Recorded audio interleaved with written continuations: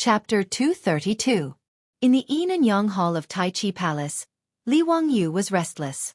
From time to time, he would raise his eyes to look at Pai Lupi, who was sitting at the side and reviewing memorials. As soon as the court meeting ended, Li Wangyu wanted to blend into the hundreds of officials and slip away. However, before he reached the entrance of Tai Chi Palace, he was stopped by the palace eunuchs, who were summoned by Pai Lupi. He knew very well why Pai Lupi summoned him. This was also the reason why he wanted to slip away. Feeling uneasy, he followed the eunuchs into the Yin and Yang Hall. However, he saw Pai Lupi sitting behind a few tables and reviewing memorials, completely ignoring him. Li Wangyu complained in his heart, "Isn't this F***king psychological warfare?" He had seen a lot of movies and TV shows in his previous life. The police often did this during trials. They put psychological pressure on the suspect to make the suspect reveal flaws.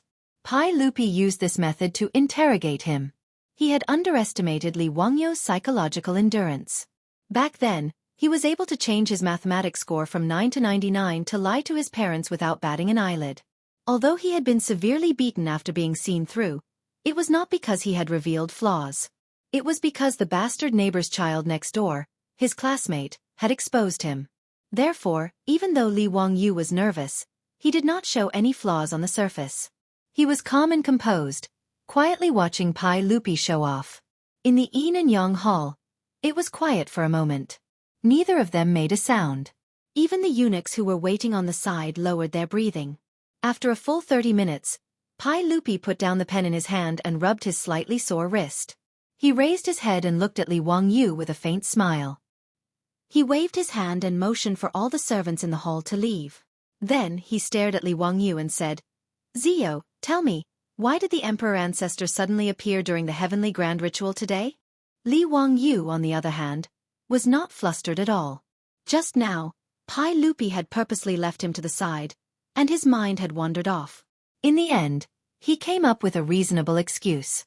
"Uncle, actually, as early as 3 days ago, the Taoist ancestor told me in my dream that he would show his divinity in today's Heavenly Grand Ritual and open the eyes of His Majesty."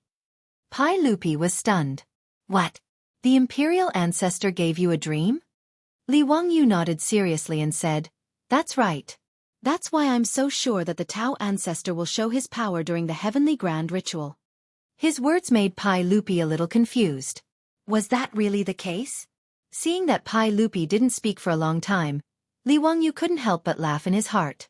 Although the excuse of giving him a dream was very bad, it was very effective. Even if Pai Lupi was suspicious, could he find Laozi and confront him? Who could say that Laozi didn't give him a dream? Anyway, Li Wangyu insisted that the Tao ancestor gave him a dream as an excuse. Even if Pai Lupi had doubts in his heart, there was nothing he could do. In the end, Pai Lupi could only accept Li Wangyu's explanation and reluctantly believe that the Tao ancestor gave Li Wangyu a dream. Although there were many doubts, such as why the Tao ancestor gave Li Wangyu a dream and why Li Wangyu believed the words of the Tao ancestor in the dream, these were not important. At least Pai Lupi was sure that Li Wangyu was not malicious, and what he did was in line with the interests of Pai Lupi. Naturally, Pai Lupi was too lazy to continue to delve into this matter. After the lunar pilgrimage in the Taiji Palace ended, the gilded copper statue of the Tao ancestor was directly enshrined in the Taiji Palace by Pai Lupi.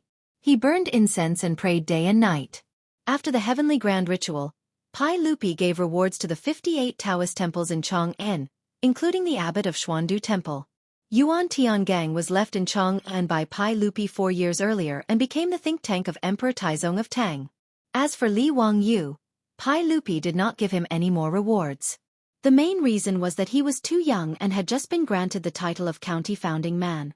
It would be too excessive to give him another title. In this regard, Li Wangyu complained in his heart. The stingy Pai Lupi did not give him a title, but he could give him some gold. Li Wangyu did not mind having more money in his family. Now his Li family was just out of poverty. Not to mention those aristocratic families. Even ordinary businessmen were much richer than him. Even if Li Wangyu was granted a title, he had no interest in entering the imperial court. Now he was only interested in making money. After the threat of the locust plague was eliminated, Li Wangyu began to think about his plan to make money. The winemaking workshop was a must. This would be an important industry for his Li family in the future. Glass was also a very profitable industry. Unfortunately, Li Wangyu did not know how to make glass. Glass seemed to be made of silicon and sand. But he was a second-tier college student who majored in electronic business. He really did not understand. In fact, it was not only Li Wangyu who did not understand. Su Chongqing, a top student at the University of Pennsylvania, also did not understand. In the future, the division of labor was too detailed. If one did not specialize in that industry, how many people knew how to make glass? It did not matter if they did not know how to make glass. If they could make high alcohol content wine and then purify the alcohol, it seemed like they could make perfume. This was also a very profitable industry. In any era, women's money was the easiest to earn. Soap could also be made. Li Wangyu still had the basic knowledge of chemistry. Li Wangyu had already learned how to make soap from the old people in the village. Li Wangyu had read many transmigration novels. Most of the protagonists did this. He also planned to follow suit. With a four-wheeled carriage business, winemaking, perfume, and soap industries, his Li family would be rich. After thinking about what to do in the future to get rich, Li Wangyu was in a good mood. On this day, Li Wangyu planned to have Niu Wu go to Chang'an City and ask him to help Fatty Cho Kuan find food for him. He planned to buy grain and wine from Cho Kuan. However, he saw the old housekeeper Li Hang come in from the outer courtyard with a smile. Lang Jun, Minister Feng of the Ministry of Works, is here to visit. Li Wangyu was stunned for a moment before he reacted. He could not help but reveal a look of surprise. He remembered that when he was knighted, Pai Lupi personally promised to build him a manor for free. In the Tang Dynasty, there were 6 ministries: officials, rights, soldiers, punishments, and works. Each ministry had 4 divisions under it. Under the Ministry of Works, there were 4 divisions: Ministry of Works, Ministry of Land, Ministry of Works, and Ministry of Water. The Ministry of Works Minister Assistant Minister and Minister Assistant Minister were in charge of city labor. They were the assistants of the Minister of Works and the Minister of Works. This Minister Feng from the Ministry of Works was probably here to build a residence for him. Li Wangyu hurriedly told Li Hang to invite Minister Feng to the central room. He would be there soon. After Li Hang went to greet Minister Feng, Li Wangyu turned around and took out a scroll of blueprints from the study. These were the blueprints that he and his beautiful boss had come up with after Pai Lupi agreed to let him design the manor. Li Wangyu unfolded the blueprints and looked at them with satisfaction. Then he rolled up the blueprints and walked to the central room in the outer courtyard. Big house. I'm coming. Chapter 233. In the central room of the Li family, Dr. Feng from the Ministry of Works had been in a daze for a long time. His eyes were absent-minded as he stared at the blueprint on the table in front of him. Li Wangyu was only a white-collar worker in the future. He had managed to get a mortgage and buy a house with great difficulty. However, before he could hand over the house, his soul had transmigrated to the Tang Dynasty. Li Wangyu was very excited to be able to own a mansion that was almost impossible to own in the future. After Li Wangyu and his beautiful superior discussed how to build their new house, he used his sketching skills and went through several drafts. Finally, he drew a sketch that satisfied both of them. However, when he took out the sketch of the county magistrate's mansion and showed it to Dr. Feng, this rank 6 official from the Ministry of Works was shocked. "County magistrate, are you sure you want to build your mansion like this?" Dr. Feng finally regained his senses and asked with difficulty. Li Wangyu nodded and said, "Yes. Is there a problem? I don't really understand. This shouldn't be against the rules, right?" Dr. Feng from the Ministry of Works was in his 50s. He had worked in the Ministry of Works for more than 10 years. He could be considered a top-notch construction engineer in the Tang Dynasty. However, when he saw Li Wangyu's sketch of the building, he was also dumbfounded. This was because he didn't know whether this building was against the rules or not. The Tang Dynasty had strict regulations regarding the mansions of officials and nobles. The width of the main hall of a county magistrate's mansion could not exceed 5 rooms. The depth of the main hall could not exceed 9 shelves. The width of the main hall was the space, and the depth of the main hall was the shelf. The space between 2 adjacent purlins was a shelf. The width of 5 rooms referred to the 6 pillars in the main hall. There would be 5 spaces in the middle, and the width of the main hall could not exceed 5 rooms. The depth of the main hall could not exceed 9 shelves. However, These data and requirements were based on the traditional architectural and garden design requirements of China. However, the sketch Li Wangyu showed him was an architectural style that Dr. Feng had never seen before. Of course, in this era, other than Li Wangyu and Su Chongqing, no one else could draw such an architectural blueprint. Li Wangyu's sketch of the mansion was actually a large and luxurious manor, not a traditional Chinese building. To the Li Wangyu of the future, the manor was just a dream.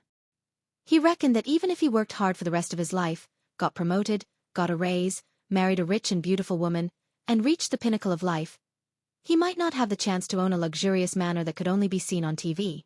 But now, his soul had transmigrated to the Tang Dynasty, and he had been granted a title of nobility for no apparent reason. Pai Lupi had even generously offered to give him a county mansion, so he immediately thought of his dream of a manor. His beautiful superior naturally wouldn't reject his idea. Even if Su Chongqing's family conditions were good, owning a manor was still out of his reach. Therefore, the two of them hit it off and joined hands to design an architectural blueprint that would create a new world in the Tang Dynasty. Dr. Feng had never seen an architectural blueprint like this before, so he couldn't help but lose his composure.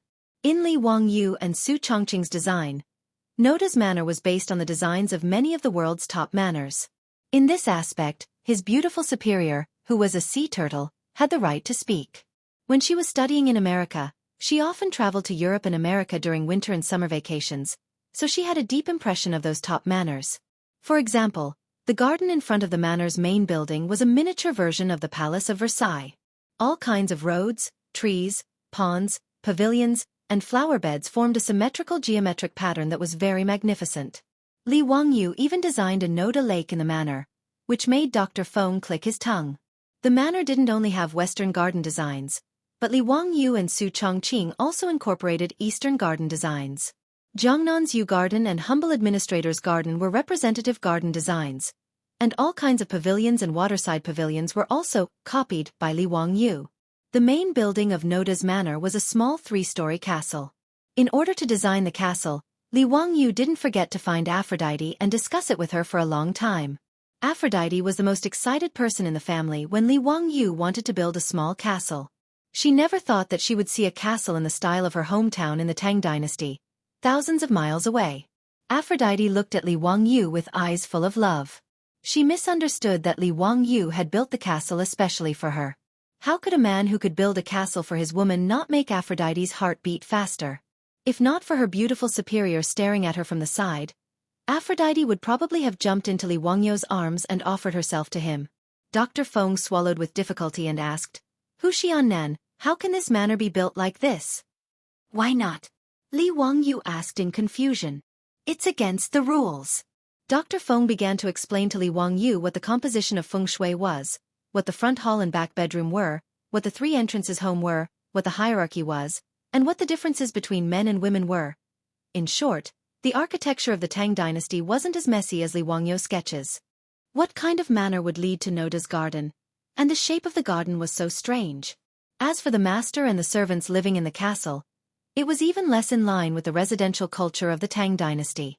Dr. Feng could only shake his head at Li Wangyu's strange idea. It was really too messy. Li Wangyu didn't care so much. No matter what Dr. Feng said, he insisted that his manor should be built like this.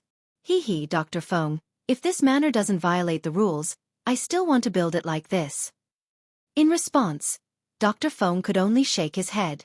Forget it, this was the manor of the Huxian man.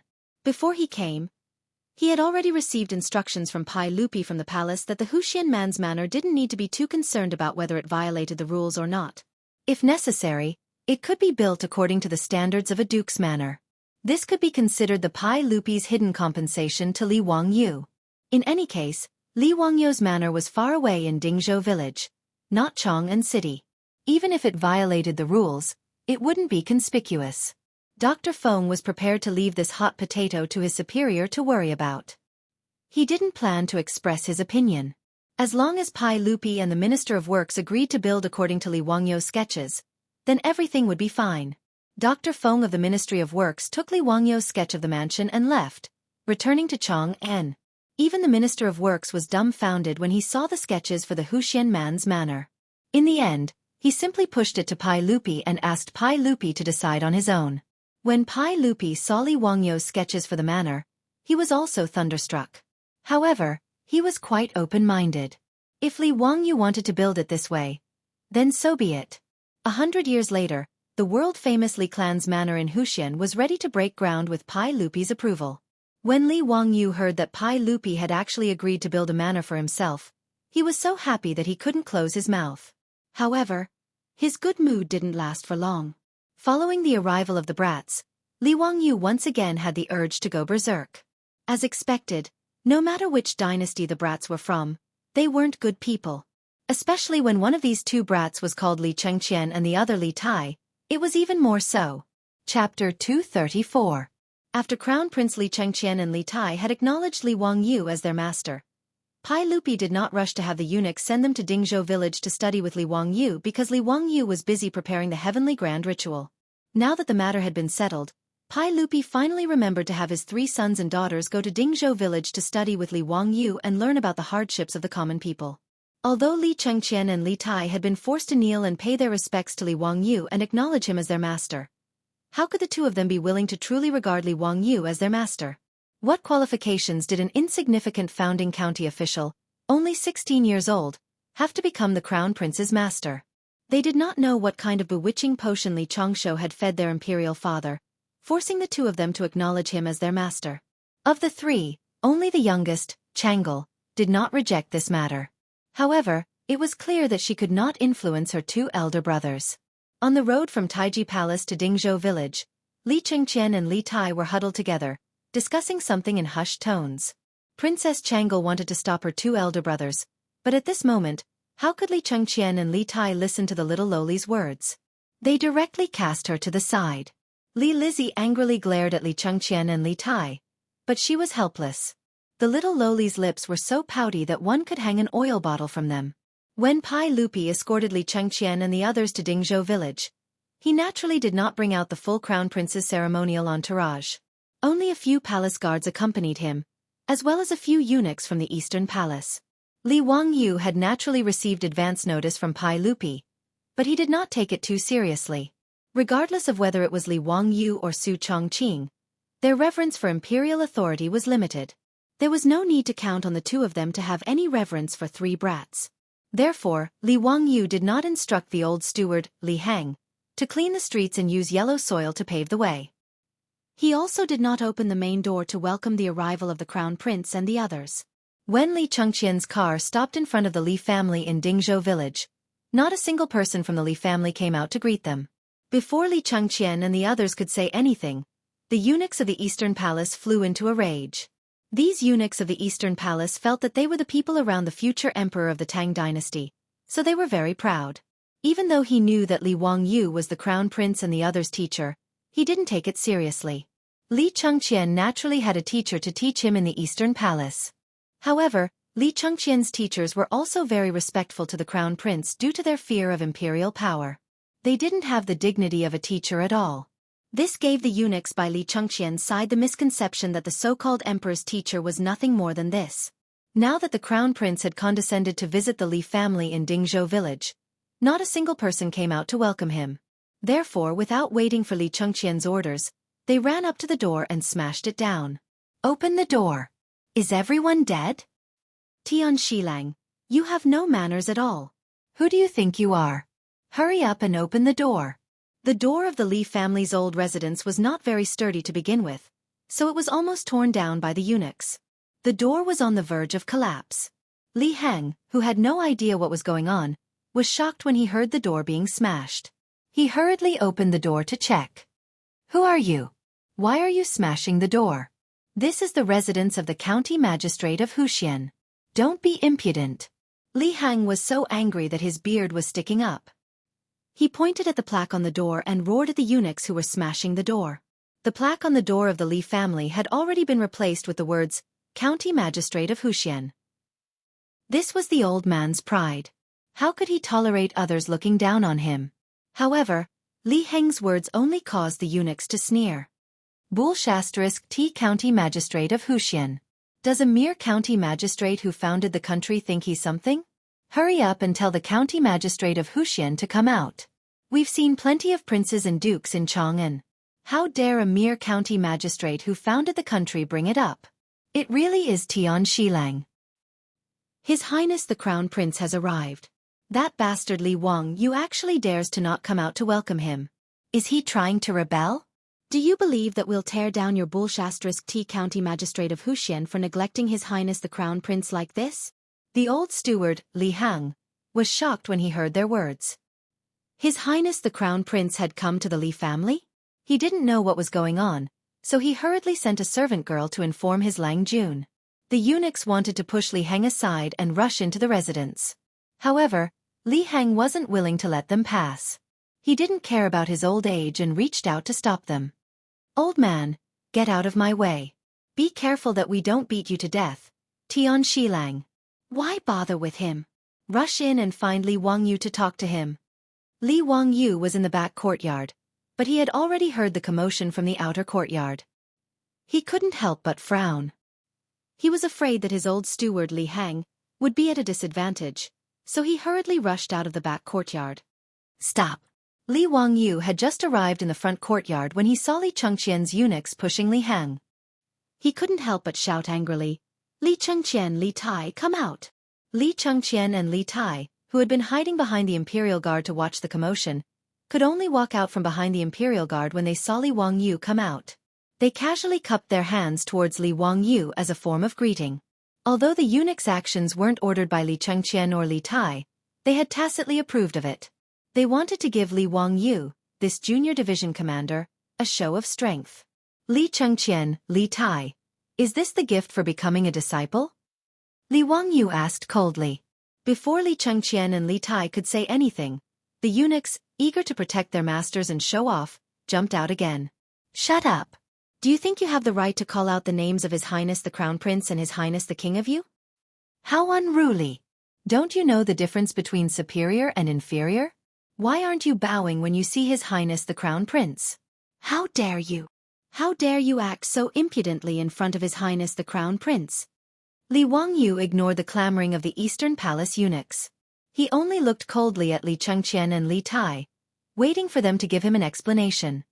Heh, Big Brother Wangyu, these servants don't know any better. Don't mind them, I'll teach them a lesson later. Li Chengqian smiled unconcernedly and played dumb. Although he was only 9 years old, he was used to being flattered by others. Why would he care about the actions of the eunuchs beside him? Call me division commander. Li Wangyu stared at him and said. Li Chengqian's mouth twitched, but he could only reply, Yes, division commander. Li Wangyu asked, Let me ask you, are these eunuchs from your eastern palace? Li Chengqian was still smiling mischievously as he replied, Yes, they're just a few ignorant servants. I'll be sure to strictly control them later. Although the little fatty Li Tai didn't say anything on the side, he had a mocking smile on his face. He wanted to see how Li Wangyu would get off the stage. Li Wangyu nodded and suddenly took out an item from his sleeve. He shouted at Li Chengqian and Li Tai, You two, give me your hands. The item in his hand was the golden ferrule that Pai Lupi had bestowed upon him that day.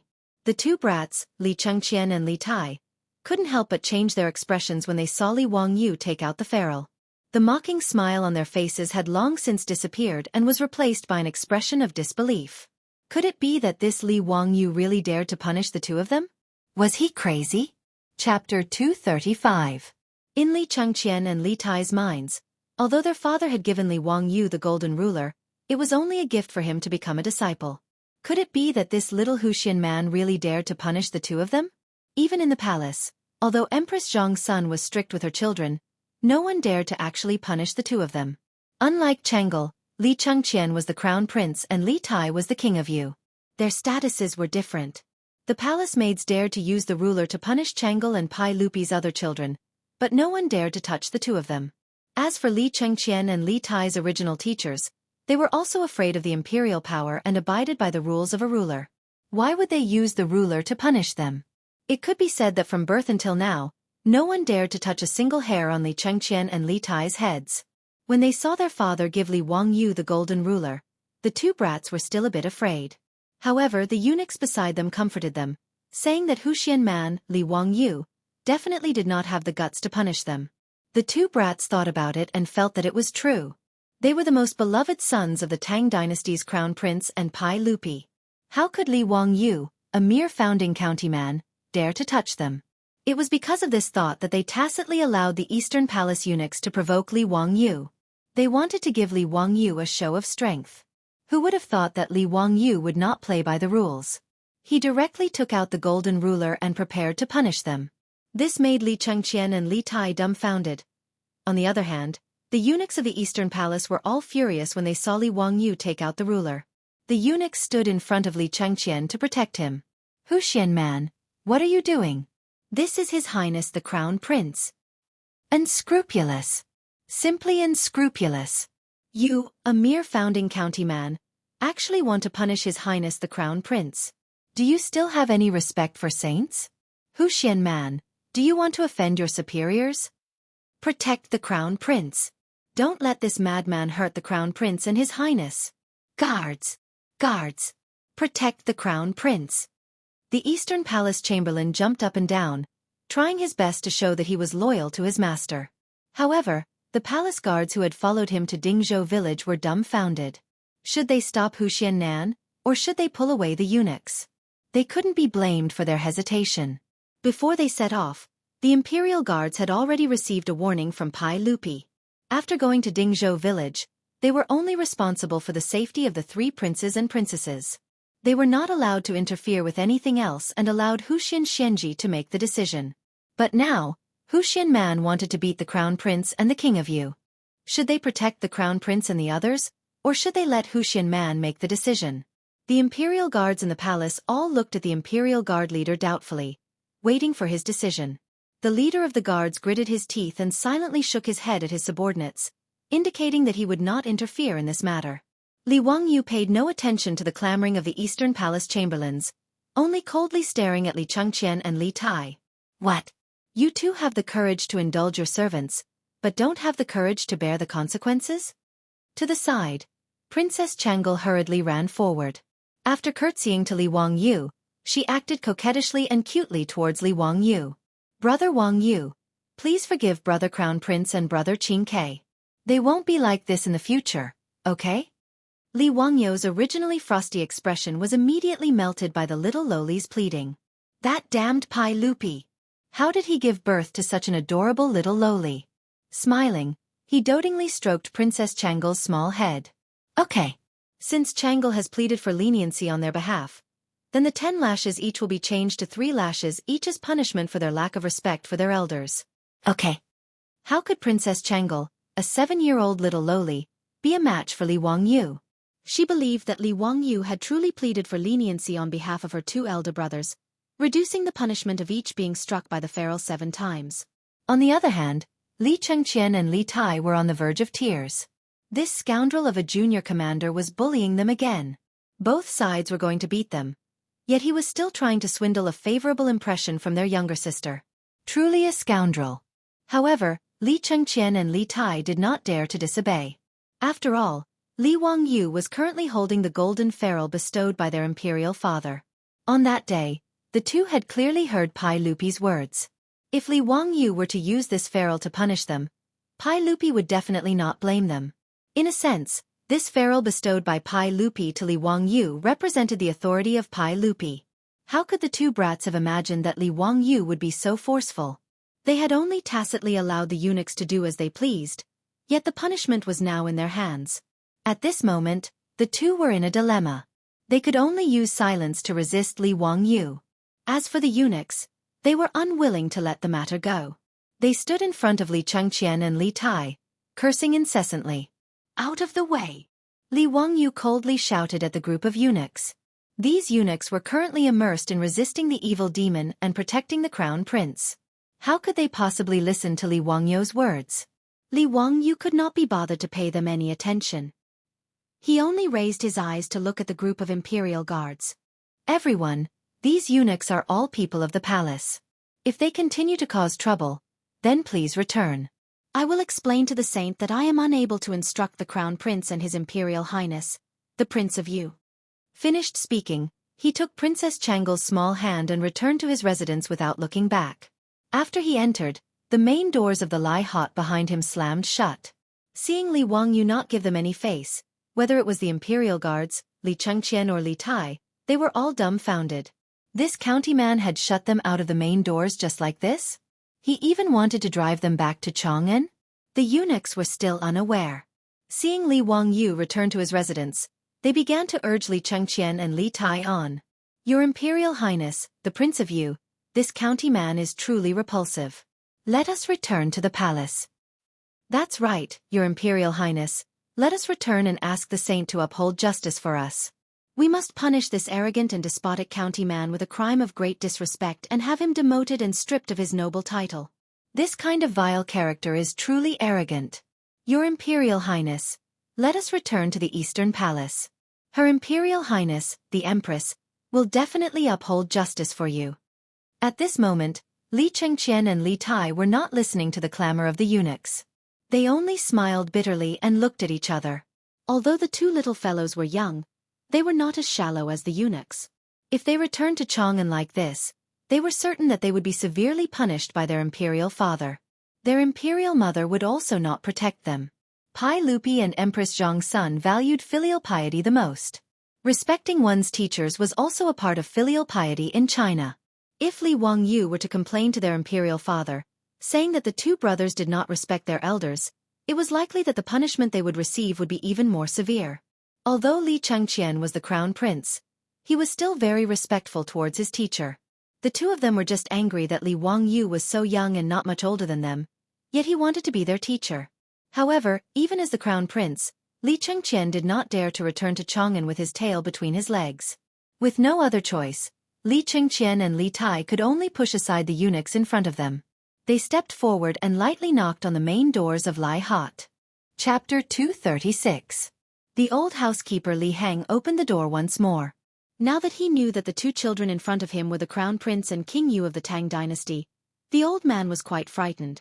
However, he still mustered up his courage and asked Li Chengqian and Li Tai according to his Longjuan's instructions, Your Highness, King Yu, are you willing to accept your punishment? Li Chengqian and Li Tai looked at each other and nodded helplessly, indicating that they would accept Li Wangyu's punishment. Seeing that the crown prince had agreed, the Eastern Palace eunuchs began to beat their chests and stomp their feet as if their parents had died. They cried bitterly and scolded Li Wangyu for offending the crown prince's actions. When Li Wangyu walked out of the door and saw this scene, he almost laughed out of anger. These eunuchs were all good actors with superb acting skills. Unfortunately, their brains weren't good, and their EQ and IQ were low. He only needed to look at the group of palace guards who did not move at all, and were only quietly watching from the side. He knew that they must have received Li Er's order in advance to act like this. Why didn't the Eastern Palace eunuchs, the crown prince's people, receive Pai Lupi's orders? Li Wangyu was willing to bet his head that these eunuchs were thrown to him by Pai Lupi to make an example out of them. Since Pai Lupi could sense that Crown Prince Li Chengqian was behaving oddly, he naturally thought that it was the Eastern Palace eunuch's fault. This was indeed the case. As the Emperor and Empress of the Tang Dynasty, Pai Lupi and Empress Zhang's son spent far less time with Crown Prince Li Chengqian than the Eastern Palace eunuchs. It wouldn't be an exaggeration to say that a large part of the responsibility for Li Chengqian's future tragedy lay with the Eastern Palace eunuchs who had accompanied Li Chengqian since he was a child. Anyone who had been flattered and fawned on from a young age would inevitably develop an oddball personality. After Li Wangyu figured out what Pai Lupi was thinking, he couldn't help but gnash his teeth in anger. This damned bearded man actually wanted him to be the bad guy and help him teach the Crown Prince's close servant a lesson. However, even though he despised Pai Lupi for using someone else to do his dirty work, he did not object to being the bad guy. Judging from the actions of the Eastern Palace eunuchs, it was already a good thing that Li Chengqian had not gone astray. Since he had agreed to become the teacher of Li Chengqian and the others, he naturally wanted to change everything.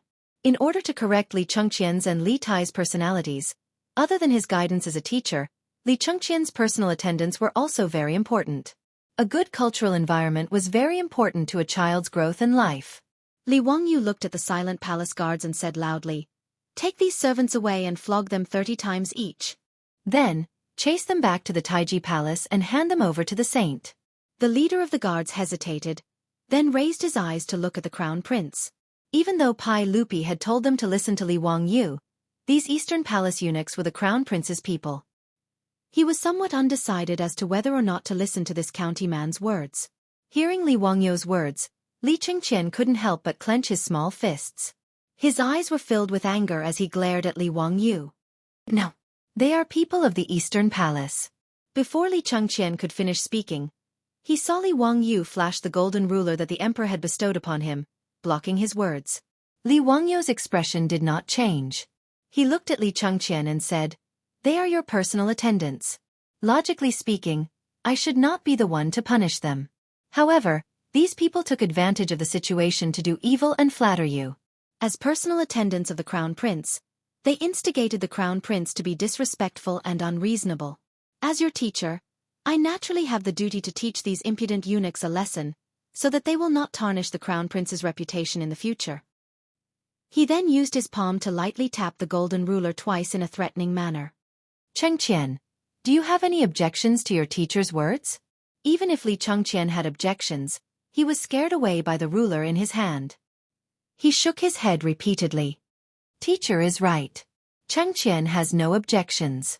"It's good that you have no objections." Li Wangyu couldn't help but smile. He then looked at the leader of the guards. "Why aren't you moving? Do you really want me to ask for the saint's decree?" The leader of the guards saw that even the Crown Prince had given in. Naturally, he wouldn't oppose Li Wangyu. He immediately waved his hand at his guards, indicating for them to come forward and hold down the Eastern Palace eunuchs. When they were pressed to the ground by the ferocious guards, the Eastern Palace eunuchs finally dared to feel fear. "Your Highness the Crown Prince, please save me. How can I let Tian Shilang humiliate you so wantonly? County man, I know I was wrong. Please spare me. Crown Prince, save me." Hearing these eunuchs, who were usually obedient to him, cry and beg for mercy, Li Chengqian's eyes couldn't help but redden. Although he was the Crown Prince, he was only 9 years old. In the future, he would only be a little brat in the 3rd grade. Many of these Eastern Palace eunuchs were his playmates. After interacting with them day and night, Li Chengqian also had feelings for them. He was like a little brat whose beloved toy had been broken. He looked at Li Wangyu with anger in his eyes. Li Wangyu ignored Li Chengqian's anger. He just stared at the palace guards as they pressed the Eastern Palace eunuchs to the ground and began to beat them with planks. 30 planks, and under the circumstances where the guards didn't hold back, it was enough to beat the Eastern Palace eunuchs until their butts split open. The Eastern Palace eunuchs, who had been incomparably arrogant earlier, now realized that they had kicked an iron plate. However, it was too late for regrets. They were beaten until tears and snot flowed out of their eyes and noses. Some of the weaker ones directly fainted. Not long after, the 30 planks were finished. Li Wangyu pointed at the eunuchs on the ground who didn't even have the strength to cry, and said seriously to Li Chengqian and Li Tai, "Chengqian, Qingke, this is the first lesson I'm giving you. Remember, if you're in a high position and are unfilial, you won't be the only unlucky ones. You'll also harm the people around you and the people of the Tang Dynasty." He then said to Li Chengqian and Li Tai, "Now it's your turn. Stretch out your hands." Seeing that Li Wangyu was still going to punish them, Li Chengqian and Li Tai didn't care about the eunuchs anymore. They pouted and stretched out their small hands, feeling wronged. Li Wangyu didn't hold back with the two of them.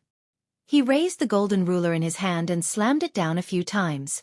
Although he didn't use too much strength, it still hit the two kids until tears immediately welled up in their eyes. It was only by doing their best not to cry out loud. After teaching Li Chengqian and Li Tai a lesson, Li Wangyu led the two of them into the residence. "Let's go. I've prepared some new toys for you." Although Li Wangyu didn't have a family and children in the future, nor did he become a teacher, even if he hadn't eaten pork, he would have seen pigs run. Giving a sweet date after a slap. When he was young, he was often taught a lesson by his grandfather like this. Li Wangyu was going to follow suit and use this method to teach Li Chengqian and the others a lesson. After the slap, it was time to give a sweet date. Chapter 237. Ever since that day in Taiji Palace, when Li Chengqian and the others had taken him as their master, Li Wangyu had been thinking about how he should be the king of the children. For this reason, he had discussed many methods with his beautiful superior. As for how to educate the naughty children, the two had a common understanding. First, they would use play to attract Li Chengqian and Li Tai, and then slowly teach them. As for Princess Changle, there was no need to worry. The adorable little princess was not only clever, but also sensible. Li Wangyu planned to have his beautiful superior and Aphrodite accompany Chang'e to play, while he would concentrate on teaching Li Chengqian and Li Tai. As for how to attract Li Chengqian and Li Tai's interest, Li Wangyu was not worried at all. When it came to playing, Li Wangyu could boldly say that there was not a single person in the Tang dynasty who could fight. Although Li Wangyu was unable to create the mobile phones and computer games that the naughty children of the future loved to play, when he was young, where would he have had these to play with? Li Wangyu's childhood was abnormally lacking in material things, but his mental life was extremely happy. His memories were still fresh in his mind. Eagle-catching chicks, hopscotch, ice skating, cross-legged cockfighting, goat jumping, and even mud. These were all things that his group of little friends could play for an entire day. Rolling iron rings, spinning tops, and other toys were their favorite. Li Wangyu planned to bring all of these to the Tang dynasty. First, he would attract the interest of the two most noble naughty children of the Tang dynasty. From Li Wangyu's point of view, Li Chengqian and Li Tai, as well as Pai Lupi's other sons, had been locked up in the palace for too long and lacked contact with their peers. Spending every day with those feminine attendants, it would be strange if they did not feel awkward. He planned to first attract the interest of Li Chengqian and Aphrodite, and then slowly have these two naughty children play with the naughty and mischievous children of Dingzhou village. This would allow them to understand the hardships of the common people, and also allow these two spoiled brats in the palace to reawaken their childlike nature. For this reason, Li Wangyu took great pains to find Carpenter Lu and his family from the village. They busied themselves for 2 to 3 days and made many new things in the open space of the outer courtyard. After Li Chengqian, Li Tai, and Li Lizzie entered the Lai Hot, they were immediately attracted by the things in front of them. In the open space in the front yard, there were wooden slides, swings, merry-go-round, and all kinds of climbing frames. Even though Li Chengqian and Li Tai still hated Li Wangyu in their hearts, they couldn't take their eyes off the rides and kept staring at them. Li Wangyu paid no attention to them. Leading the little lowly, Princess Chang'e, he led her to the front of the amusement facilities, explaining to her one by one how to play. The two brats, Li Chengqian and Li Tai, whose faces were filled with unwillingness, were immediately attracted by these novel rides. Regardless of whether it was the wooden slide or the wooden horse that required the manpower of the palace's imperial gods to move, they were all extremely excited. Previously, when they had been punished by Li Wangyu and had their eunuchs beaten and driven away, they had long since thrown their dissatisfaction and anger to the back of their minds. To the side, Li Wangyu smiled as he looked at the three little fellows, cheering and jumping up and down. At this moment, the imperial guards were so busy that their foreheads were covered in sweat, frantically protecting the extremely excited crown prince, His Imperial Highness the Prince of Yu, and the eldest princess. With a snap of his fingers, it was settled. Dealing with these brats was too simple. All he needed to do was find something that they were interested in and guide them. Although Li Chengqian and Li Tai had previously appeared unwilling, Li Wangyu dared to bet that even if he drove them away, it would be useless. When the three little fellows were covered in sweat from playing, their beautiful superior led the servant girls out, delivering iced drinks to each of the little fellows. Of course, this was made by using saltpeter to make ice. Originally, Li Wangyu had thought about whether he should go to Chang'an City to open a cold drink shop. He believed that the business would definitely be very good. In just over a month, he had changed from a second generation of the rich to the founding father of the Tang Dynasty. His family also had a four-wheeled carriage business, which was a profitable business.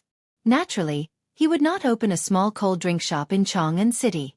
However, the iced drinks made Li Chengqian and Li Tai cry out in joy. Even their attitude towards their beautiful superior was excessive. They even called her master's wife. Li Wangyu was speechless. However, the beautiful superior rolled her beautiful eyes at Li Wangyu and actually acquiesced to this address. Su Chongqing liked the little lowly Chang'e even more. After delivering the iced drinks to the three little fellows, he took the cute little lowly to the backyard to play. For the entire morning, Li Wangyu played with Li Chengqian and Li Tai, making the two little brats extremely excited. How could they have imagined that someone would have so many fun things to play with? Compared to those palace eunuchs, this was much more interesting. After having a delicious lunch at the Li family at noon, the three little fellows were extremely satisfied to learn from Li Wangyu. This was not because the imperial cuisine in the palace tasted bad, but because Li Wangyu was too shameless. He actually used unhealthy fried food to attract Li Chengqian and Li Chengqian. Even in the future, the brats who were used to eating all kinds of delicacies had no resistance to KFC and McDonald's. Not to mention the three little brats from 1300 years ago. Fried chicken steaks, fried chicken burgers, and iced drinks. That's right, burgers. In order to please Afro, Li Wangyu had already figured out how to make bread. Speaking of which, making bread was not complicated and Afro knew a little about it. Su Chongqing was also a baking enthusiast in the future. The only thing lacking in the Tang dynasty was an electric oven, but this was not important. They could just find the masons in the village to build an oven. After a few experiments, the bread was successfully baked. When Afro took the first bite of the steaming bread, tears flowed uncontrollably down her cheeks, making her beautiful superior feel sorry for her. But when Afro took the initiative to give Li Wangyu a kiss, her beautiful superior was so angry that she wanted to draw her knife and chase after this adulterous couple. Li Wangyu only felt that it was a pity that potatoes and tomatoes had not yet been spread to the Tang dynasty. Otherwise, they could be used to make French fries and ketchup. Even so, the eyes of Li Chengqian, Li Tai, and Li Lizzie lit up when they ate a delicious meal that they had never eaten before. In particular, the little fatty Li Tai actually finished off 3 burgers in one go, which almost scared Li Wangyu out of his wits. He was afraid that this fellow would choke to death, and he would not be able to explain it to Pai Lupi. Relying on fun and good food, Li Wangyu finally made Li Chengqian and Li Tai not reject him anymore. After lunch, Li Wangyu coaxed the 3 energetic children, who still wanted to play on the rides, to take an afternoon nap. They were still primary school students. They could only study properly if they played well, ate well, and rested well. After the 3 children got up energetically, Li Wangyu led them to his study, which he had already converted into a small classroom. Since Pai Lupi had taught his own children to him, Li Wangyu could not just bring them along to play. Li Wangyu planned to teach Li Chengqian and the others some different knowledge. Chapter 238. Li Wangyu had a headache over what he had to teach Li Chengqian and the others for a long time. Thinking back to the primary school of the modern era, it seemed that they learned Chinese, mathematics, English, art, music, and physical education. There was no need to consider Chinese. If Li Wangyu didn't plagiarize the works of the great masters of the modern era, his actual level might not even be as good as these 3. Although Li Chengqian and Li Tai were 8 and 9 years old respectively, in terms of essays, poems, policy, laws, decrees, scriptures and moi, they were far superior to Li Wangyu as they had been taught by famous teachers since childhood. There was also no need to consider English. It was useless to learn it. He seemed to be able to teach the 3 little ones how to sketch, but this was only a minor skill. It seemed that he could only teach them mathematics, plus some simple physics and chemistry knowledge. Thinking of this, Li Wangyu felt very tired. However, what he taught Li Chengqian and the others was not important. Li Wangyu felt that the most important thing was to establish a correct outlook on life for the 3 little ones. They had to learn the 8 honors and 8 disgraces.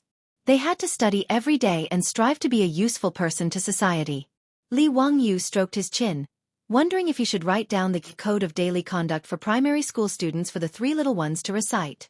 He was extremely familiar with this code of daily conduct for primary school students. When he was young, every time he made a mistake, he would be punished by his homeroom teacher to copy it. Because he had copied it so many times, it was deeply engraved in his memory. Even now, Li Wangyu could recite it backwards. In the small study, Li Wangyu had already placed many teaching tools. The indispensable blackboard was actually quite simple. He had Carpenter Lu nail a wooden board and brush it with a thick layer of black paint. However, to make chalk, Li Wangyu had to spend a bit of effort and experiment many times before he succeeded in making usable chalk from gypsum.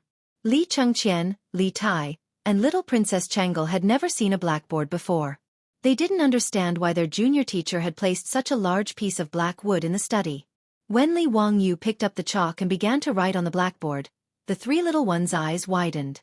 Li Wangyu wrote down 10 Arabic numbers from 0 to 9 on the blackboard. The Arabic numerals were first invented by the ancient Indians, then spread to Europe by the Arabs, and then modernized by the Europeans. People thought it was an Arab invention, so people called it Arabic numerals. Arabic numerals were first introduced to China in the 13th to 14th century. Actually, ancient Chinese mathematics was not bad. It was even ahead of the rest of the world. From the Wei Jin dynasty to the beginning of the Tang dynasty, it was the time when the Chinese mathematical system was established. There were many mathematical works such as Wuxia Xuanjing, Wujing Xuanshu, Wujing Swan Shu, 9 chapter Swan Shu, and so on. It was just that Chinese numbers were too cumbersome, and to a large extent, it limited the development of mathematics. The three little ones were very curious. They looked at the strange symbols that Li Wangyu had drawn on the blackboard, not understanding what they were. Li Wangyu then wrote down the corresponding Chinese numbers below each Arabic number before he began to explain in detail to the three little ones. The three little ones did not find the symbols and numbers that their little teacher had taught them useful. Instead, they felt very awkward because they were used to it. Li Wangyu did not explain much. After the three of them memorized the Arabic numerals, he directly wrote a few simple arithmetic problems on the blackboard and let them calculate by themselves. However, he asked the youngest Princess Royal to calculate with the Arabic numerals that he had taught. Li Chengqian and Li Tai calculated with the Chinese numerals that they were used to. Okay, Chengqian, Qingke, you two won't lose to your sister, right? That would be too embarrassing. If you win the competition, your teacher will reward you with a bowl of ice cream. It's delicious. Although they did not know what ice cream Li Wangyu was talking about, Li Chengqian and Li Tai were angry at Li Wangyu's underestimation. Arithmetic was something that they had to learn since they were young, especially Qingke, who was good at it. How could she lose to a little girl like Changle? The two snorted. Humph, how could we lose to Changle? Hee hee, that's good. If you lose, you two can only watch Changle eat ice cream. Okay, let's begin, Li Wangyu said with a sneaky smile. What a joke. Comparing the speed of writing Chinese numerals and using Arabic numerals was like comparing the speed of a tractor and a sports car. Why don't you think about the Chinese numbers? How much time would it take just to write those Chinese characters? The final result was not out of Li Wangyu's expectations. He set a total of 10 questions. When the little girl finished, Li Tai, who was the fastest, had only finished 7 questions. Li Chengqian had only finished 5 questions. How is this possible? How can Changle calculate faster than me? The little fatty, Li Tai, was in disbelief. Li Wangyu did not explain. He ran to the kitchen and made a bowl of ice cream for Changle. Speaking of which, ice cream actually originated from Wuxia. It was not an imported product. As early as the Yuan Dynasty, someone added honey, milk, and pearl powder to ice. As a result, the world's first ice cream was made. When Marco Polo returned to Italy, he brought back the method of making ice cream from Wuxia. Therefore, ice cream became popular in Europe. Although the ice cream made by Li Wangyu did not have the delicate texture of the ice cream of the future, it was still a rare delicacy in the Tang Dynasty. The little girl had won against her 2 brothers and received such a delicious reward. She smiled so widely that her eyes narrowed into crescents. While eating the ice cream, she made exaggerated smacking sounds. Li Chengqian and Li Tai swallowed their saliva and were extremely jealous. Fortunately, the little girl was not a person who liked to eat alone. After eating a few mouthfuls, she reluctantly shared the delicious ice cream in her hand with Li Chengqian and Li Tai.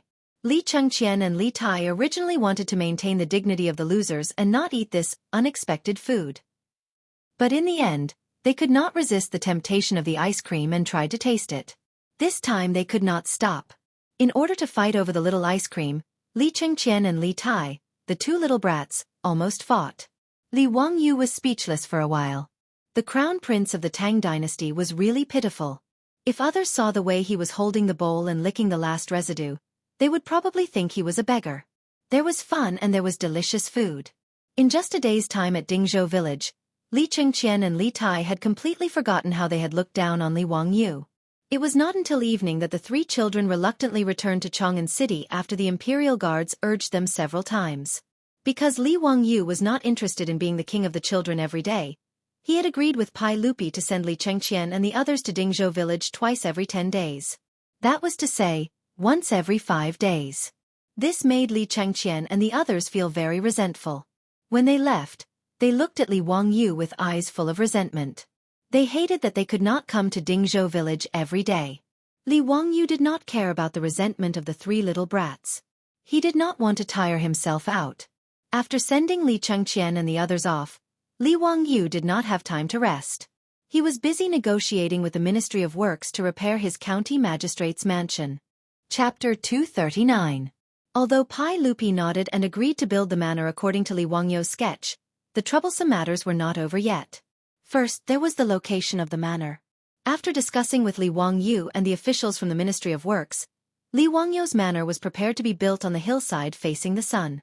Previously, in order to compete with the Li clan of Hu County, the hillside facing the sun was about 1,000 mu in size. The Li clan's ancestral grave only took up a very small area, and the Taoist temple that Sun Simiao was currently building took up less than 50 mu of land.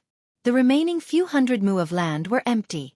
After the officials from the Ministry of Works inspected the area, they did not have any objections to the location of the manor. But the officials from the Ministry of Works were at a loss as to how to build Li Wangyu's castle. Even in ancient China, building a house was a very strict matter.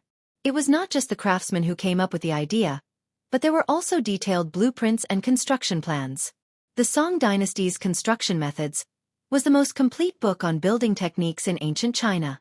The great Tang had detailed regulations on the various design standards, specifications, materials, construction quotas, targets, a clear hierarchy of buildings, the artistic form of buildings, and so on. Therefore, before the construction began, the officials from the Ministry of Works of the Tang Dynasty would draw up detailed construction plans according to the needs. The level of detail and complexity was not inferior to the construction plans of the modern era. But even the most senior official from the Ministry of Works did not know how to build the small castle that Li Wangyu wanted to build in his manor. This gave the officials from the Ministry of Works a headache. Thus, Feng Longzhong from the Ministry of Works led a few technical officials to Dingzhou village to pay Li Wangyu a visit. Huxian, we have never seen this castle that you drew before. Can you draw a more detailed sketch of the building for us? Feng Lang directly asked Li Wangyu. Li Wangyu naturally did not have a problem. He had already drawn many sketches when he was discussing how to build the castle with his beautiful boss and Aphrodite. Hearing Dr. Feng's words, he immediately stood up and went to the study to retrieve a stack of sketches. These were all drawn by him using the perspective drawing method. It was very intuitive and clear at a glance. But when they saw the detailed blueprint Li Wangyu had drawn for the castle, Feng Longzhong and the officials he had brought with him fell silent once more. This kind of construction method was unheard of in the Tang Dynasty. But putting aside whether this castle violated the law or not, the key point was that in the eyes of the officials from the Ministry of Works, this castle looked a bit like a small military fortress. What was the man from Huxian trying to do by building something like this near the capital of Chang'an? The officials from the Ministry of Works were not wrong.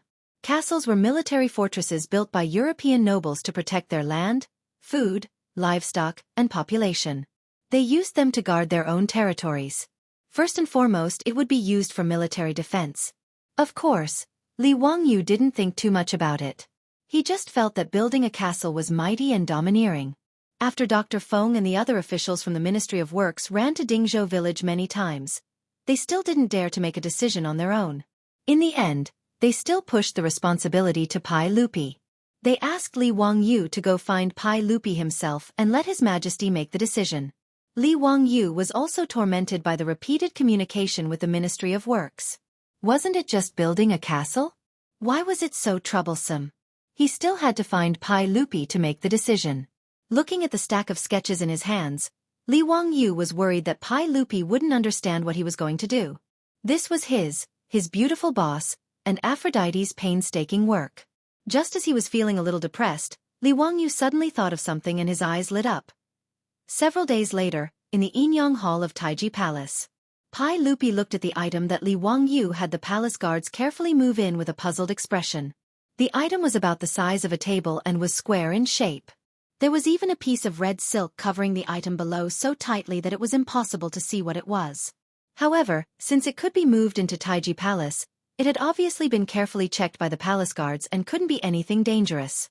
Pai Lupi wasn't worried that Li Wangyu would cause any trouble. "Zio, what is this?" Li Wangyu chuckled. "Uncle, this is your nephew's newly built residence." Pai Lupi was stunned for a moment before he laughed heartily. "Zio, what nonsense are you talking about? How can your mansion be so small?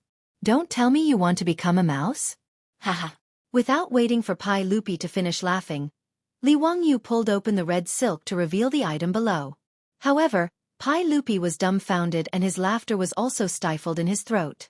Under the red silk was an exquisite sand table.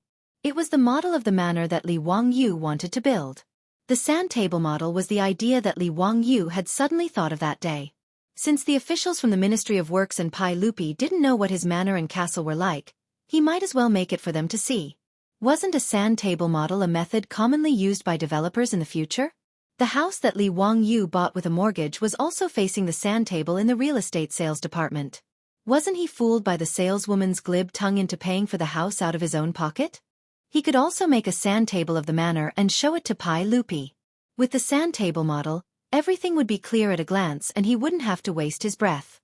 That's right, that's what he would do.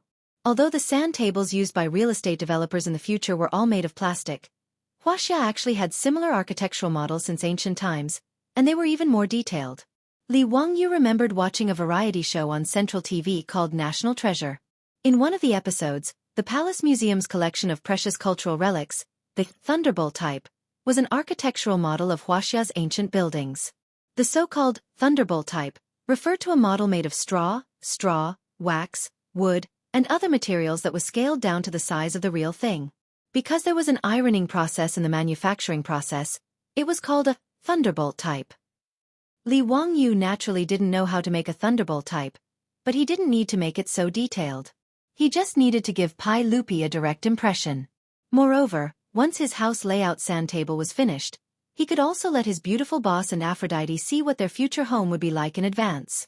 When the Ministry of Works was building in the future, they could also use the sand table to build it, killing 3 birds with 1 stone. At the thought of this, Li Wangyu became excited and immediately asked Niu Wu to help him invite Carpenter Lu over. Without the help of a skilled craftsman like Carpenter Lu, Li Wangyu wouldn't be able to complete the sand table by himself. When Carpenter Lu arrived, Li Wangyu told him about his idea, which piqued Carpenter Lu's interest. Although he had never made such an exquisite object before, he was willing to give it a try. Thus, Carpenter Lu found his 3 sons and worked together with Li Wangyu, and everyone got busy. After several days, they finally made the sand table of the manor. Li Wangyu then carefully transported the sand table to Chang'an City in a carriage and moved it into Taiji Palace, inviting Pai Lupi to take a look. Seeing Pai Lupi's shocked expression, Li Wangyu was indescribably pleased. Hee, Pai Lupi, you country bumpkin, you must have never seen such a good thing, right? Before Li Wangyu could finish showing off in his heart, he suddenly felt a sharp pain on his head. Pai Lupi had knocked him on the head with a chestnut.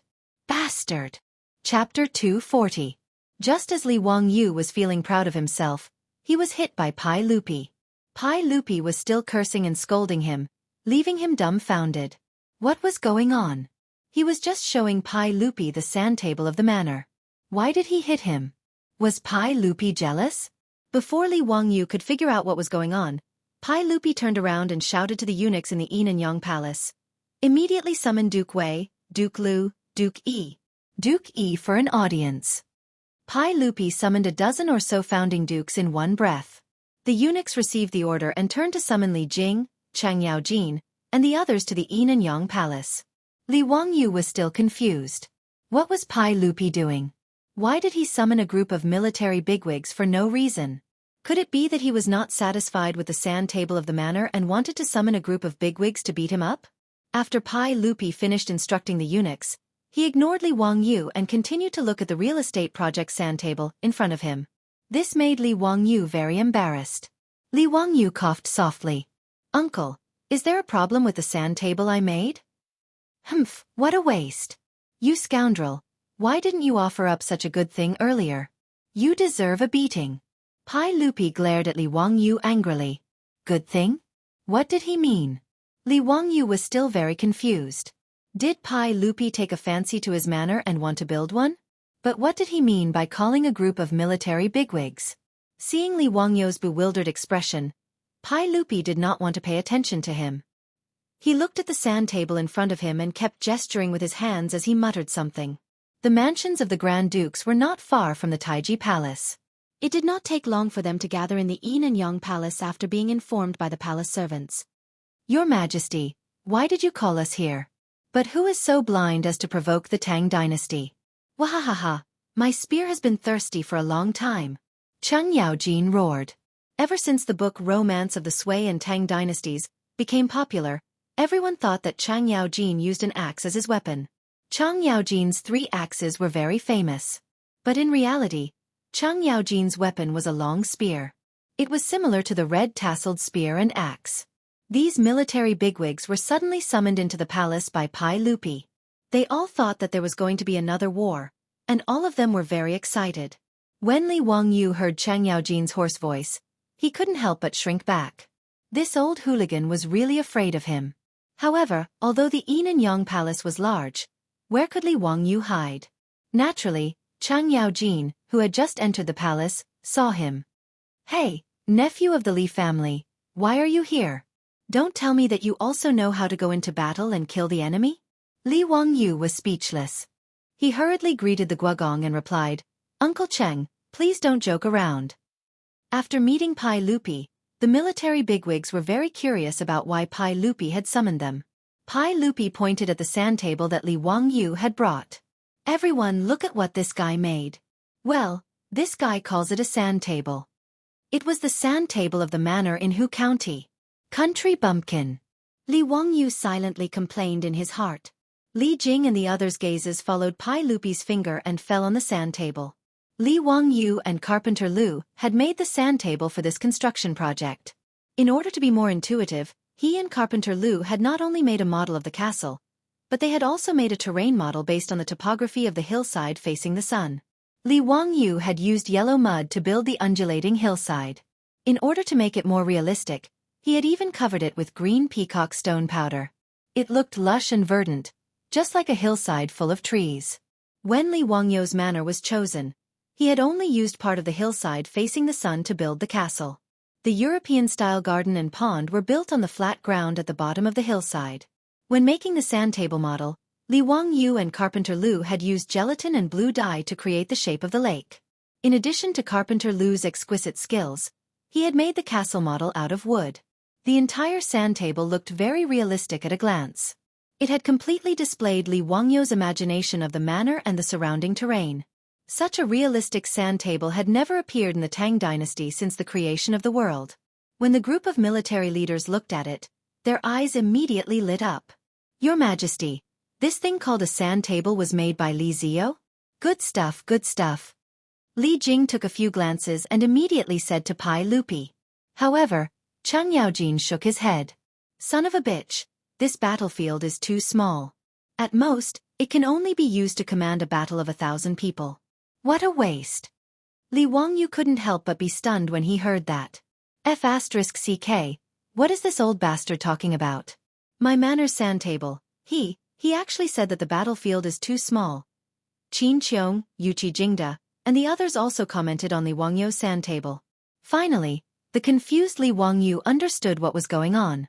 This group of military leaders, including Pai Lupi, had used his construction sand table as a military sand table to command battles. He turned his head to look at his proud work, the sand table of his manor. It seemed like it could really be used as a military sand table. He hadn't thought about this before. The key point was that he wasn't a military fanatic. He didn't realize the military significance of the sand table at all. In fact, sand tables had a wide range of military uses. They could vividly show the terrain of the battle area, the composition of the enemy's position, the deployment of troops, the configuration of weapons, and so on. Later generations of the army often used sand tables to study the terrain, the enemy situation, battle plans, organize coordinated actions, carry out tactical drills, study battle examples, and summarize battle experience. In the Tang Dynasty 1,300 years ago, even the maps used for battle command were quite rough and simple. Most of these maps were of a schematic nature and were far from accurate. This was actually quite disadvantageous for battle command, but the level of technological development at that time was like this. It was too difficult to draw an accurate map. At this time, the sand table presented in front of Pai Lupi and the military leaders seemed to have opened up a new world for everyone. For a horse emperor like Pai Lupi, he saw the military use of the sand table at first glance, so he immediately asked the chamberlain to inform Li Jing and the others. The appearance of the sand table piqued the interest of the military leaders. Everyone, including Pai Lupi, surrounded the sand table and looked at it with interest. On a whim, the Minister of War, Li Jing, and the other founding dukes actually planned to make a military chess deduction on the sand table. Seeing Pai Lupi and the group of military leaders rubbing their hands together, Li Wangyu felt very stifled. He wanted to cry but had no tears. My manor. Not for you to play like this. Chapter 241.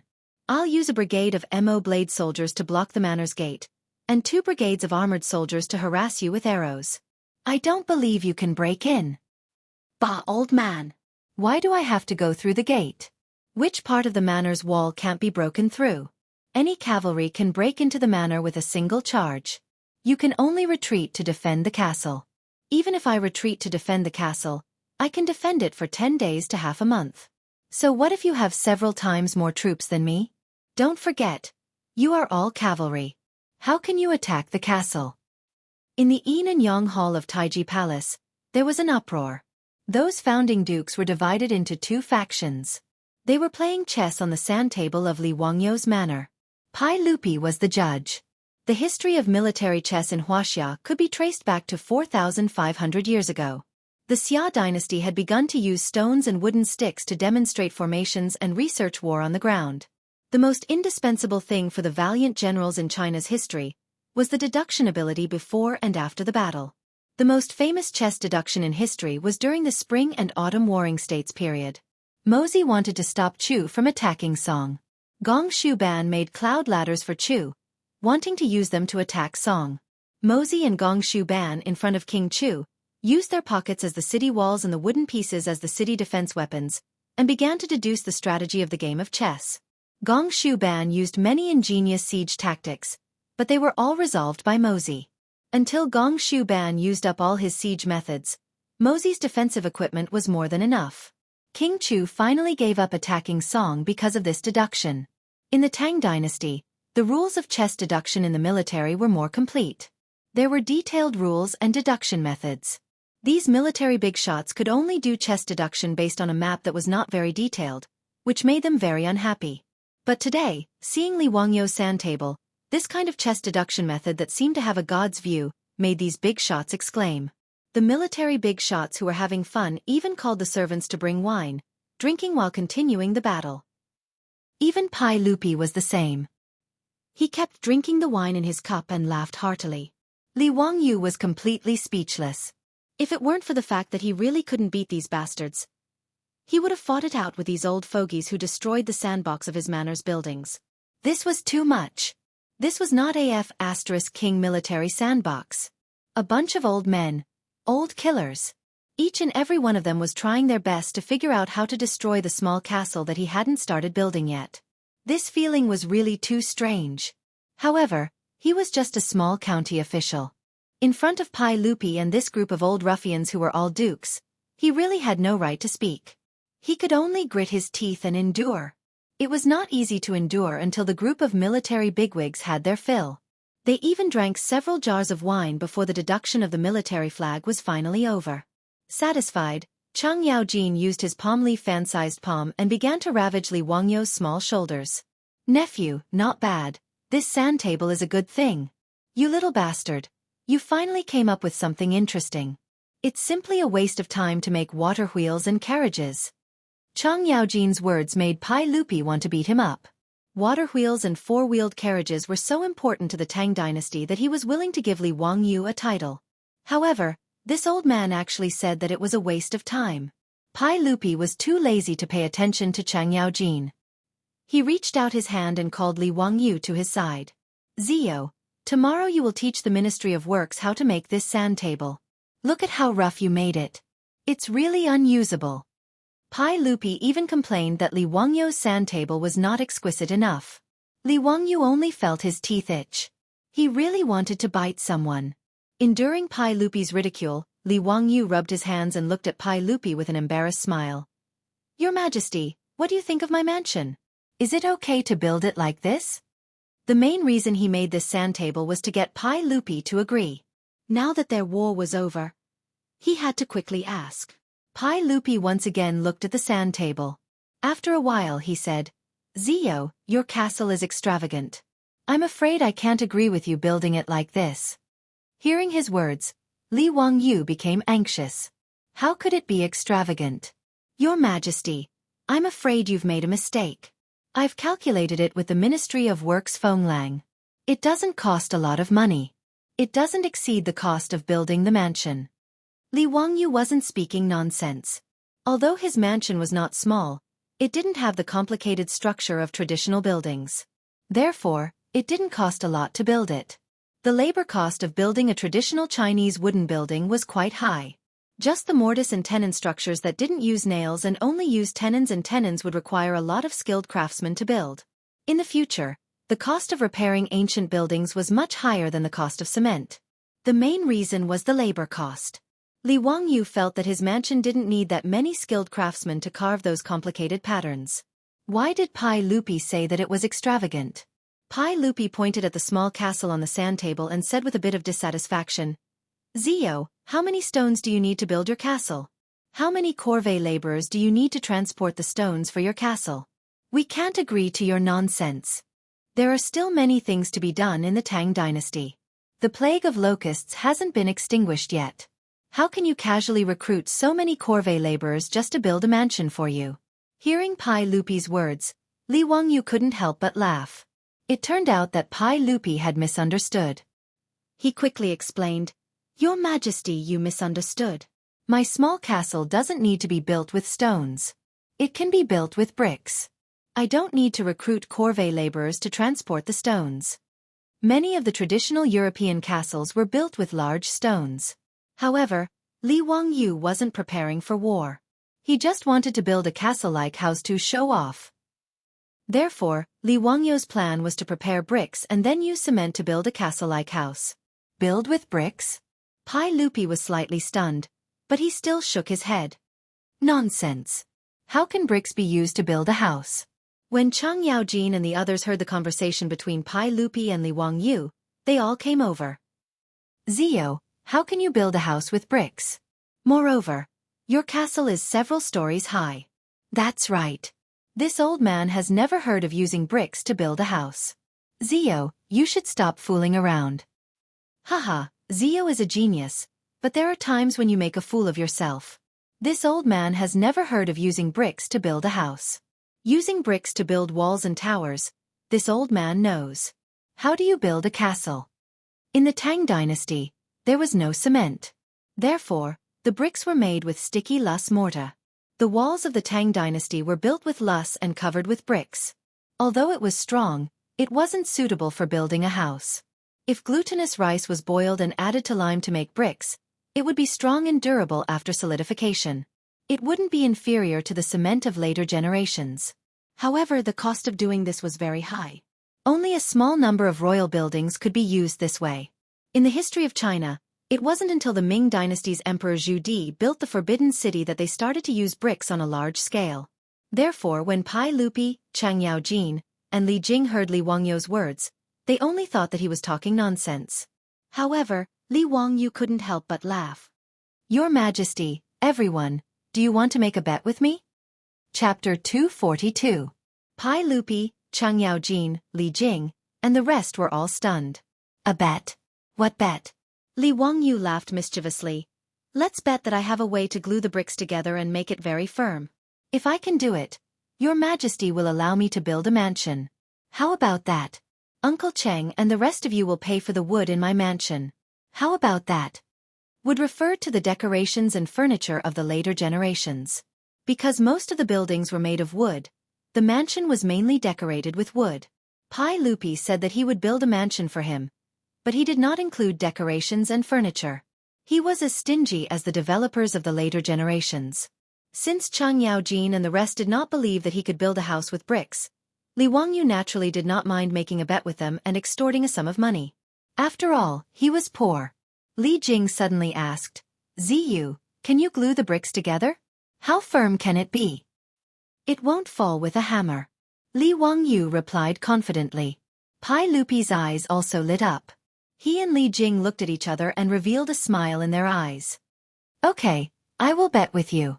Ziyu, if you can stack the bricks together and not fall with a hammer, I will agree to build this castle for you." Li Jing also twirled his beard and laughed. "Haha, Ziyu, if you can really do it, I will pay for the wood in your mansion." "So what? Ziyu, how much time do you need to build it?" Li Wangyu, who thought that he had taken advantage of Pai Lupi, Li Jing, and the rest, smiled until his eyes narrowed. He pondered for a moment. When the old mansion was remodeled last time, he still had a lot of hand-ground cement left. When he returned to Dingzhou village, he could ask the masons in the village to help him build a brick wall. After 2 more days, the cement would solidify. Li Wangyu raised 3 fingers to everyone. 3 days will do.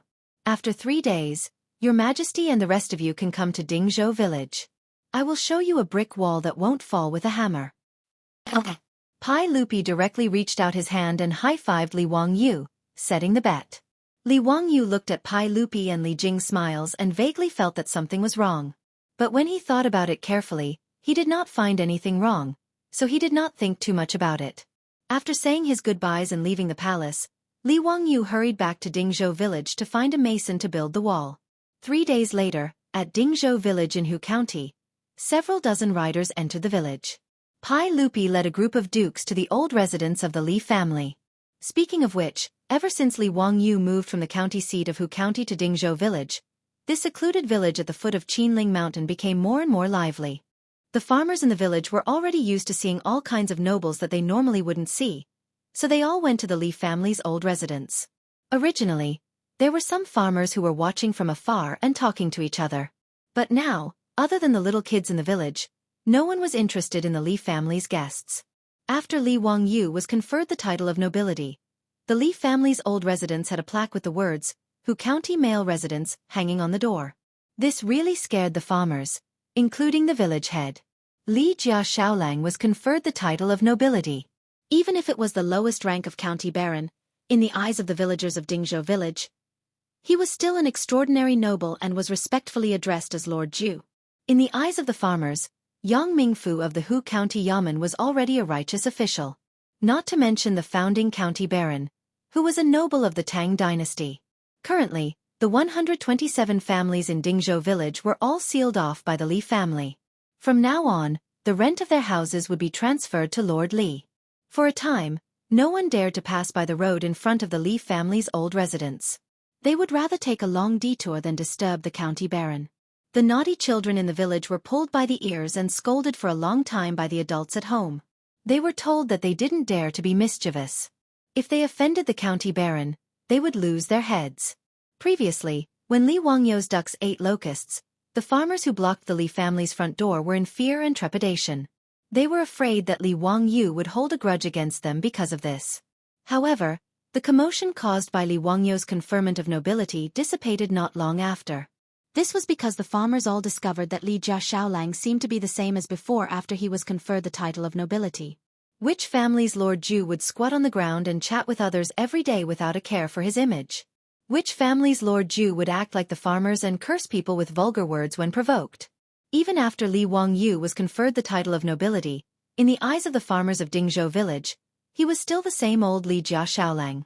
In addition, the business of the 4-wheeled carriage business was getting better and better, and the farmers had more and more copper coins in their pockets. They felt that the Li family was still the same old Li family and was still so pure and kind. Gradually, the farmers' fear of Li Wangyu's conferment of nobility dissipated. Their attitude towards the Li family returned to normal, but there was more respect. In addition, the way they addressed him had changed. The old villager originally called him Li Jia Shaolang, but now he called him Lord Ju. That was all. Pai Lupi led a group of dukes and bigwigs to Dingzhou village. The farmers passing by only glanced at this group of people and didn't have any strange expressions. They continued with what they were doing. The Li family's old residence, on the other hand, was wide open. Li Wangyu led his beautiful superior, Aphrodite, and the others to respectfully welcome Pai Lupi.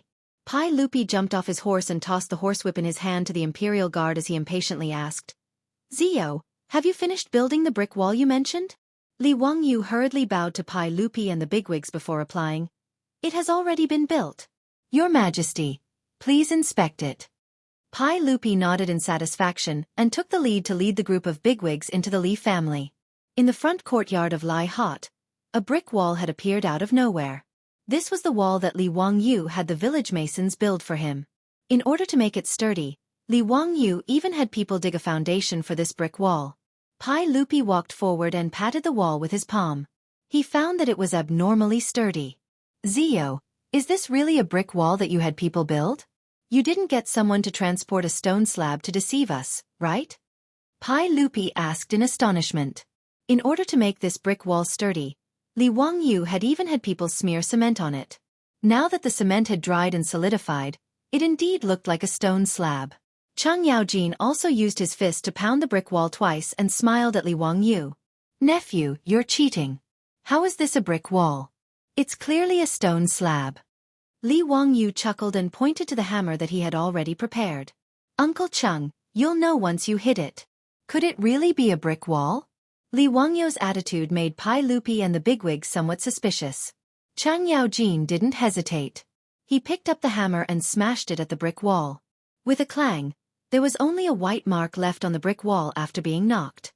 "Son of a bitch, Li Wangyu, are you sure you're not messing with me? This is clearly a stone slab." Chang Yaojin swung his hand that had been shaken by the hammer and cursed at Li Wangyu. Li Wangyu chuckled. "Uncle Cheng, how about we make another bet?" Chapter 243. Another bet? Chang Yaojin was amused by Li Wangyu's words. Was this bastard addicted to gambling? "Nephew, what kind of bet do you want to make?" Chang Yaojin asked angrily. Li Wangyu smirked. "Let's bet that this wall is made of bricks. If it's really made of bricks, Uncle Cheng, you'll lose 50 troops to me. How about that? If it's made of stone, I'll give you 50 jars of the best wine." He had his eyes on Chang Yaojin and wanted to get some elite troops from the old hooligan. Originally, the Li family's mansion was not big, and he didn't need any troops. Even the Niu brothers were killed by Niu Yong first and then asked for permission. Thus, he had no choice but to accept them. But now, he was conferred the title of county man, and Pai Lupi was going to build him a county man's mansion.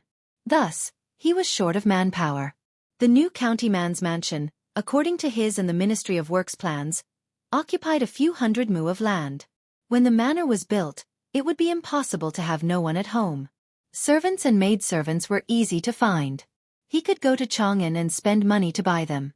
But there was no place to buy this song. Thus, he had the idea of hiring Chang Yaojin. For these military bigwigs, it was a trivial matter for them to choose some loyal and honest veterans from the army to be part of their troops. Seeing Chang Yaojin questioning the brick wall made of cement, Li Wangyu naturally thought of this. He immediately teased Chang Yaojin with a smirk. He wanted to make a bet with him and swindle some troops from Chang Yaojin.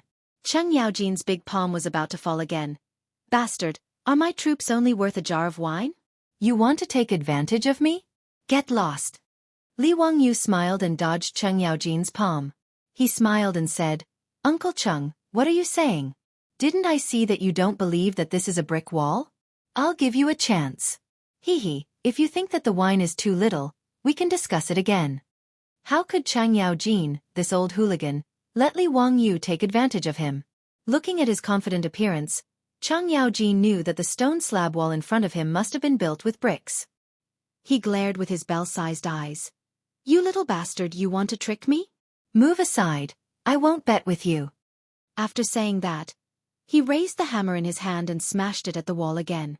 The strength of the artificial volcanic ash cement created by Li Wangyu was naturally not comparable to the high-strength cement of the later generations.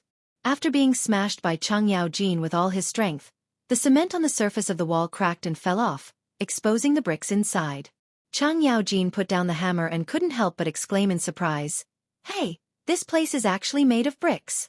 Nephew, what method did you use to make these bricks so sturdy?" Even with Chang Yaojin's strength and his full strength, he was only able to break the cement on the surface of the brick wall. This made everyone surprised. Pai Lupi, Li Jing, and the other military leaders immediately gathered around and carefully examined the brick wall in front of them. "Zio, what exactly is this wall and the material that holds the bricks together? Why is it no different from a stone? This is really mysterious. It's actually made of bricks." With Jijia's strength, he only broke the surface with a single hammer strike? What a sturdy brick wall. Tisk tisse. Could it be that he melted the stone and poured it onto the bricks? Li Wangyu was speechless. To think that they could think of such a thing. Did they think that it was casting metal? To melt stone, he had to have the ability to do so. "Your Majesty, everyone, this brick wall was made of cement by this little one." Pai Lupi stared at him. "Hurry up and say it clearly. What is cement? What is that?"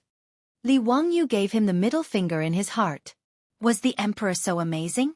Was this the attitude of someone who was asking for advice? Why were you so fierce? Fine, the emperor was amazing. Li Wangyu admitted defeat. He lowered his head and obediently replied, Your Majesty, the cement is a type of adhesive that I created. After mixing it with water, it can firmly glue the sand and bricks together. After it solidifies, it hardens into this state. Zio, how much did this cement of yours cost? Li Jing asked. Li Wangyu scratched his head. Cost? It didn't seem like it cost anything. The cement he was using now was made by grinding broken pottery pieces, so there was almost no cost. If he wanted to make it on a large scale, it would be simple. He just needed to put lime and clay in a kiln. The process of making this kind of cement was very simple. The calcining temperature was low, and the requirements were not high. Of course, compared to the Portland cement of the future, it was far inferior in terms of strength and hardness. But in the Tang Dynasty, this kind of artificial volcanic ash cement was enough. Li Wangyu didn't know how to make real cement. He wasn't a professional. It was the same as making glass. He knew what it was, but didn't know what it was. After pondering for a while, Li Wangyu replied with uncertainty, Duke Wei, if this cement is made on a large scale, the cost should be very low. I haven't calculated the exact cost. It's just putting lime and clay in a kiln and calcining it. It's very simple. Pai Lupi couldn't believe it. It's that simple? Zio, this is a matter of great importance. You can't talk nonsense. Li Wangyu said with a wronged face. It's really that simple, Your Majesty. I'm not talking nonsense. Pai Lupi, Li Jing, and the others surrounded Li Wangyu and asked him again and again. Finally, they confirmed that this thing called cement was really that simple to make. Li Jing twirled his beard and smiled. Your Majesty, if what Zio said is true, and this cement can be made on a large scale, then it's really a blessing for the Tang Dynasty. Yes, Your Majesty. This cement is really good stuff. Congratulations. Your Majesty. Congratulations. Your Majesty. The Tang Dynasty has obtained such a divine item. Damn it. If we use this cement to build a city outside the Great Wall, let's see if the Turks can still be so rampant. Li Wangyu was a little confused. The cement I used to build my own house. How did it become Pai Lupi's? Congratulate you, my ass. You want to steal my things again? Bah, none of you are good people. Every day, you think about how to steal my treasures. In the future, I have to ask my beautiful boss to take care of the things at home. The emperor and ministers of the Tang Dynasty are all bandits. In fact, Li Wangyu was not stupid. He naturally knew the importance of cement to a country. In the Great Tang, even this artificial volcanic ash replacement cement was a priceless divine artifact. Whether it was used to build cities, roads, or dams, it was indispensable. Since he took out the cement, he had already expected that it would attract Pai Lupi's attention. Pai Lupi was a Pai Xiao. He wanted to take all the good things into his mouth. However, Li Wangyu did not intend to hide it. He also wanted to make the cement public to benefit the Tang Dynasty. Although Li Wangyu was mentally prepared, when he saw Li Er and the group of high dukes acting as if the cement was already in their pockets, it still made him feel very unhappy. He simply coughed lightly. Cough, Your Majesty, everyone, how much can I sell this cement formula for? Pai Lupi, Chang Yaojin, and the others heard this and could not help but be stunned. Sell it for money? Chapter 244. Without waiting for Pai Lupi to speak, Chang Yaojin went berserk. Bastard brat. How can you sell this kind of military weapon for money? I'll beat you to death. After Chang Yaojin finished speaking, he reached out to grab Li Wangyu and wanted to beat him up. When Li Wangyu saw the old hooligan flip out, he hurriedly ran away. Too shameless. This kind of threat of force, it's really infuriating. I can't afford to offend you. Do you believe that I won't find your 3 sons for revenge? However, when Li Wangyu thought about the size of Cheng Chumo's 3 beast brothers, he felt that he should forget about it. It seems that he can't deal with the old hooligan's 3 sons. It's really a tragedy. In the face of the old hooligan's deterrence, Li Wangyu could only raise his hands and surrender. Uncle Chang, please wait. Little nephew has thought about it and feels that things like cement should be offered to His Majesty. Li Wangyu's tactful made Pai Lupi very satisfied. He raised his head and laughed, pretending that he didn't hear Li Wangyu's request for money, and began to discuss the use of cement in the military with the military bosses. Pai Lupi actually complained that Li Wangyu's name was unpleasant to hear. Such a divine object was given a rotten name like cement. With a wave of his hand, he directly changed the name of cement. The earliest lime that appeared in the history of China was made from the shell of a big clam. It was called mirage ash. Hongji Wen State Records. Mirage ash, oyster shell ash is the top, small oyster shell is the second, and small clam shell is the bottom. The three colors are different, and the big clam is the top. Since Li Wangyu said that cement was made from lime and clay, Pai Lupi cited the classics and changed the name of cement to mirage ash. In this regard, Li Wangyu could only silently roll his eyes in his heart. As long as you are happy, then so be it. It sounds more cultured than cement. Pai Lupi proudly accepted the mirage mud, freely offered, by Li Wangyu. He was overjoyed and asked Li Wangyu to prepare a banquet. He wanted to celebrate with Li Wangyu and the other military leaders. Li Wangyu's heart was filled with countless mythological beasts. F***ck. Isn't this too much? You stole my cement. Oh no, mirage mud. And you want me to hold a banquet to celebrate? You've gone too far. With great resentment, Li Wangyu asked the old steward, Li Heng, to prepare the banquet. Pai Lupi was not polite in the slightest. He went to the Li family's central room and sat down. He also very impolitely asked the servant girls to pour tea and water. Li Wangyu silently criticized Pai Lupi's behavior of not treating him as an outsider. Cheng Yaojin, Li Jing, and the others were very envious. As expected, the Li clan's little boy was favored by both the emperor and the Sacred Hearts. They really treated him as their own nephew. Although Yuqi Jingda was not familiar with Li Wangyu, he was secretly calculating in his heart. His two children seemed to be very close to this county man. It seemed that in the future, he should let them be closer to Li Wangyu. Among this group of leaders, there were many who had the same idea as Yuqi Jingda. How could Li Wangyu know what these leaders were thinking? He was still thinking about how to retaliate against Cheng Yaojin, Pai Lupi, and the others. Hearing Cheng Yaojin shouting for him to bring wine again, Li Wangyu's eyes turned and he had a plan in mind. Hey, old scoundrel, don't even think about walking out of my Li family's door today. I'll make sure you come in vertically and go out horizontally. Li Wangyu smiled and told Pai Lupi, Cheng Yaojin, and the others to wait for a moment. He went to fetch good wine for everyone. Ever since he drank the disgusting water wine of the Tang Dynasty, Li Wangyu planned to open a wine factory in the Tang Dynasty. He had already begun to try brewing a small amount of sorghum wine. Although Li Wangyu's third uncle's family opened a wine factory in the future and specialized in brewing sorghum wine, he knew the process and method of brewing sorghum wine. However, he had never actually brewed it himself. Therefore, as early as when he moved to Dingzhou village, Li Wangyu tried to brew some sorghum wine as an experiment. He didn't expect that he would succeed on his first try.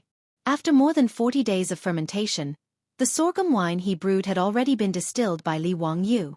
It was now ready to drink. The biggest difference between the liquor of the future and the water wine of the Tang Dynasty was the distillation process. Distillation was the process of heating up the wine and turning it into wine vapor. After cooling it down, it turned back into wine. After distillation, the liquor would be colorless, but the alcohol content of the wine would be much higher than the original liquor. Tang Dynasty's 3 baskets of wine were mostly fermented and then directly filtered before drinking. According to Xianxia's Dream Creek writings, the alcohol content of the finished wine was between 3% and 15%. It was similar to the beer or rice wine of the future. After distillation, the alcohol content of the distilled sorghum wine was between 50% and 60%. It belonged to the category of hard liquor. Li Wangyu didn't believe that Pai Lupi and the others, who were used to drinking low-alcohol liquor, would be able to drink his high-alcohol sorghum wine. Today, he had to get them drunk and take revenge. He asked Niu Wu to bring out a jar of wine from the warehouse. The Arabic number 65 was impressively written on it. This was Li Wangyu's liquor with the highest alcohol content. Although there was no alcohol detector in the Tang Dynasty, Li Wangyu's third uncle had taught him a few tricks that could roughly determine the alcohol content of the wine. After shaking the wine, there would be hops the size of a grain of rice to a grain of sorghum. According to the time it took to pile the hops, the alcohol content could be roughly determined. If the hops were the size of a grain of sorghum to a grain of corn, the time it took to pile the hops was about 3 seconds. The alcohol content of the wine was about 65%. The alcohol content of Li Wangyu's sorghum wine was equivalent to 3 times the alcohol content of the Tang Dynasty's liquor. This was the weapon he was preparing to use to vent his resentment. Li Wangyu's face was full of smiles. He asked Niu Wu to bring the 65% alcohol sorghum wine to the central room. When Chang Yaojin saw that there was only 1 jar of wine, he couldn't help but feel disgusted. "Nephew, you're a county man now. How can you still be so stingy? How can this jar of wine be enough for us to drink? Quickly go and bring a few more jars." Li Wangyu said with disdain, "Uncle Chung, it's not that I'm stingy. It would be good if we could finish this jar of wine." What a joke. He asked Niu Wu to bring out a big jar of wine. This jar of wine was equivalent to 20 caddies of 65% alcohol content. "It wouldn't kill you all." When Chang Yaojin heard Li Wangyu's words, he immediately jumped up and said, "Brat, don't talk nonsense. I can drink a bucket of wine by myself. Your jar of wine isn't even enough for me to rinse my mouth." Not only was Chang Yaojin jumping up and down, even Pai Lupi, Li Jing, Yuqi Jingda, and the others were dissatisfied. They felt that Li Wangyu was looking down on them.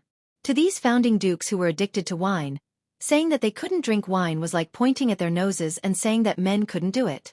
This was a great humiliation. Pai Lupi also glared at him and said, "Zio, what nonsense are you talking about? Quickly go and bring the wine over. Don't mess around." Li Wangyu laughed mischievously and said, "Hee hee, Your Majesty, everyone, do you want to make another bet?" What do you want to do now? What do you want to bet on?" "Let's bet on whether you can finish this jar of wine." Li Wangyu pointed at the jar of wine and smiled proudly. It was as if a fox's tail was wagging behind him. Chapter 245. When Li Wangyu proposed another bet, Pai Lupi almost laughed out of anger. This little rascal was going crazy today. Chang Yaojin opened his mouth and wanted to agree, but he swallowed the words back down. He suddenly realized that for such a shrewd person like Li Wangyu to propose a bet, there must be something fishy going on. Today, he almost fell for Li Wangyu's trick. Now that this little rascal proposed another bet, he might be up to no good. Chang Yaojin's tone changed. "What bet? Go play on the side. Hurry up and pour the wine.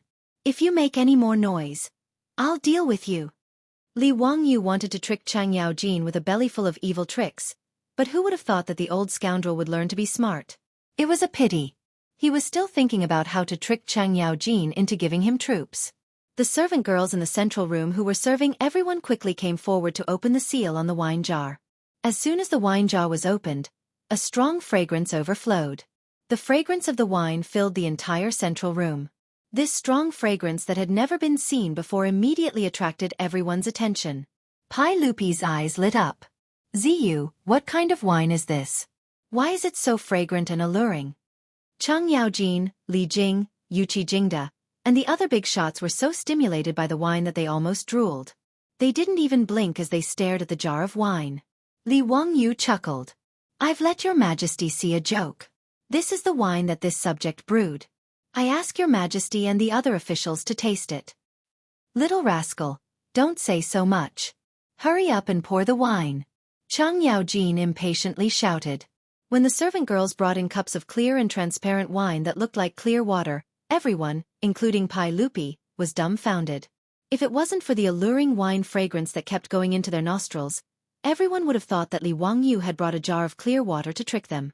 How could the people who were used to drinking turbid wine believe that wine could become as transparent as water? For a moment, they all held the wine cups and carefully sized it up. They leaned closer and greedily sniffed the wine fragrance. Only Chang Yaojin couldn't care less. He directly raised his head and poured a glass of white wine into his mouth. In the Tang Dynasty, the alcohol content of the wine was not high, so the wine cups were quite bold and unrestrained. The size of the wine cups was also very large. Li Wangyu was also deliberately mischievous. The wine cups that he poured wine for everyone were extremely large. Each cup could hold at least 3 liters of white wine. Chang Yaojin drank the 65% liquor in one gulp out of habit. His eyes bulged and his face turned red. He shut his mouth tightly, afraid that he would spit out the liquor. After swallowing the wine, he felt a burning sensation in his throat, as if it was on fire. Following that, a scorching heat rose from his chest and abdomen. That comfortable feeling made Xianxia unable to help but spit out a mouthful of alcohol. Damn it, what a good wine. What a strong wine. I thought my throat was burning. Kid, what kind of wine is this? Why is it so strong? Li Wangyu thought to himself. How could the sorghum wine he brewed have a name? But if he were to directly call it sorghum wine, it would be too low class. He rolled his eyes and replied, Uncle Cheng, this is your nephew's Shadozi wine. Shadozi wine was actually a high alcohol content wine from the northeast. It was named because of its high alcohol content and strong taste. Li Wangyu thought that the name of the wine was quite good. Moreover, it should be liked by this group of old men. So, he directly plagiarized it. Shadozi? Good name. Drinking this wine is really like a knife scraping the stomach. Haha, it's addictive. It's even more addictive. Come, fill it up for me. Xianxia didn't even take a bite of the food. He directly drank more than 3 liters of liquor. Even though he was addicted to alcohol, at this time, he also felt the alcohol rush to his head. This old hooligan couldn't help but shake his body. Seeing Xianxia's exaggerated performance, Pai Lupi and the others also picked up their cups. Some took small sips to taste the wine, while others drank it in one gulp like Xianxia. After the wine entered their stomachs, everyone exhaled a long breath of burning alcohol. Some people, because it was their first time drinking such a high alcohol content wine, their throats were stimulated by the alcohol. They couldn't stop coughing, causing the people around them to laugh. Good. As expected of Shadozi wine. I've lived my whole life, but I've never drunk such a strong wine. Damn it, this is what wine is. The wine I drank in the past has turned into horse piss. Ziyu, this wine was really brewed by you? Haha, well done, this is what wine is. This wine deserves a toast. Everyone, let's drink to victory. After tasting a mouthful of Li Wangyu's Shadozi wine, Pai Lupi and the group of dukes went completely crazy. Who would have thought that there was such a strong wine in this world? Everyone who was used to drinking wine and 3 baskets of rice felt that Li Wangyu's Shadozi wine had opened the door to a new world. Xianxia, who was slightly tipsy, grabbed Li Wangyu, who was laughing at the side. Kid, how many Shadozi wine do you have? Quickly give me 100 jars as a show of respect. Otherwise, don't blame me for falling out with you. Don't you want troops? When your mansion is repaired, however many troops you want, I'll give them to you. Xianxia's words made everyone's eyes light up. They all looked at Li Wangyu. Ziyu, you can't favor one and discriminate against the other. I've treated you well, right? Haha, I don't want much of this Shadozi wine. 100 jars will do. Isn't it just troops? There's no need for the knowledge-seeking festival. I'll give it to you. Li Jing also came to join in the fun. He pushed Xianxia away and said to Li Wangyu. Xianxia dared to be angry at anyone except Li Jing, the god of war of the Tang Dynasty. He didn't dare to be reckless. Seeing that Li Jing also came to snatch the wine, Xianxia was so angry that he could only grab the wine that the maidservant had just poured for him and drink it. As for Qin Qiong, Yuqi Jingda, Duanji Xuan, Lu Hongji, and the others, they all stared at Li Wangyu with burning eyes. Even Pai Lupi, although not as shameless as Xianxia and directly asked for the wine, also held the wine cup and coughed lightly, reminding Li Wangyu not to forget about him. Li Wangyu could only look up at the roof of the central room speechlessly. Did he do something wrong? The emperor and ministers of the Tang Dynasty were simply a group of drunkards. They seemed to be going crazy when he took out such a high amount of Shadozi wine. They asked him for 100 jars of Shadozi wine. Were they planning to take a bath in the alcohol? You old hooligans will drink to death. Li Wangyu helplessly spread out his hands and shrugged. Your Majesty, gentlemen, it's not that I'm stingy, but I really don't have any. I'm just trying to brew this Shadozi wine to see the effect. But you don't have to worry. I'm going to set up a winery in Dingzhou village that specializes in brewing Shadozi wine. When the winery is built and the wine is brewed, I'll definitely send it to you. His words made Li Jing, Xianxia, and the others feel very regretful. However, Pai Lupi suddenly said, Zio, your aunt is also interested in brewing wine. Why don't you cooperate with her? What? Empress Zhong's son is interested in brewing wine? Pai Lupi, are you kidding me? Chapter 246. Pai Lupi proposed to cooperate with Li Wangyu to set up a brewery. Although Li Wangyu complained in his heart, he did not reject it. After the beautiful boss had a flash of inspiration and pulled Empress Zhang's son to invest in the SF Express four-wheeled carriage company, the benefits were obvious. Not to mention that Empress Zhang's son provided the much-needed development funds and horses for the carriage company. But the name of Empress Zhang's son gave enough protection to the carriage company and the Li family. Zhang Kongbua of the Zhang family in Xinjiang provoked the beautiful boss and let people surround the four-wheeled carriage company to force her to yield.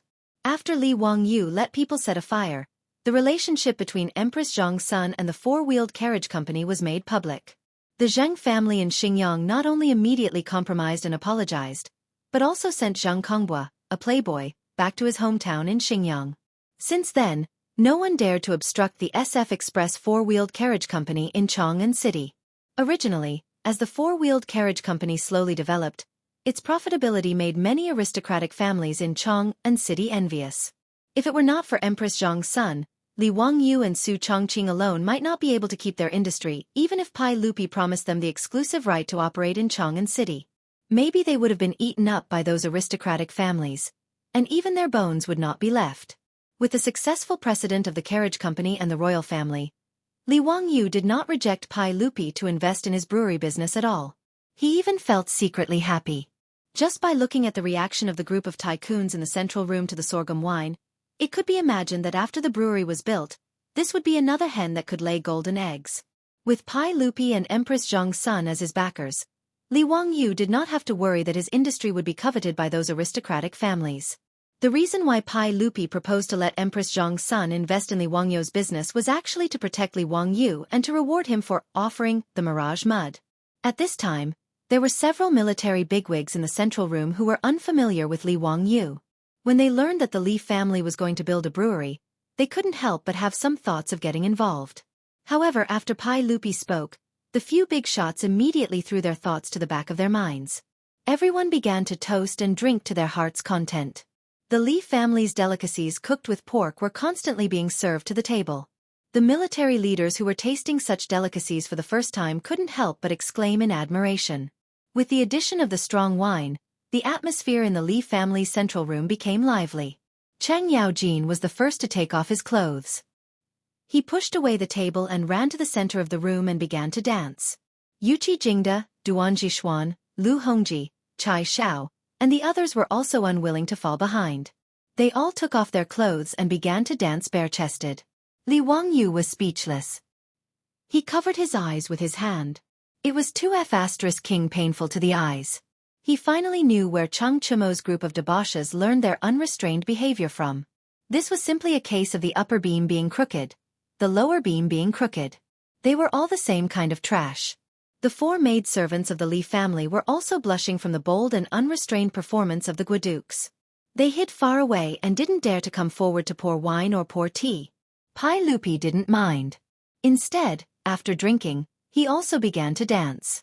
This made Li Wangyu even more dumbfounded. What made Li Wangyu even more frightened was yet to come. After the group of old assassins drank so much, they still felt that the dance wasn't exciting enough. Cheng Yaojin shouted and jumped into the front yard. He snatched a long spear from the hands of the palace guards. Wahahaha, which one of you will come down? Do you dare to fight with me? Bah, Cheng Jijie, you killing talent. Don't be so arrogant. I'll play with you. Yuqi Jingde didn't hesitate and also jumped into the front yard. He snatched a weapon from the hands of the palace guards and charged straight at Cheng Yaojin. Come eat my spear. Li Wangyu was dumbfounded by the scene in front of him. His mouth was wide open as he watched Cheng Yaojin and Yuqi Jingde fight in the front yard. These two old killers had drunk too much and were now acting crazy. Pai Lupi, Qin Qiong, Li Jing, and the others didn't stop them. Instead, they all clapped and stamped their feet in approval. They also continuously drank wine. Seeing the two of them fighting, someone couldn't help but jump into the front yard. He snatched a weapon from the palace guards and also charged forward. Li Wangyu looked and saw that it was the yellow-faced man, Qin Qiong. He didn't care if the weapon was convenient or not, and he didn't care who his opponent was. He directly charged in. The three of them were in a chaotic fight. One moment, Cheng Yaojin and Yuqi Jingde besieged Qin Qiong. The next moment, Qin Qiong and Cheng Yaojin beat up Yuqi Jingda. Seeing them gnashing their teeth and not holding back their spears, Li Wangyu wondered if the three of them were mortal enemies. Li Wangyu already didn't know how to ridicule this group of founding dukes. They were all a group of bastards. He lowered his head and pondered. Was it wrong for him to push the high-content sorghum wine to the Tang Dynasty? This group of people who went crazy after drinking too much really had poor alcohol tolerance. Just as Li Wangyu was lost in thought, he suddenly heard the sound of a sharp weapon piercing through the air. Then, a gust of wind brushed past his cheeks, and another dust sound was heard. He seemed to realize something and slowly turned his head with a sluggish expression. He saw a spear inserted into a pillar not far behind him. The end of the spear was still violently shaking up and down. F***CK. Was he almost stabbed to death by this spear that was thrown out just now? A drop of cold sweat flowed down Li Wangyu's forehead. Reaching out to touch his slightly painful cheek, Li Wangyu woodenly raised his eyes to look at the front yard. He saw that the weapons in the hands of the three old bastards had already been knocked out of each other's hands. At this moment, they were actually fighting with their bare hands. Li Wangyu had just walked out from the mentality of surviving a great disaster. Before he could even jump and curse, he saw a huge figure fall directly from the front yard into the central room, knocking over several banquet tables and smashing the bowls and plates on them into pieces.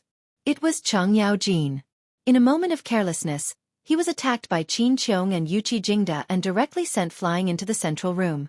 Chai Xiao, Duanji Xuan, and the others, who had their wine spilled, all angrily cursed Cheng Yaojin for being a bastard. Bastard, what are you arguing about? Cheng Yaojin was not to be outdone and cursed back. In the next moment, Chai Xiao, Duanji Xuan, and the others pounced on Cheng Yaojin and waved their fists. Very quickly, the central room in the front yard of the Li family also turned into a battlefield. Originally, everyone was ganging up on Cheng Yaojin, but then it became a fight between each other, becoming a chaotic mess. Other than Pai Lupi, who was surrounded by the imperial guards who had reacted, all the other dukes and bigwigs were randomly fighting. Not only did Pai Lupi not allow the imperial guards to mediate, he even held his wine cup and drank heartily while cheering for everyone. Jijie, kick him. Hey, you idiot! Throw him. Jingda, are you stupid? Don't you know that monkeys pick peaches? If it weren't for the imperial guards holding him back, Li Wangyu reckoned that Pai Lupi would definitely have rushed up as well. Ever since the central room in the front yard turned into a battlefield, Li Wangyu scrambled to hide to the side. As for the four maidservants of the Li family, they had long been scared to the point that their faces turned pale and they screamed as they ran to the rear yard. The old housekeeper, Li Heng, was hiding behind the Niu brothers, but he still had a smile on his face. Lang Jun, it seems that the saints and guests are all very happy. Li Wangyu's tears fell. Happy your sister.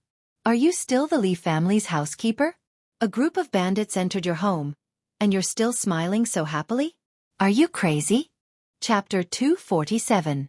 Pai Lupi and the others were not out of Li Wangyu's expectations. When the 10 caddies of 65 proof sorghum wine was finished, everyone, including Pai Lupi, was drunk. Cheng Yaojin and this group of founding dukes could be considered to be exceptionally talented. On average, each of them drank more than half a caddy of liquor and even got into a fight, which almost turned the Li family's front yard into ruins. Only then did they collapse on the ground and pass out drunk. The palace guards carefully carried Pai Lupi and the other dukes into the carriage and returned to Chang'an City. Li Wangyu, on the other hand, was about to cry when he saw the mess in the front yard. This group of old hooligans and murderous people.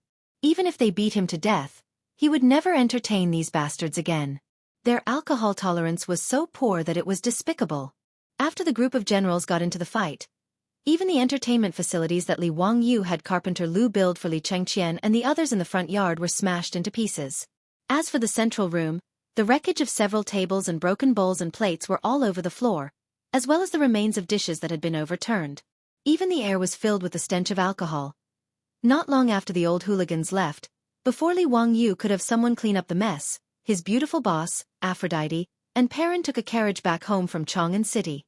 Now, his beautiful boss still went to Chang'an City every day, and the SF Express Carriage Company was becoming more and more popular under her management. However, he did not know whether it was because her relationship with Aphrodite was getting better and better, or because she was worried that Li Wangyu would cheat on her at home, but now she would bring Aphrodite with her whenever she went to Chang'an City. In this regard, Li Wangyu could only secretly gnash his teeth in hatred. How could he say no? When the three girls returned home, they were shocked to see the situation in the front yard. What was going on? Was there a war at home? When Su Chongqing found out that it was Li Er and a bunch of dukes who were drunk and causing trouble in his house, causing his house to look like it had been hit by a war, he glared at Li Wangyu. She was sure that Li Wangyu must have taken out the highly concentrated liquor he brewed to show off, resulting in such a result. "Clean it up yourself," the beautiful boss said coldly before pulling Avro and Perrin back to the backyard. The teenage version of Angelina Jolie and Perrin both made faces at Li Wangyu and stuck out their tongues, indicating that Li Wangyu deserved it. Then, they left with Su Chongqing. Looking at the backs of Su Chongqing, Avro and Perrin, Li Wangyu opened his mouth, but he didn't know how to explain. His current mood was like a F***king dog. Why did he feel like he had shot himself in the foot? If it weren't for the fact that he was afraid of pain, he really wanted to give himself 2 slaps.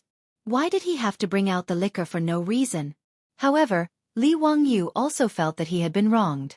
He only wanted to get Chang Yaojin and the others drunk to vent his anger. Who would have thought that these bastards would have such poor alcohol tolerance? They actually drank too much and resorted to martial arts. How immoral! Li Wangyu was furious. He turned around and raised his middle fingers in the direction of Chang and City to show his disdain. After venting his grievances, Li Wangyu shook his head helplessly and began to call the old butler, Li Hang, and the maidservants to clean up the mess in the front yard. After cleaning up the front yard, Li Wangyu smiled apologetically and talked to Su Chongqing for a long time before the expression on her beautiful boss's face changed. However, what made Li Wangyu even more depressed was that the next morning, someone knocked on the door of his residence again. The fops were all shocked when they saw their father drunk like a pile of mud and sent back to the residence by the palace guards. It was the first time that Cheng Chumo and the others had seen their father so drunk. After questioning the palace guards, they learned that their father had gotten drunk at the house of Huxian Man, Li Wangyu. According to the guards, Huxian Man had brewed a kind of liquor called burning knife.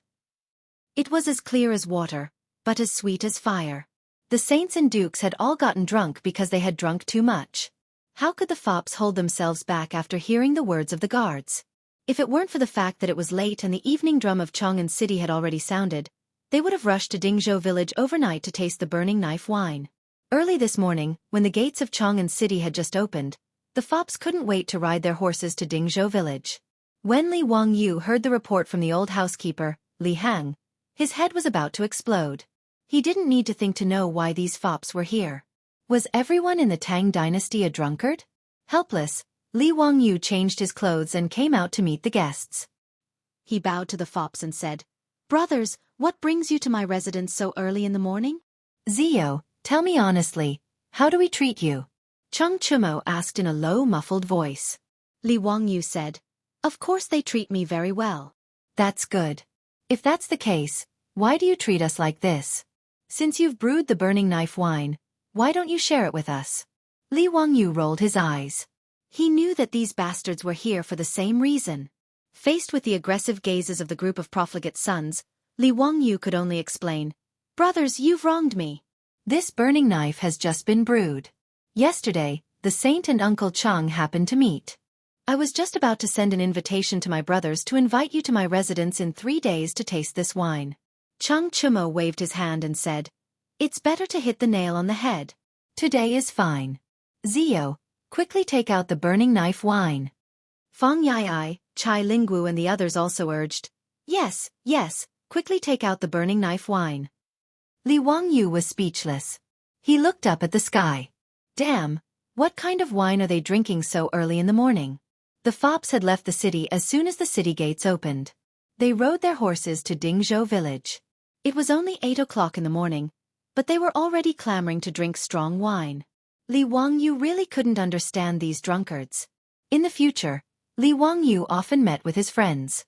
He drank red wine, beer, and white wine, but he was definitely not addicted to alcohol.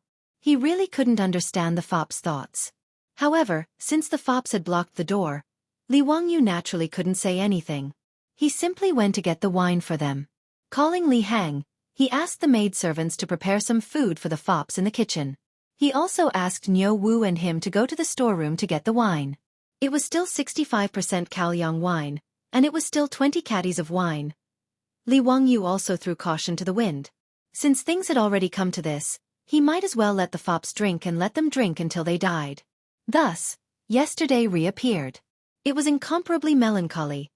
Apart from the fops' fighting strength not being as frightening as the old ruffians, the events of yesterday's Lie Hot were almost replayed. Li Wangyu expressed that he was very calm. It'll be fine once you get used to it. However, he still wanted to chop these bastards to death. Chapter 248. Li Wangyu didn't even bother to look at the drunken debauches in the central room and the mess on the ground. After instructing Li Heng to clean up the mess, he went back to the backyard to sleep. When he woke up, he found that the group of debauches was already gone.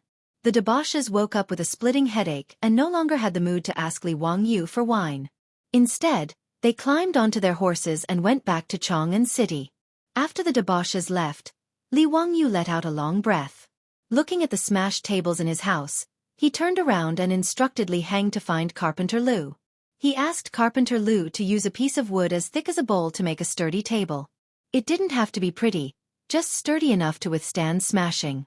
Li Wangyu didn't expect that guests would come to his house on the third day. This time, it was Yang Quan who led the way.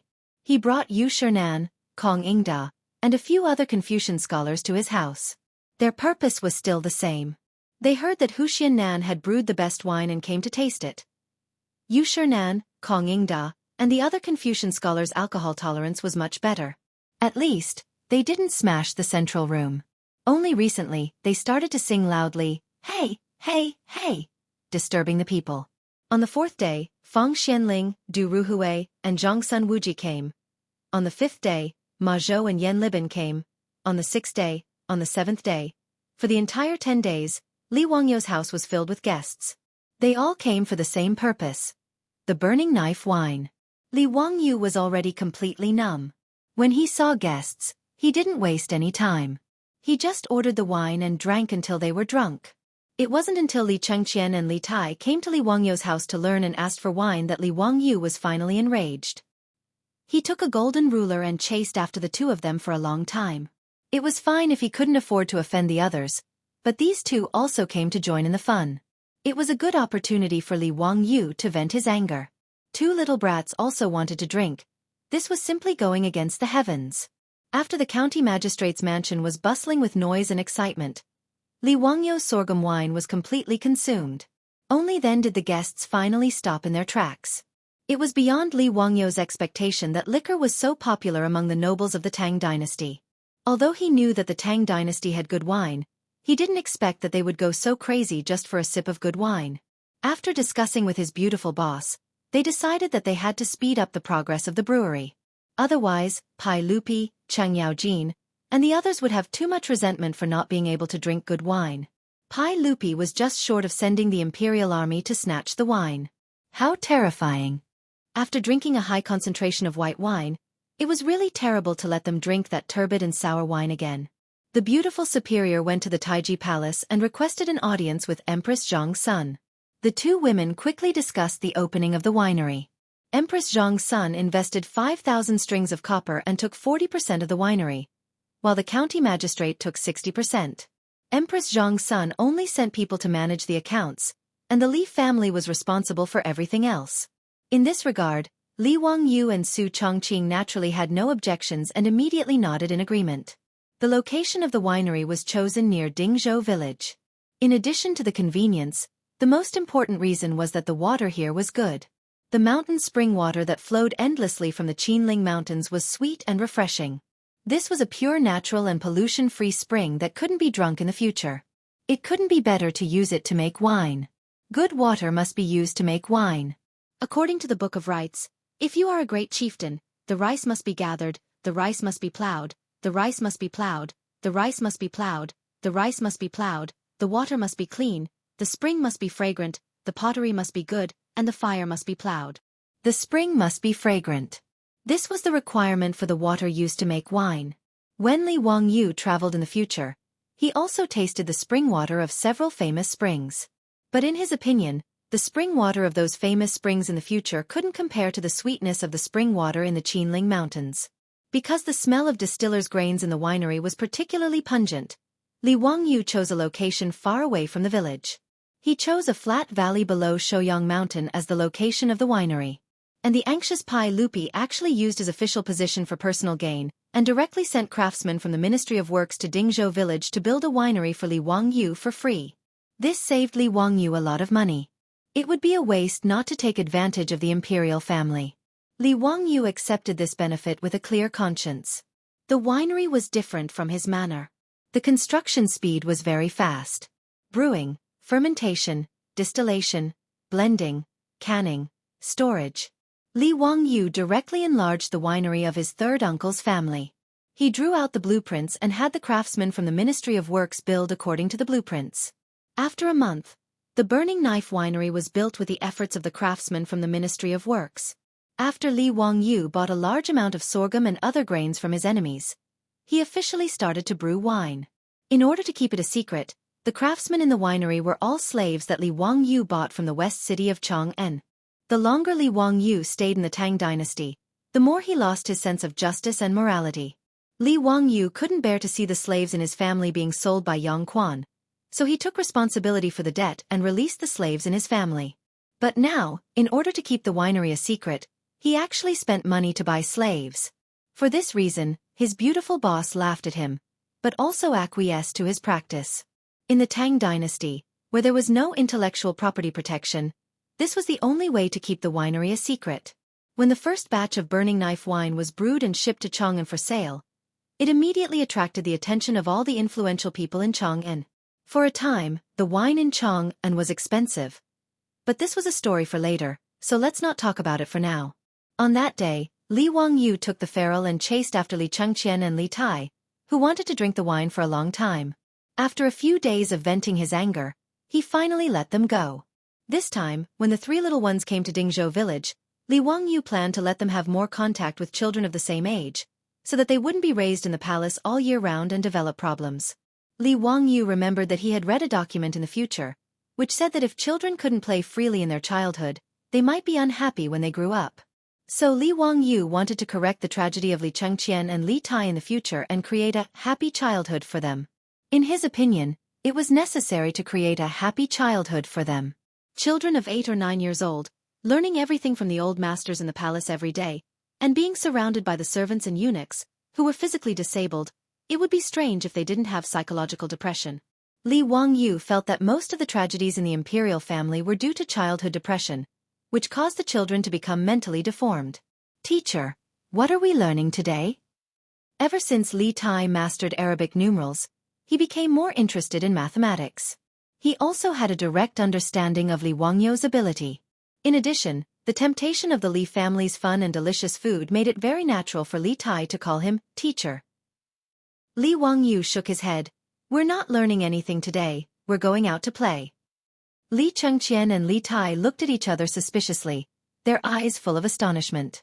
But when the little Changla girl heard that they were going out to play, she cheered and jumped for joy. Li Wangyu didn't care about the three little ones' reactions. He ordered the palace guards to stay away from them and not follow them so closely. Then, he leisurely led the three little ones out of the door. Chapter 249. In Dingzhou village, the spring plowing had long been completed. As for the villagers, those who could work, most of them had already gone to work as drivers for the Shunfeng Express Carriage Company. During the day, most of the villagers only had women and children at home. Those half-grown children would play all over the village. Li Wangyu didn't spend much effort to find a group of naughty children in the village. He brought them to the grain sunning field and said that he wanted to teach them how to play games. Naturally, none of the naughty children dared to disobey Lord Ju's words. They all obediently followed behind Li Wangyu. Li Chengqian and Li Tai looked at the group of dirty children with tattered clothes behind them, and their expressions of disdain were clearly expressed. Actually, the families in Dingzhou village didn't lack copper coins to buy clothes made from a few feet of coarse cloth. However, the naughty children in the village jumped up and down every day, rolling all over the ground. If they weren't climbing trees, they were fishing in the river. No matter how good their clothes were, they were no different from beggars at the end of the day. Therefore, the villagers couldn't be bothered to make new clothes for the naughty children and let them do as they pleased. Li Wangyu glanced indifferently at the two little ones whose faces were filled with disdain, but didn't say anything. He gathered the naughty children in the village together and began to explain the rules of the new game to them. Li Wangyu had prepared quite a few games, such as eagle catches chicks, cockfighting, jumping goat, wooden man. When Li Wangyu explained the rules of the game to the children in the village, the three little ones listened very seriously. However, only the little lowly Changle cheered excitedly. She didn't dislike the naughty children in the village at all and immediately played with them. As for Li Chengqian and Li Tai, their faces were proud and aloof. They were like little adults, coldly watching from the sidelines with their hands behind their backs. Li Wangyu didn't pay attention to the two naughty children and led the group of children to play by themselves. This group of naughty children in Dingzhou village had never played these modern games before. After hearing Li Wangyu explain the rules, they were abnormally excited and threw themselves into the game. The grain sunning field instantly became a sea of joy, filled with the laughter of the children. Led by Li Wangyu, the naughty children in the village were about to go crazy. Even Changle, the little girl, was the same. She kept screaming excitedly. The imperial guards who had been chased away by Li Wangyu all had worried looks on their faces. Although Pai Lupi had already instructed them to listen to Hu Xiannan's orders when they arrived at Dingzhou village. But if the eldest princess was accidentally injured while playing, they were afraid that they would be implicated. Fortunately, Crown Prince Li Chengqian and King Yu Li Tai did not participate in the game, allowing the imperial guard leader to relax a little. In his opinion, although the Crown Prince and King Yu were young, they would never play with this group of dirty children. Then there would be no danger of injury. As for the eldest princess, she could only resign herself to fate. Actually, he didn't notice that as the game on the grain sunning field progressed, Li Chengqian and Li Tai, who had been standing to the side with faces full of indifference, didn't even blink as they stared fixedly at the people playing the game. At this moment, Li Wangyu was leading a group of naughty children to play Eagle Catches Chicks. He personally entered the game and acted as the eagle. The little girl, Changle, was designated as the hen by him. She was trying her best to open her arms and block Li Wangyu's attacks. After Li Wangyu caught another chicken, Li Chengqian couldn't hold back anymore. He jumped up and shouted, "Changle, you're so stupid! Hurry up and stop the teacher. Turn left and run." Li Tai also had an empathetic appearance. He didn't care about his own chubby body and shouted at the top of his voice, "Little sister, why are you running so slowly? You're pissing me off." Li Wangyu didn't find Li Chengqian and Li Tai's reactions strange at all. When he was young, his grandfather was strict and rarely gave him pocket money. At that time, he often went to the game room after school to watch the other children play games. The people who watched from the side usually shouted louder than the children sitting in front of the game room. Each of them had an appearance of pointing at the world, as if they couldn't wait to push others away and sit in their place. Therefore, Li Chengqian and Li Tai, these two naughty children, wanted to pretend to be profound in front of him. They were simply asking for a snub. These were all the tricks he played in the past. As a result, the hearts of the imperial guards, who were originally calm, began to beat violently. His Highness the Crown Prince and His Highness the King of Yu were actually playing with that group of dirty farmers. The resentment the imperial guards had towards Li Wangyu was about to materialize. This county boy was too bold. He actually let the Crown Prince of the Tang Dynasty play with this group of bumpkin children. If something happened to him, who could bear the responsibility? When Li Wangyu began to teach the naughty children how to play cockfighting, the imperial guard leader's heart almost jumped out of his throat. Damn it, that bumpkin actually dared to use his dirty leg to bump into the Crown Prince. Mother, I can't live anymore. His Highness the King of Yu was actually knocked down. At that moment, the imperial guard leader almost stopped breathing. He really wanted to rush up and grab all of these rebellious naughty children and give them a heavy beating. However, when he thought of Pai Lupi's orders and Li Wangyu's threatening glances from time to time, the imperial guard leader could only grit his teeth and endure. He swore that when he returned to Chang'an City, he would find a door and use his connections. Even if he had to spend money, he would be transferred to another place.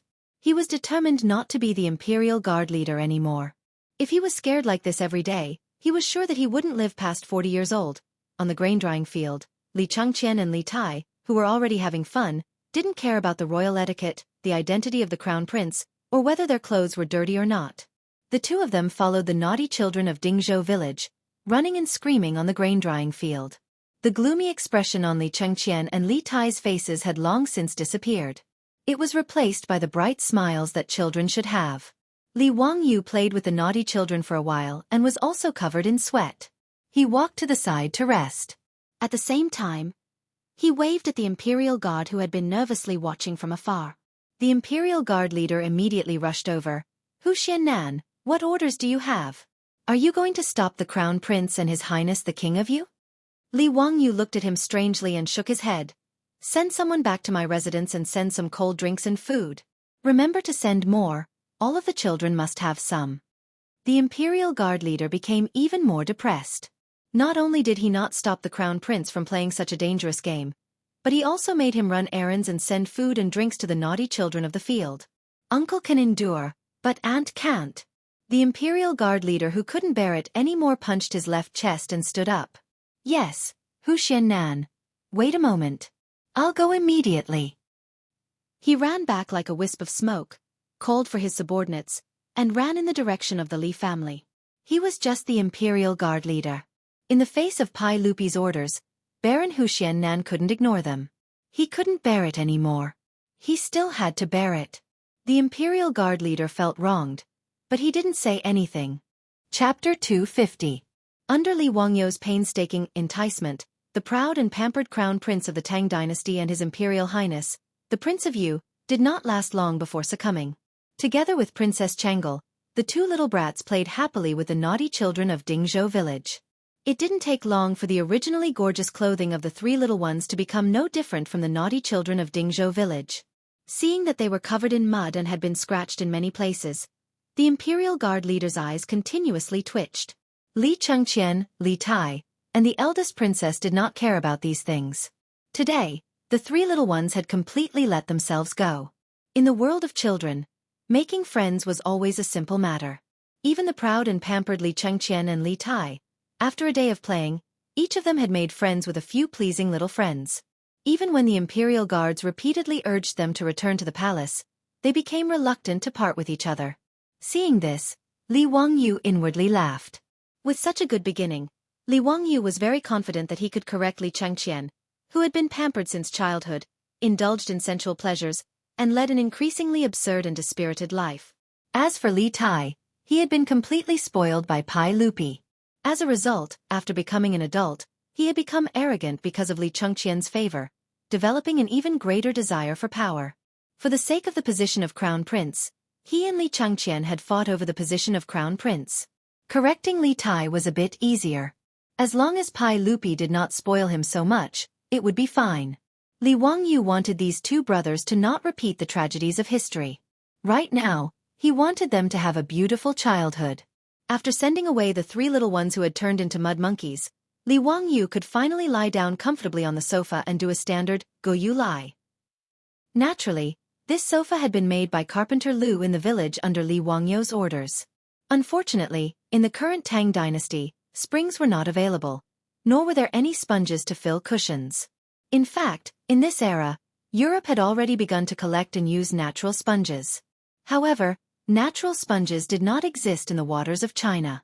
They were mainly found in the Mediterranean Sea, the Gulf of Mexico, and the Bahamas. Therefore, the sofa could only be filled with a thick layer of cotton to comfort itself. Cotton was also a rare item in the Tang Dynasty. Their beautiful boss had led Aphrodite and Perrin on a stroll in the east side of the city when they accidentally found it in a Hu's shop. Moreover, cotton was expensive. Just the cotton used to make the sofa cost 20 strings of copper coins. That was enough to buy an ox. Li Wangyu's heart ached at the thought of it. However, it was worth it to have such a comfortable sofa to enjoy in the Tang Dynasty. Li Wangyu felt drained after playing with a group of naughty kids for a whole day. Slumping on the sofa, he wondered if he had done something wrong in his previous life that caused his soul to be tortured by Pai Lupi and his family after transmigrating to the Tang Dynasty.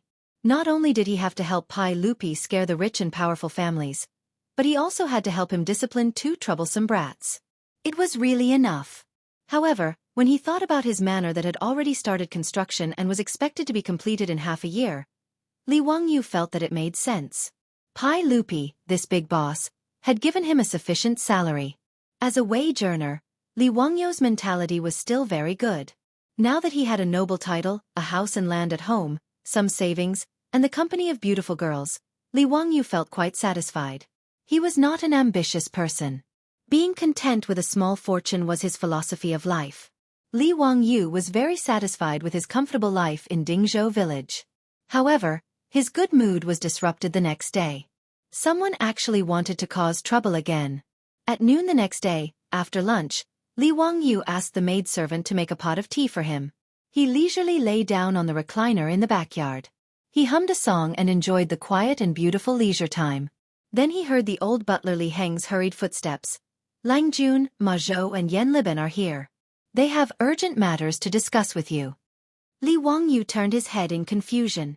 Counting the days, today was not the day off. Shouldn't Ma Zhou and Yan Liben be at work? Why did they come to Dingzhou village? Invite them in. Anyway, they were not outsiders and his beautiful superiors were not here. Li Wangyu was too lazy to be polite and did not want to get up from the recliner. He simply asked Li Heng to invite Ma Zhou and Yan Liben to the backyard. Ma Zhou and Yan Liben followed Li Heng to the backyard. Their faces were full of indignation, which made Li Wangyu feel strange. What was going on? Teacher, you still have the mood to drink tea leisurely. Do you know that the city of Chang'an is full of rumors about you? Seeing Li Wangyu's tired look, Ma Zhou shouted first. Li Wangyu was stunned. Why would there be rumors about him in Chang'an city all of a sudden? He had not been to Chang'an for a long time since he was appointed to the imperial court. Who had he offended while staying in Dingzhou village? However, Li Wangyu did not take it seriously. It was just rumors. It was not a big deal. He asked his two disciples to sit down and poured tea for them. Then he asked, King Bin, tell me slowly. What rumors about me are there in Chang'an? Ma Zhou picked up the teacup and drank a mouthful of tea. He said angrily, Now in Chang'an, there are rumors in the big and small markets that you are a sycophant and lucky minister. You are just relying on the sage's favor to do whatever you want. You have no virtue, no ability, and no talent. It is ridiculous for you to be the crown prince's teacher when you are not even 20 years old. Li Wangyu heard this and was slightly stunned. He was not willing to agree to Pai Lupi's request because he was worried about being scolded.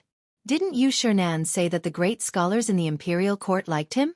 They did not object to him being the crown prince's teacher. A few days ago, Yu Shernan, Kong Yingda, and the other great scholars came to the mansion to taste the fine wine. He did not hear them mention that the scholars were dissatisfied with him. What kind of trouble was this? Yan Liben said, if it was just rumors in the marketplace, it would be fine. But today, the scholars in the Imperial College also made a scene. Many of them even ran to the Taiji Palace, saying that they wanted to complain about you. Li Wangyu was speechless. How hateful was he? What do they want to complain about? Those disgraceful students, I don't know who bewitched them. They said that you have no talent, no virtue, and are not fit to be the crown prince's teacher. They also said that you flattered the saint, which was why you were conferred the title of Baron of Hu County, and that you are a sycophantic official. They even said that you are a lucky official, Yixing, who sits in the northeast of the imperial capital and attends to the crown prince. Ma Zhou angrily agreed. In the end, it was Chancellor Kong of the Imperial College who came out and reprimanded these scholars and chased them away. This can be considered as temporarily restraining them. Teacher, you have to think of a way. You can't let these people harm you. Nanny? The students of the Imperial College wanted to make a scene just to target him? Even if Li Wangyu was an idiot in politics, he could smell the thick scent of a conspiracy from this matter. It would be strange if there was no one behind this instigation. However, he was also puzzled. Who would spend so much effort to target him? A small county official who founded the country. What good would it do? Damn it, this was really a case of a person sitting at home, but trouble came from the sky. Chapter 251. Li Wangyu did not know that he was actually taking the blame for Pai Lupi again. He helped Pai Lupi to organize the heavenly grand ritual, the Saint's Divine Manifestation, at the Shuowang Imperial Consultation, which made a series of arrangements of the aristocratic families useless. Not only did the aristocratic families fail to use the plague of locusts to attack Pai Lupi's reputation and gain more power, but because of the Tao Zu's divine manifestation, Pai Lupi showed more of his imperial power. Now in the imperial court, even if the aristocratic families still accounted for half of the officials and had great power in local areas, but they were suppressed by Pai Lupi everywhere and were in a difficult situation. There was no such thing as an impenetrable wall in the world. The Taiji Palace seemed to be strictly guarded, but in fact, there was no secret to the aristocratic families. Without much effort, they found out from the palace that it was Li Wangyu, the little county man who founded the country, who gave advice to Pai Lupi and made their painstaking plan useless. Although they also believed that it was the Tao Zhu who showed his divine power, they were more jealous of Li Wangyu, who came up with the bad idea of organizing the heavenly grand ritual. In fact, this matter was originally proposed by Ma Zhou, and Li Wangyu took the blame for his disciple. He took the blame for Ma Zhou and Pai Lupi. Li Wangyu was simply the scapegoat hero. Therefore, the aristocratic families such as the Zheng family of Xingyang and the Wang clan of Taiyuan regarded Li Wangyu as a thorn in their side. However, Li Wangyu was only appointed as the county man who founded the country. He did not enter the imperial court to hold an official position, so there was no evidence for them to use against him. However, this 16-year-old county man who founded the country was actually invited by Pai Lupi to be the crown prince and the king of Yu's army. This was beyond the aristocratic family's expectations, but it also gave them an excuse to attack Li Wangyu. The aristocratic family's usual tactic was to use their pen as a knife and use their influence in the scholarly circles to discredit others. Words hurt people more than swords and sabers. Even Pai Lupi, the emperor of the Tang Dynasty, was put in a difficult position by the aristocratic families using such means. If it weren't for Li Wangyu's shenanigans, Pai Lupi probably wouldn't have had an easy time either. Originally, the Wang clan of Taiyuan was dissatisfied with Li Wangyu because of the annulment of the engagement. The Zhang clan of Xingyang was even more disgraced because of Zhang Kongbua.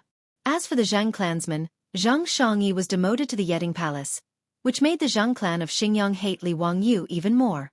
Even if he couldn't touch Pai Lupi, he could still deal with a little boy from Huxian.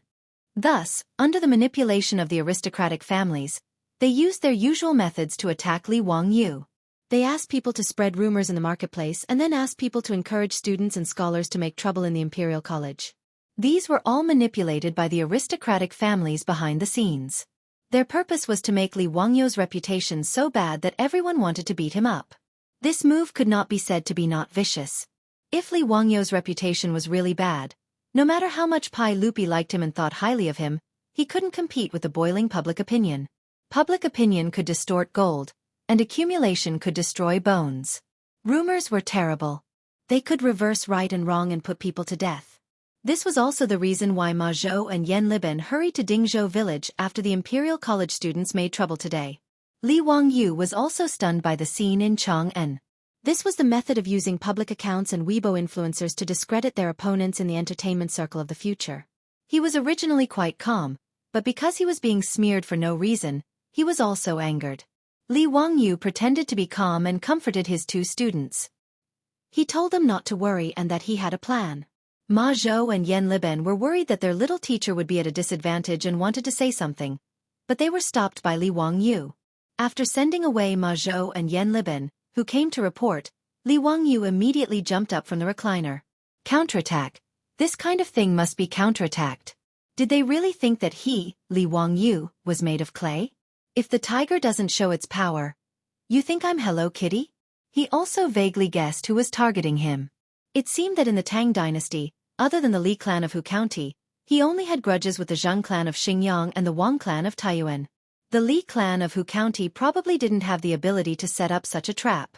Other than the 5 clans and 7 nobles, there was no one else who could incite the students of the Imperial College to make trouble. Thinking of this, Li Wangyu became more and more angry. The Wang clan of Taiyuan and the Zhang clan of Xingyang were really haunting him. He just stayed in Dingzhou village and lived in a remote place, but they still remembered him. They were really domineering and unscrupulous. Wang Ziqiao of the Wang clan of Taiyuan found the head of the county government who had been working for 10,000 years and wanted to frame him. He hadn't taken revenge yet, but now they attacked him. It was really hateful. The cynical man paced back and forth in the backyard, thinking about how to fight back. Since they said that Li Wangyu had no talent and no virtue, then he would show his talent to the world and make them blind. But how to show his talent was a bit troublesome. After thinking about it, Li Wangyu decided to ask for help. Niu Wu, go to the carriage shop in Chang'an City and find Su Chongqing. I have something urgent to find her. For crisis public relations, well, it was reliable to ask the beautiful boss to give him advice. This was the specialty of the top students of the University of Pennsylvania. Li Wangyu didn't feel that there was anything embarrassing about asking a beautiful superior to give him advice.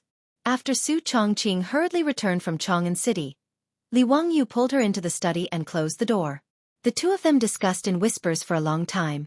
When the door of the study was opened again, Li Wangyu called Niu Wu again and told him a few words. Niu Wu nodded and rode to the county seat of Hu County. The next day, in the legislative hall of Taiji Palace, Pai Lupi was losing his temper. Yesterday, the students of the Imperial College made trouble, which made Pai Lupi aware that someone was targeting Li Wangyu. Before he could ask the 100 Horsemen Department to investigate the cause, the Imperial Censor had submitted a memorial to impeach Li Wangyu from Hu County. He was young and inexperienced, without talent or virtue, and was unfit to be the Crown Prince's tutor. Li Er had vented his anger in front of all the officials in the Imperial Court. It could be said that he had used his dignity as an emperor to temporarily suppress this matter. If Li Wangyu could guess who was targeting him, so could Pai Lupi. Other than those aristocratic families, no one else would dare to do such a discrediting method. Only the noble clans had such influence. Pai Lupi knew that Li Wangyu had probably taken the blame for him, causing the noble clans to hate him. That was why he was targeted like this. It was precisely because of this that Pai Lupi was so furious. His own nephew had taken the blame for him. How could Pai Lupi not be angry? What made Pai Lupi even angrier was that he still didn't know how to clear Li Wangyu's name. If he issued an edict to refute it, he was afraid that it would add fuel to the fire and confirm that Li Wangyu was a lucky subject. This feeling of having power but not being able to use it made Pai Lupi feel suffocated.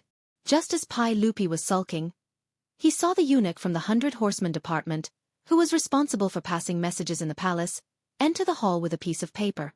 "What's the matter?" Pai Lupi asked in an unfriendly tone. The eunuch's expression was strange. He respectfully presented the piece of paper with both hands. "Your Majesty, you will know once you see it." Pai Lupi reached out his hand to take it and carefully looked it over. A moment later, the sound of Pai Lupi's loud laughter could be heard from the legislative hall. Chapter 252. The schools of the Tang Dynasty were known as the 6 schools and 2 halls. The 2 halls referred to the Hongwen Hall and the Chongwen Hall. They were located in the East Palace and recruited the children of the royal family. They were the top-notch schools and had the fewest students. The 6 schools referred to the Imperial College, the 4 schools, law, calligraphy, and mathematics, all under the Imperial College. Although the Imperial College, and the 4 schools all studied the Confucian classics, they recruited students based on the grades of officials. The Imperial College recruited the children of officials of grade 3 and above and had 300 students. The Imperial College recruited the children of officials of grade 5 and above and had 500 students. The 4 schools recruited the children of officials of grade 7 and above and had the most students. They were mainly selected from the counties and provinces and were mostly outstanding children of officials. There were a total of 1,300 students. The law, calligraphy, and mathematics were for children of grade 8 and below and commoners. Those who studied law, those who studied calligraphy, and those who studied mathematics added up to less than 100 people. It was a pitiful sight. The Imperial College of the Tang Dynasty was located in the Jianghu workshop of Chang'an City. The Imperial College took up half of the workshop in the west. The Jianghu workshop and the Pingkong workshop were only separated by a 100-meter-wide Xianxia Main Street. It was really convenient for these students to search for artistic inspiration. The students who caused trouble were mainly from the Imperial College. The main reason was that close to half of the students in the Imperial College were born in aristocratic families. Yesterday, these students were scolded by the Imperial College's Chancellor Kong Yingda and were forced to disperse. However, they were not going to let the matter rest. Within the Imperial College, students from the Zhang family of Xinjiang and the Wang family of Taiyuan gathered a group of Imperial College students and prepared to cause trouble outside the Imperial City again. The leading student of the Zhang family raised his arms and shouted, "If we don't get rid of the traitors, the country will not be at peace. How can we, the Imperial scholars, sit by and watch such a scoundrel without virtue and talent lead the Crown Prince astray? Everyone, that Li Wangyu from Hu County is bewitching the saint. How can we sit by and do nothing?" The Imperial College students all felt that they were righteous people who were helping the country get rid of evil, so they all agreed. However, there were also people who raised their doubts. Li Zio of Hu County was famous in Chang'an before, and several of his poems were handed down from generation to generation. Was there some kind of misunderstanding? I don't think Li Ziyo is a person without talent. The disciple who raised the objection had just finished speaking when he was immediately rebutted. Ah, what fame! I think he's just a person who takes advantage of his fame to steal from the world. Who would believe that a 16-year-old youth could write such a poem? That's right, that's exactly how it is. It must be Li Wangyu who got someone to write it for him in order to fish for fame. We scholars want to expose the true face of these treacherous officials. Flattering the saint, such a talentless and immoral young man becoming the crown prince's teacher is a crime of deceiving the emperor. In the imperial college, there were few who dared to speak out and argue for Li Wangyu. After being refuted by a group of people, they didn't know what to say. Just as the disciples of the imperial college, encouraged by the scholars of the aristocratic families, were preparing to go to the imperial city to petition again, a servant of the imperial college ran in from outside the gate of the imperial college. He was holding a large stack of papers in his hands, sweating profusely from running. As he ran, he shouted, "Young masters, someone just sent these things over and asked me to bring them to you." "What is this?" A student curiously took a piece of paper from his arms. After looking at it for a moment, his expression changed greatly. How is this possible? "Brother, what's wrong? What happened?" The student of the Imperial College couldn't help but look at the leaders of the Wang clan of Taiyuan and the Zhang family of Xingyang. With a complicated expression, he replied, "Take a look for yourselves." Everyone curiously took the paper from the servant's hands and began to read it. After reading it, they couldn't help but gasp. This Li Ziyo is really hard to predict. These were all written by that young man from Hu County? It's really too shocking. Works passed down from generation to generation. All of them are works passed down from generation to generation. How could he create so many poems that can be passed down from generation to generation? Brother, did you notice that? It says here that it's the first issue. Does that mean there's a follow-up? How is this possible? Could it be that this Li Wangyu is really a genius? Just by looking at these poems, it seems like we've wronged him. Everyone, did you notice this handwriting? It's so unique. The handwriting is thin and strong, yet it doesn't lose its meat. I've never seen this kind of handwriting before. All of the papers have the same handwriting. Could it be that Li Ziyo copied them himself? There's a description below. This handwriting was created by Li Ziyo from Hu County. It's called Thin Muscle Body. Li Ziyo was inspired to create this handwriting when he saw that the bamboo branches were thin but had strength of character. The words on it were all personally written by Li Ziyo and then printed. Printed? How could it be printed like this? Incredible. Incredible. Not to mention Li Ziyo's poems, just based on this handwriting, Li Ziyo's name will definitely go down in history. After the students of the Imperial College saw what the servant brought, they were all discussing it. Some were exaggerating the poem, some were discussing the calligraphy, and some were curious about how the paper was printed. Taiyuan Wang clan and Xingyang Zhang clan's leaders saw the huge reaction of the crowd and suddenly felt that something was wrong. They quickly separated the crowd and ran to the servant and grabbed the paper. On the paper, there were a few big words, Ziyo's compilation. Below it, there were the words, first issue. Below it, there were 10 poems written by Thin Muscle Body. These 10 poems made Taiyuan Wang clan and Xingyang Zhang clan students palpitate more and more. Their faces slowly turned pale. These 10 poems, all of them were works that could be passed down from generation to generation. Any one of them, in their opinion, was enough to win the favor of the examiners in the spring imperial examinations. However, Li Wangyu directly printed these 10 poems as if they were free. He even asked someone to send them to the Imperial College to distribute. The students who did not manage to grab the paper were urging people to read it out loud. Immediately, there were people who did not care about the ugly faces of the aristocratic family's disciples and loudly recited. The first poem, Lime Song. Hammered thousands of times deep into the mountains, burned by fire as if it were nothing. Not afraid of being crushed to death, to keep my innocence in the world. The meaning of this poem was that I was brave enough to sacrifice myself to maintain my loyalty and innocence. However, in the eyes of these aristocratic families, Li Wangyu was using this to mock them for their despicable actions. He, Li Wangyu, would rather keep his innocence in the world than wallow in the mire with them. Bastard, he actually wrote such a poem to scold them. If Li Wangyu was innocent, wouldn't that mean that the aristocratic families were all filthy? However, no matter what they thought, once the poem was recited, the Imperial College was full of cheers. Many students even looked at the aristocratic family's disciples with mischievous eyes.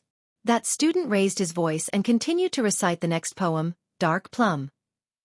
My family washes the inkstone on the head of the tree, blooming flowers with a light ink mark. Don't want people to praise the good color, only leaving a clear air that fills the universe. It was another poem that used plum flowers to describe oneself. It expressed one's attitude towards life and did not flatter the secular world. The aristocratic family's disciples were about to vomit blood. If Li Wangyu's clear air fills the universe, then what are we? However, no matter how ugly their faces were, the Imperial College's students praised even louder. Good. What a good, only leaving a clear air that fills the universe. Li Ziyo is talented. Chapter 253. The student who recited Li Wangyu's poem was so excited that his face was flushed red. He was full of pride, as if he was the one who wrote the poem. Ignoring the murderous gazes of the aristocratic students, he continued to recite. Bamboo and stone. Clinging to the green hills and not relaxing, rooted in the broken rocks. Even after thousands of blows, still strong, no matter where the wind blows. The 5 surnames, 7 gazes, and the other students who had taken the lead to cause trouble all felt a burning pain on their faces. This was Li Wangyu, who said that he had to be like bamboo, tenacious and persistent. Only after listening to 3 poems, the students of the Wang family of Taiyuan and the Zheng family of Xingyang had cold sweat on their foreheads. Is this who County Li Wangyu so terrifying? The students of the Imperial College had already started to applaud and cheer. Good, clinging to the green hills and not relaxing, truly a masterpiece. Continuing to listen, the next poem was Crab Song. Yut Songhai is well known. Bones grow from flesh. Don't fear thunder and lightning. The Sea Dragon King also runs amok. It was another poem that used other objects to express one's emotions. Although it was talking about crabs, it was actually talking about one's unyielding bones, fearless heart, and daring to offend one's superiors. Continuing to recite, it was The Road is Difficult. Li Wangyu plagiarized another poem from Li Bai. The great Tao is like the blue sky. I alone cannot find it. Shamefully exiled from the Chang'an society, red chicken and white pheasants gamble on pear chestnuts. The road is difficult, but returning is easy. This was Li Bai saying that he was unwilling to follow those aristocratic students in Chang'an and fight like a dog. Bowing to the aristocratic families was not what Li Bai wanted. The road is difficult, I can only return. However, the students of the Imperial College thought that Li Wangyu was talking about his own experiences. Everyone seemed to see a young man who was unwilling to follow the aristocratic families. They could not help but feel that he was wronged. When they thought about how they almost helped the tyrant and beat this young man into a traitor, they felt ashamed. How could a young man who could write such a poem be a treacherous traitor? How could he be without talent and virtue? Originally, they thought that Li Wangyu was only 16 years old, but he was invited by the sage to be the crown prince's teacher because Li Wangyu flattered the sage. Now, it seemed that they had wronged him. With Li Wangyu's talent, not to mention being the crown prince's teacher, even coming to the Imperial College to teach the Imperial College's students was more than enough. What was even more embarrassing were the disciples of the aristocratic families. Previously, they had been saying that Li Wangyu had no talent and no virtue, that his previous poems were plagiarized, and that he was fishing for fame. In the end, Li Wangyu threw out 10 masterpieces without a word. This made the words and actions of these aristocratic descendants to encourage the crowd just now become as laughable as clowns in a comedy show. Everyone, are we still going to the Vermilion Bird sect? A student suddenly asked, causing everyone to look at him as if he was an idiot. F***ck your sister. Are you going to embarrass yourself? A scholar from the Wang clan of Taiyuan tore the paper in his hand into pieces and roared, I don't believe it. I definitely don't believe that this was written by a 16-year-old young man. He must have plagiarized. His angry words caused the Imperial College's students to look at him with disdain. Plagiarism? Why don't you copy it for us to see? How could someone who could write such a poem be someone else's weapon? Actually, he didn't believe these words himself. After roaring, the Wang clan's student angrily separated the crowd in front of him and ran out of the Imperial College. Many students from aristocratic families followed closely behind. They all needed to rush back to their families to ask how to deal with this matter. Before these aristocratic descendants could return to report, the matter had already spread throughout Chang'an city. This was because at this moment, there were four-wheeled carriages running past every square in Chang'an city, continuously scattering the Zio's compilation that they had seen just now. Li Wangyou's name today had become a hot topic in Chang'an city. In fact, the Wang clan of Taiyuan really didn't wrongly accuse Li Wangyou. Li Wangyou really did plagiarize the poems. However, he only copied the poems of the big shots of the later generations. There were 300 poems of the Tang and Song dynasties, and there were many poems in his mind. Originally, Li Wangyou would have taken the initiative to plagiarize the poems of the big shots in a high-profile manner. He was forced to throw out one or two poems to deal with the task. However, yesterday, when he learned that the aristocratic families had actually mobilized the scholarly community to attack and discredit him, Li Wangyou couldn't care less. He could only walk his own path and leave the big shots of the later generations with nowhere to go. He and his beautiful boss discussed for a long time and felt that if he wanted to resist the pressure of the aristocratic family's public opinion, he could only display his talent in a high-profile manner. However, the Tang dynasty wasn't like the later generations, where one could post videos on Weibo and TikTok to quickly accumulate popularity. There were also no newspapers or media outlets to use.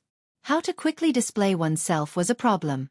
Li Wangyou couldn't help but sigh and say, "Sigh, it would be great if there were newspapers. They could pay for an exclusive interview or something. The effect would be great."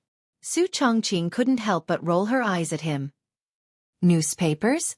Do you want to go on TV?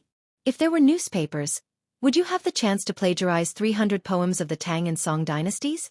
After being rebuked by his beautiful boss, Li Wangyou could only touch his head and smile foolishly. He thought of the flyers and small advertisements he often distributed when he was in college and couldn't help but have an idea. He couldn't do newspapers. After all, there was no movable type printing in the Tang dynasty. Although Li Wangyou and Su Chongqing both knew a little about the principles of movable type printing, they couldn't do it without spending time experimenting. However, there was no problem with using engraving printing to print flyers or something. He could completely print and distribute the poems he plagiarized on a large scale to prove his innocence. Li Wangyou, who originally didn't want to be famous, now realized that in the Tang dynasty, fame was also very important. Wasn't the reason why the aristocratic families could compete with Pai Lupi in such a high-profile manner because of the fame they had accumulated over thousands of years? If Li Wangyou was a famous scholar like Yu Shernan or Kong Yingda, would the aristocratic families dare to smear his name? Li Wangyou's idea was supported by Su Chongqing. In the absence of effective dissemination channels, distributing flyers like the later generations seemed to be a good choice. After the two discussed the details, they decided on the plan to spread their fame by distributing flyers. Li Wangyou immediately copied the poems and gave them to Niu Wu. He asked him to go to the county seat of Hu County and find a printing house to print them. However, to Li Wangyou and Su Chongqing's surprise, Niu Wu went to the county seat of Hu County and quickly returned with a piece of bad news. The printing house in Hu County didn't have the ability to print Li Wangyou's flyers because no one had ever heard of engraving printing. Li Wangyou was stunned for a while when he heard this. Then he slapped his head. "Damn, I forgot." Not only did movable type printing not appear in the beginning of the Tang dynasty, but engraving printing wasn't even invented yet. Chapter 254. Li Wangyou had also forgotten that books in the early Tang dynasty were still handwritten. Engraving printing did appear in the Tang dynasty, but it was only the second year of Zhengguan, so there was no engraving printing. Li Wangyou remembered that the earliest record of engraving printing was after Empress Zhang's son passed away. In grief, Pai Lupi ordered people to use engraving printing to print out Empress Zhangxuan's female principles. However, that was 10 years after Zhengguan. In the Tang dynasty, there were many poor scholars who relied on helping people copy books to earn a meager income to support their families. Because of this, it was very difficult for books to spread. The reason why the aristocratic families were able to obtain so much political power and influence was also greatly related to the value of books. Books represented knowledge, and the aristocratic families that monopolized knowledge were naturally able to obtain many benefits from it. The reason why the aristocratic families disappeared in the river of history at the end of the Tang dynasty was not only related to the prosperity of the imperial examinations and the large-scale massacres of aristocratic families in the Huangqiao uprising, but more importantly, with the development of printing, books became cheaper and cheaper. The large-scale dissemination of knowledge caused the aristocratic families to lose their monopoly. The bookstores in the Tang Dynasty should be called copying bookstores. The owners of the bookstores hired poor scholars to copy books and sell them. These books that were manually copied were very expensive. Of course, there was also printing, but printing mainly referred to rubbing, which was to use stones to carve tablets and then make rubbing. It was because printing was not popular that there were no bound books in the Tang Dynasty. Instead, scrolls were popular. Reading a book was like looking at a painting, which needed to be slowly unfolded. Every time Li Wangyu saw Guan Yu reading a thread-bound book on TV in the Three Kingdoms, he couldn't help but want to spit at the director. Did you transmigrate into the past as well? Where did the thread-bound books come from in the Three Kingdoms? Before the invention of papermaking in the Han Dynasty, it was bamboo slips and books. From the Han Dynasty to the Tang Dynasty, it was scrolls and books. After the invention of engraving printing in the Tang Dynasty, thread-bound books began to appear, which was the book style that the later generations were used to. Niu Wu went to the bookstore in Hu County and naturally returned without any results. Regarding this, Li Wangyu also had a headache. This was forcing him to invent and create more things. In any case, engraving printing had only been around for a few years, and he had only slightly accelerated the course of history. Li Wangyu could only go with Niu Wu to the county town's bookstore. The owner of the bookstore in Huxian was surnamed Sun, and he was in his 50s. Although he was a merchant, he was also a scholar. Seeing that the Baron of Huxian had personally come to visit, he immediately came out to greet him. Old me greets the county's transfer agent. Owner Sun, there's no need to be so courteous. I'm here because I have a request. I hope Owner Sun can help me. Owner Sun smiled bitterly. Huxian Nan, your troops have already explained the matter to Old me, but it's impossible to copy 10,000 manuscripts in a day. Old me is powerless. Li Wangyu wasn't in a hurry to answer. He just smiled and asked, Owner Sun, do you have any craftsmen who can do seal carving? Owner Sun froze for a moment, then nodded and replied, Of course we do. Does Huxian Nan need seals or stone tablets? Our bookstore can do both. Old me has a few craftsmen who are very skilled. They definitely aren't inferior to the seal carvers in Chang'an. That's good. Owner Sun, do you have any wooden planks? They don't need to be too big, just about the same size as my manuscript. Li Wangyu waved the manuscript in his hand and continued to ask. His question confused Owner Sun, but he had no choice but to cooperate. Of course we do. Huxian Nan, please wait for a moment. Old me will immediately send someone to fetch it. Not long after, a high-quality boxwood plank was brought over. Li Wangyu picked it up and looked it over. He nodded in satisfaction and said to Owner Sun, please bring some paste. Owner Sun, who didn't know what was going on, could only do as he was told. However, he was even more confused. Just what did this Baron Huxian want to do? Li Wangyu didn't explain. He took the paste and carefully brushed a thin layer on the boxwood plank.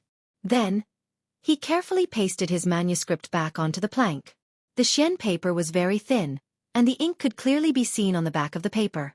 After pasting the manuscript back onto the plank, the writing was still very clear. After the paste dried, Li Wangyu smiled and handed the plank to Owner Sunday. Owner Sun, I'll have to trouble you to find a skilled craftsman to help me carve this plank. The words on it need to be carved in yang. Yang carving meant that the words would protrude, while yin carving meant that the words would sink. When printing, yang carving meant black words on white paper, while yin carving meant white words on black paper. At this moment, Owner Sun seemed to have figured out something. When he realized why Li Wangyu wanted to carve this plank, he was so excited that his beard was about to curl up. Huxian Nan, this can be used for printing. Dao ancestor, how could I have never thought of such a simple and convenient method? Huxian Nan, please wait a moment.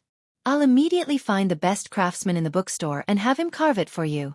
In fact, block printing wasn't complicated. It was just a combination of Chinese seals and printing. Whether it was seal carving or printing, China had existed since the Qin dynasty. However, no one had thought that by enlarging a seal, it could be used to print books. Sometimes the development of technology was like window paper. It could be broken with a light poke. Owner Sun wasn't bragging. The craftsman in his bookstore only used 2 hours to carve the boxwood plank. Moreover, The words were clear and the strokes were vigorous. At this point, owner's son didn't even need Li Wangyu's instructions. He immediately asked the craftsman in the bookstore to prepare the ink and tools for printing. They used a roller to apply the ink evenly on the block. Then, they covered it with paper and gently brushed the paper with a brush before taking it off. A leaflet that was exactly the same as the one Li Wangyu had written before was printed. Owner's son couldn't wait for the ink to dry. He snatched the printed leaflet and carefully examined it. He was so excited that his hands couldn't help but tremble. It's done just like that? Is it really that simple? Tao ancestor above, how convenient would it be to use this to print books? The current Analects of Confucius had to be manually copied. Not only was it expensive, but it was also very slow. There were 20 chapters of the Analects of Confucius, with a total of 15,900 words. Even the most skilled copyist would need an entire day to copy it. Just now, he'd asked the craftsman in the bookstore to try printing with the block. Not only was it beautiful and the words were clear, but a craftsman could also print thousands of copies in a day. Although a block could only print a portion of the book's contents, he could carve many blocks and print them at the same time. In other words, if necessary, his bookstore could print thousands of copies of the Analects of Confucius in a day. Moreover, the price might be 1/10 of the original copy, or even less.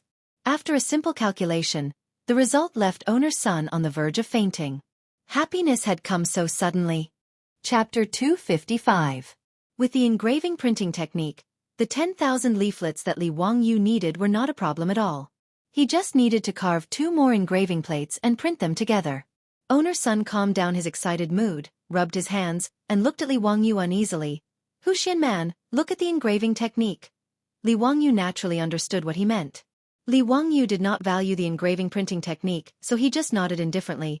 I'll give you the engraving printing technique, but I have to print a lot of things these days. Before Li Wangyu could finish his words, owner's son immediately patted his chest and promised, Old me will only take the cost of the paper. The engraving, ink, and labor will all be borne by old me. Huxian man, what do you think? Seeing that the owner of the bookstore was so agreeable, Li Wangyu naturally nodded and agreed. Although paper was invented in the Han Dynasty, the price of paper was still high until the Tang Dynasty.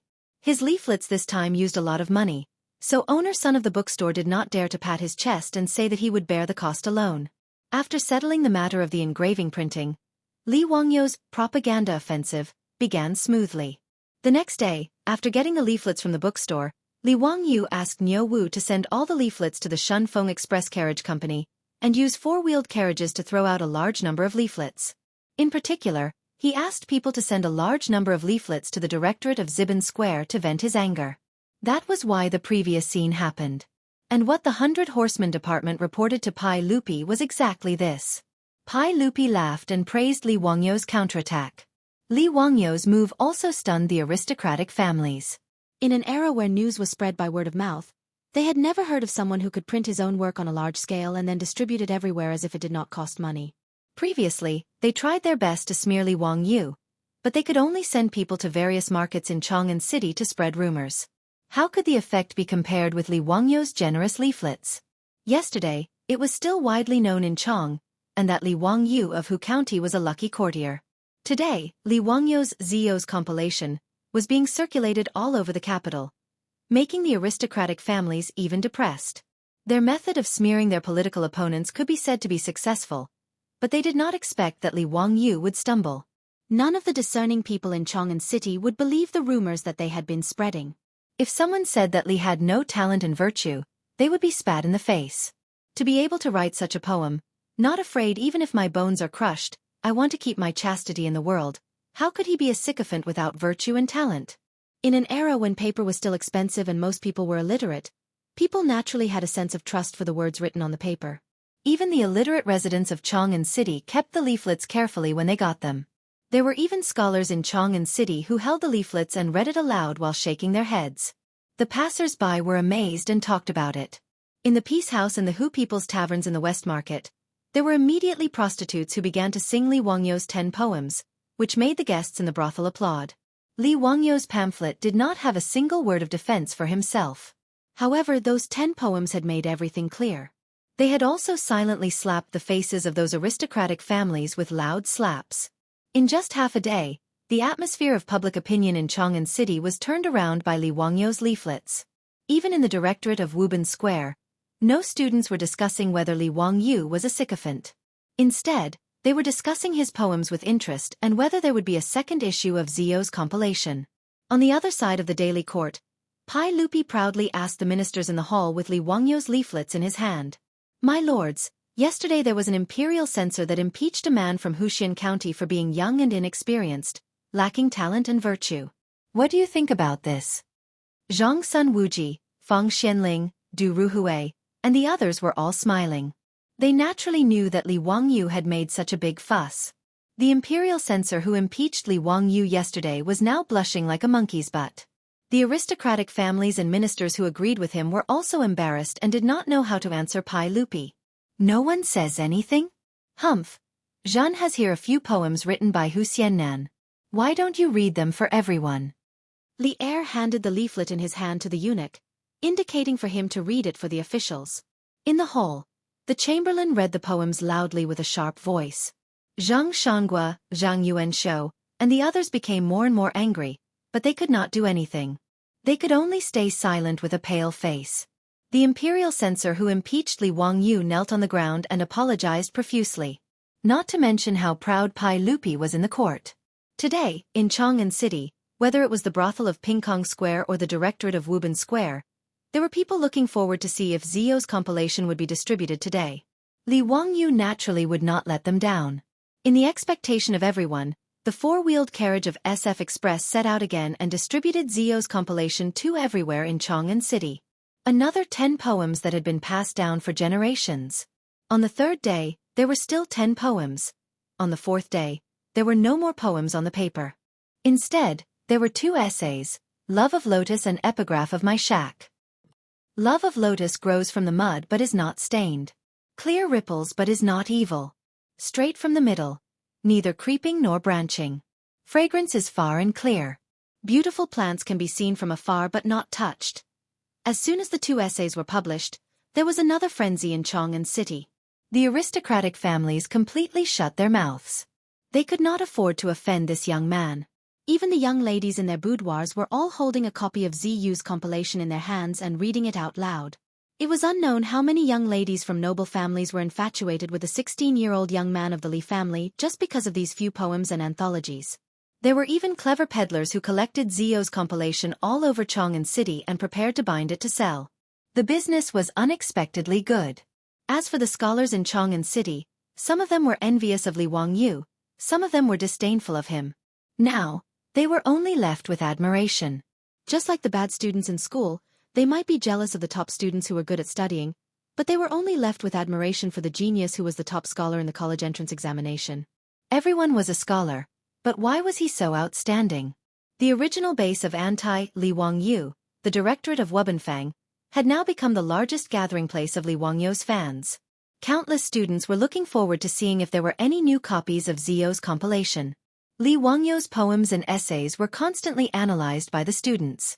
Even the words on the flyers were copied by the calligraphy students and regarded as classics. Zio's compilation had ignited Chang'an City. On the 5th day, Li Wangyou finally threw out his trump card. Chapter 256. In the main hall of the Taiji Palace, the pregnant Empress Zhang Sun held a leaflet and read it in a low voice. Pai Lupi no longer had the smug look on his face. Instead, it was replaced with a serious expression. Li Wangyou had been throwing out his works in Chang, and for 5 days in a row. Every time Pai Lupi saw those poems and articles, he was full of pride. The more outstanding Li Wangyou was, the more it showed that Pai Lupi had a unique vision and was able to stand against all opposition and choose him as the crown prince's teacher. However, in Pai Lupi's eyes, Li Wangyou could not compare to those great scholars. He was only more intelligent than others.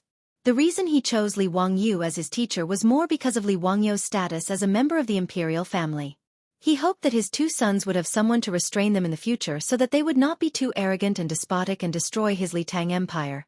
However, today's article made Pai Lupi reevaluate Li Wangyou. Someone who could write such an article could already be called a great scholar of the present age. However, when he thought of Li Wangyou's age, Pai Lupi could not help but shake his head and think that he was a monster. Empress Zhang Sun read softly, A teacher preaches, receives, and dispels doubts. People are not born with knowledge. Who can be without doubts? Therefore, there is no high or low, no long or young. Where the Tao exists, where the teacher exists. The last article that Li Wangyu threw out was Han Yu's on teachers. Even in the future, this was an article that students had to memorize. However, in the ears of Pai Lupi and Empress Zhang's son, it was like a bolt of lightning. It shocked the most respected couple of the Tang dynasty to the point that they looked at each other and did not know how to evaluate it. After reading the article, Empress Zhang's son let out a long breath and said leisurely, "Erlang, Zio is a great talent. You have chosen a good teacher for Xianxia and Qingke." Pai Lupi replied, "Yes, I didn't expect Ziyu's talent to be so outstanding." "Haha, Maid Guanyin. You didn't see the expressions of those aristocratic family officials in the main hall today. They looked as if their fathers had died. How delightful!" However, Empress Zhangxuan's beautiful eyes flickered. "Erlang, Chengqian, Qingke, and Cheng'll only go to Ziyu Manor to study for 2 days every 10 days. Isn't that too little?" Pai Lupi paused for a moment before nodding his head. "That's right, but it's too little.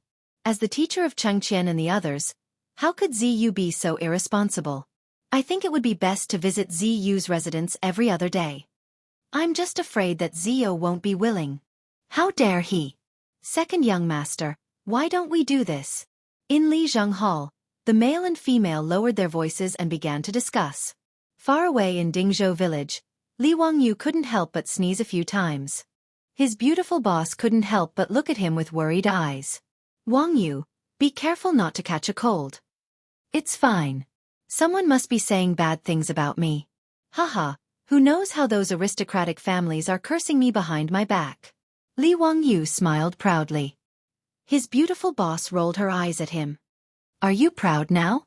You plagiarized so many poems and essays. Heh, I was forced to do this, wasn't I? Those big shots will understand me." Li Wangyu put his hands together and casually bowed towards the sky. "Big shots, it's not that I don't want to give you a way out, but those aristocratic families are really pushing me too far. I'm also a victim. Please forgive me." Su Chongqing couldn't be bothered with his antics. He only rolled his eyes at him to show his disdain. Li Wangyu suddenly thought of a line from the movie Charlotte's Troubles. He couldn't help but smile and ask, "Chongqing, do you think that in the future, Li Bai, Han Yu, and the other big shots will say, 'I really admire Li Zio, but I've always felt like I'm living in his shadow'?" Huh. Su Chongqing was speechless. He thought for a moment and replied, "I don't know if Li Bai and the others will say that, but I'm sure that you'll be the person that the students will hate the most in the future." What do you mean? Why would they hate me? Look at the poems and essays that you plagiarized. How many of them are required to be memorized in the language classes of the future? Half of the book is signed by you, and they all have to be memorized and tested. Tell me, don't you think you'll be hated?" Li Wangyu was momentarily stunned by Su Chongqing's words. After pondering for a long time, it seemed to be true. A drop of cold sweat slid down Li Wangyu's forehead. F***CK. How much hatred would he receive in the future? Li Wangyu felt a chill down his spine when he thought of the countless students who would grit their teeth and memorize all the essays that were signed by him. Forget it. Anyway, that was more than 1,000 years in the future. They could do whatever they wanted. It was none of his business. Li Wangyu quickly threw this question to the back of his mind. He moved closer to his beautiful boss and began to flatter her with a cheeky smile. However, he didn't know that a huge wave had been set off in Chang'an City because of this on teachers. Previously, the poems and essays that Li Wangyu threw out were only indirect responses to the slandering of him by the aristocratic families. However, this on teachers was seen by the public as Li Wangyu's public reply and refutation of the slandering. This on teachers had a clear argument, a strict structure, a thorough reasoning, and a majestic momentum. It was extremely persuasive and infectious. In particular, the sentence, "Everyone has their own specialization in learning the Tao," and "Everyone has their own specialization," made people applaud it. In Chang'an City, the aristocratic families closed their doors and refused to receive any guests, like cowards. In Chang'an City, a group of Confucian scholars led by Yu Shernan and Kong Ingda also applauded Li Wangyu's on teachers. However, no one dared to mention that Li Wangyu was too young to be the crown prince's teacher. As for the aristocratic families like the Wang clan of Taiyuan and the Zheng family of Xingyang, it was too late for regrets. They didn't achieve their goal of smearing Li Wangyu's reputation. Instead, they gave him the limelight in Chang'an City. This was simply asking for trouble. As for the students in the Imperial College, they started to make a fuss. This time, they didn't want to go to the Vermilion Bird Gate to impeach Li Wangyu. Instead, they wanted the Imperial College to invite Li Wangyu to teach them. Currently, in Chang'an City, the two places with the most fans of Li Wangyu were the Pingkong Square and the Wubin Square of the Imperial College. One was the admiration of the prostitutes in the brothel for the handsome young man Li Wangyu. The other was the admiration of the scholars for Li Wangyu.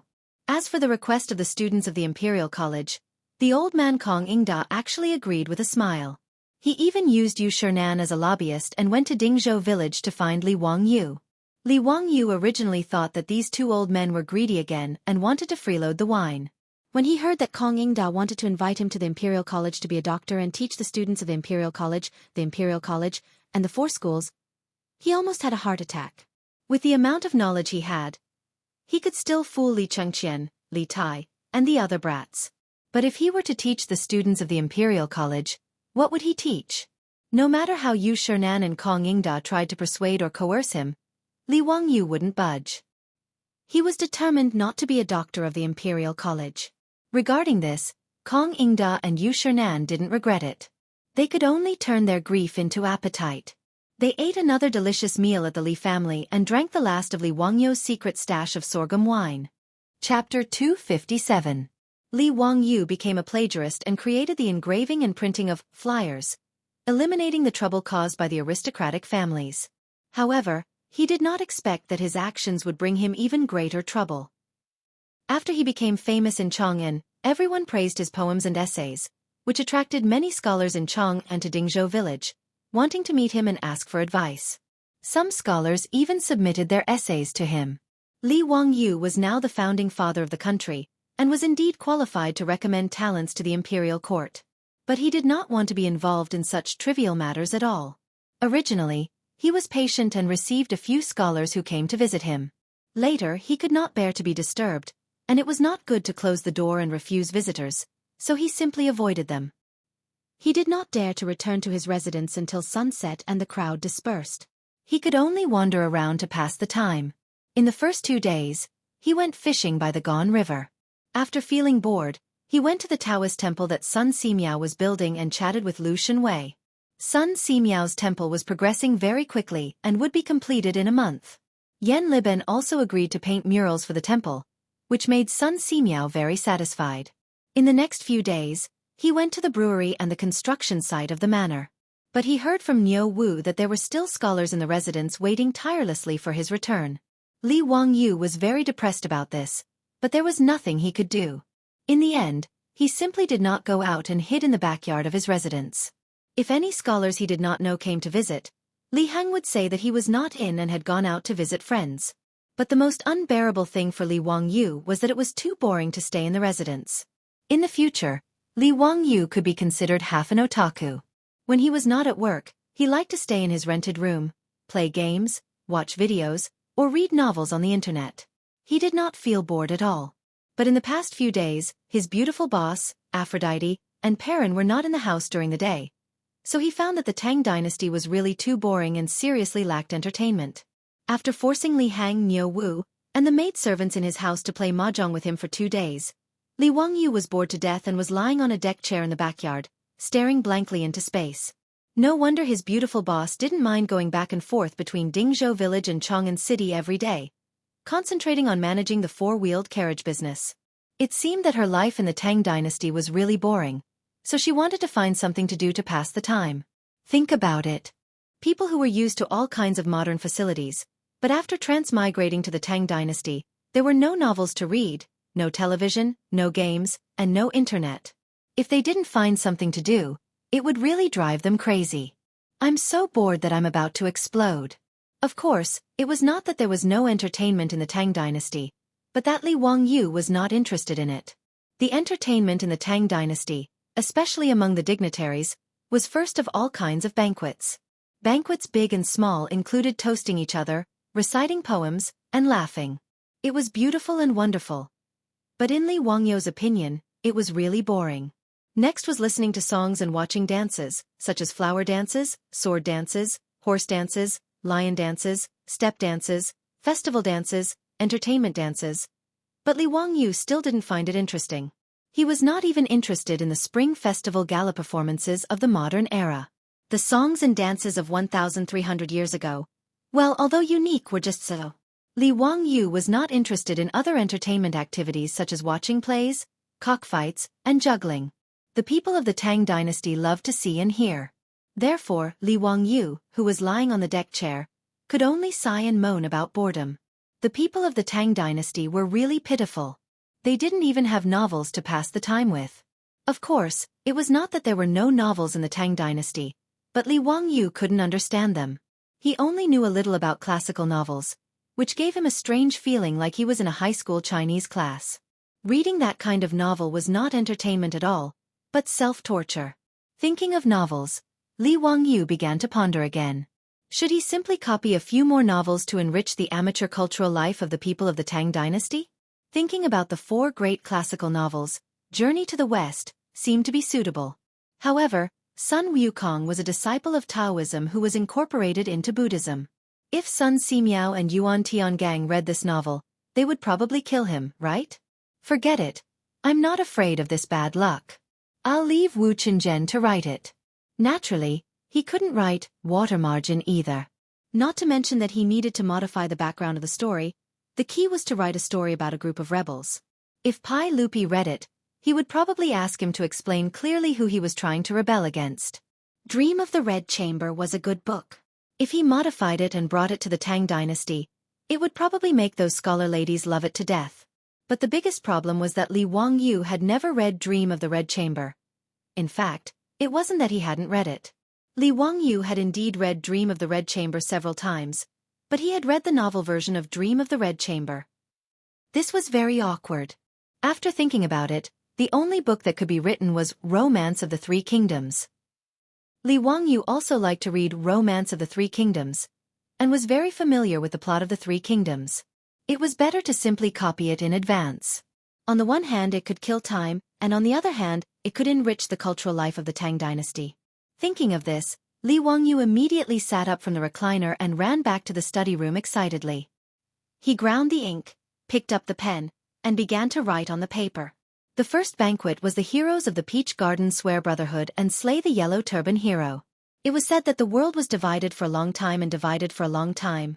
Li Wangyu couldn't write anymore.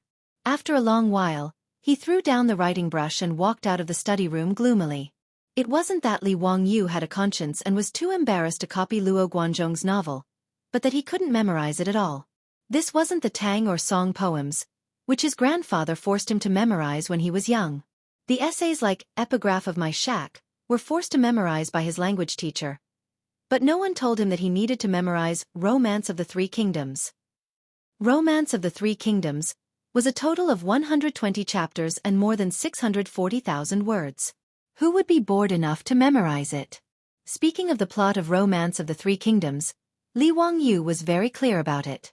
But knowing the plot didn't mean that he could write it into a novel, not to mention a novel in vernacular, which was beyond his ability. Li Wangyu felt more and more aggrieved when he saw a good opportunity to show off. Oh no, to enrich the cultural and entertainment life of the Tang Dynasty, slip away from his fingertips. After his beautiful boss came back, he gloomily mentioned his failed attempt to copy Romance of the Three Kingdoms, which made Su Chongqing laugh for a long time. However, after Su Chongqing laughed, he also felt a little regretful. If only my phone still had battery. Nonsense, I know that I can listen to music and play games. I've already regretted it 100 times. Su Chongqing shook his head. No, I have a lot of novels saved in my phone like the 4 great classical novels. Li Wangyu looked at her with disdain. Even if your phone can call back to the 21st century, it's useless. A phone without battery is worse than a brick. Chapter 258.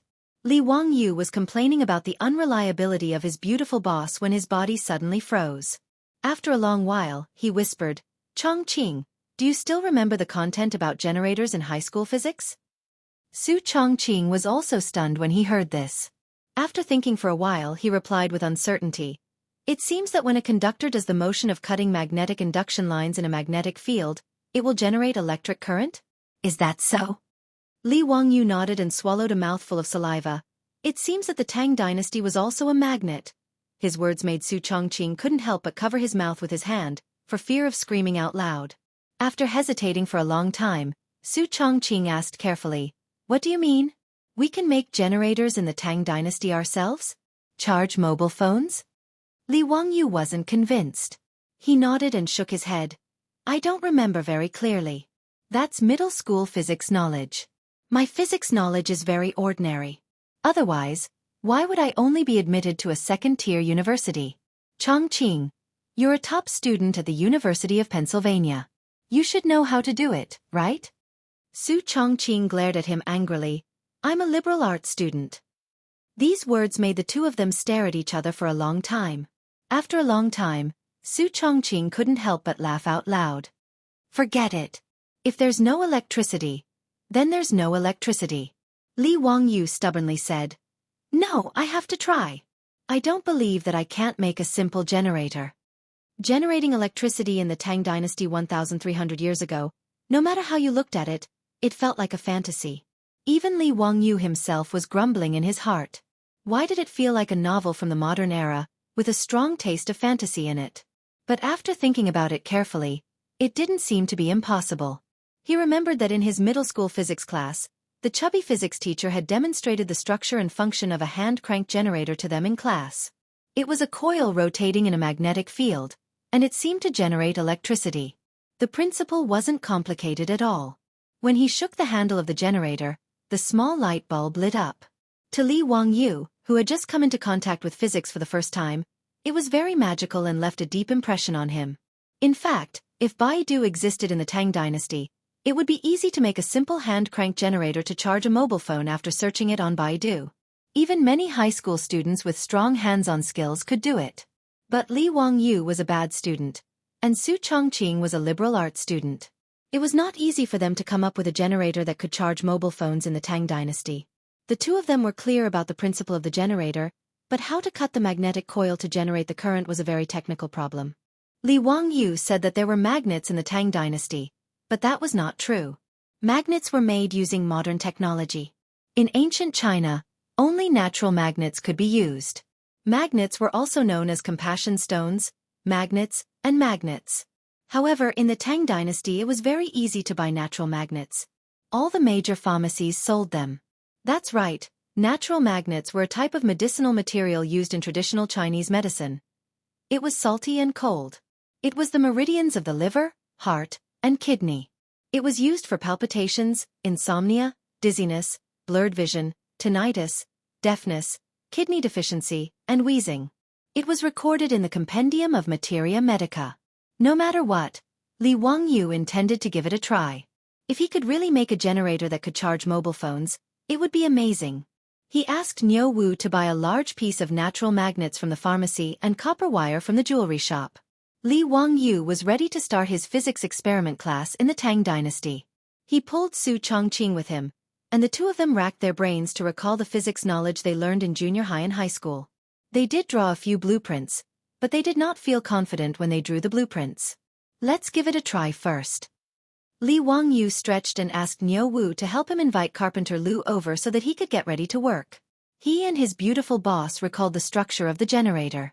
It was made up of a rotor and a stator. The stator was made up of a ring that was fixed on the outside, and copper wire had to be wound around it. The rotor was in the middle of the stator, and a magnet was installed on it. It could be turned with a handle, and after it spun quickly, it could generate electricity. The principle seemed simple, but neither of them had really operated it before, so they could only experiment slowly. And even if they could make a generator, it was still unknown whether it could charge mobile phones.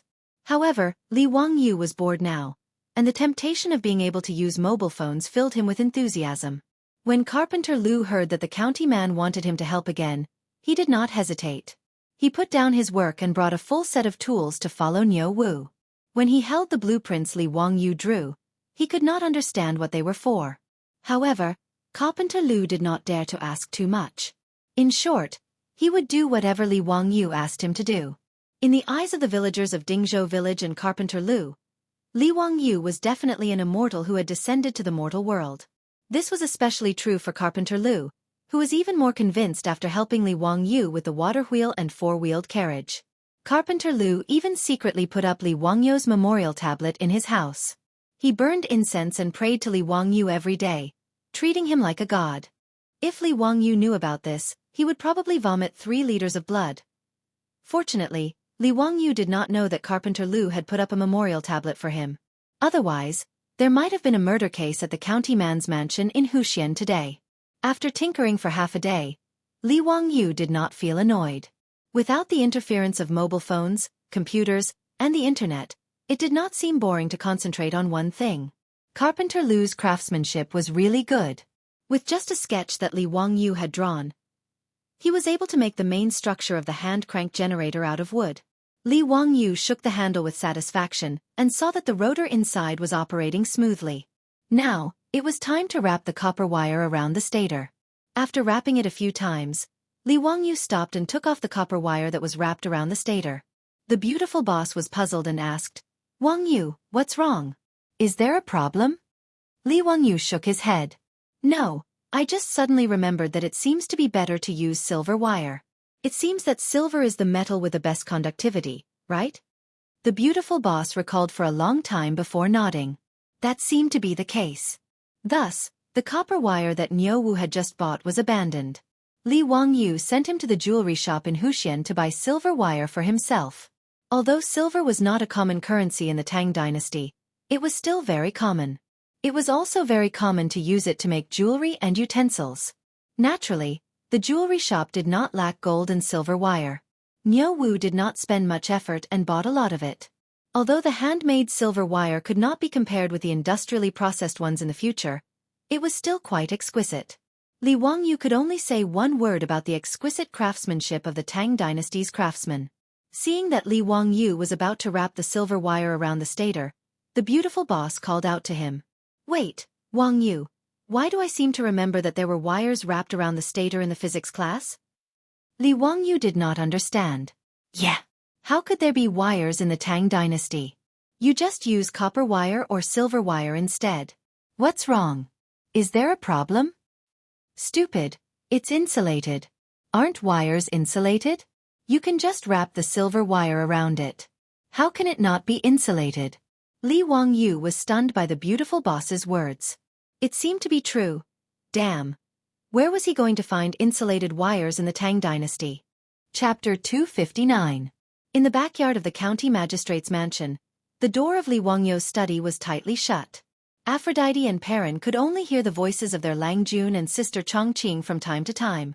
Their Langjun, in particular, was breathing rather rapidly, as if he was doing something strenuous in the room. "Ah! Hurry up! Hurry up!" Su Chongqing's excited voice came from the study. "Phew! I can't take it anymore. Rest. Let me rest for a while." Li Wangyu's panting voice came. "Wangyu, don't stop, keep going." "Phew! I'm exhausted, I can't take it anymore. Let me rest for a while before continuing." "You're so useless, it's time to exercise." "Cough, how can you say that? How can you say that men are useless? I've lasted long enough. It's been half an hour, right?" "Humph, you're so useless, 10 minutes at most." Perrin was confused and wanted to knock on the door of the study to see what Sister Chongqing and her Langjun were doing, but Aphrodite, who blushed, dragged her away. Although Aphrodite was a virgin, she seemed to have heard a lot of such voices in the taverns of the barbarians.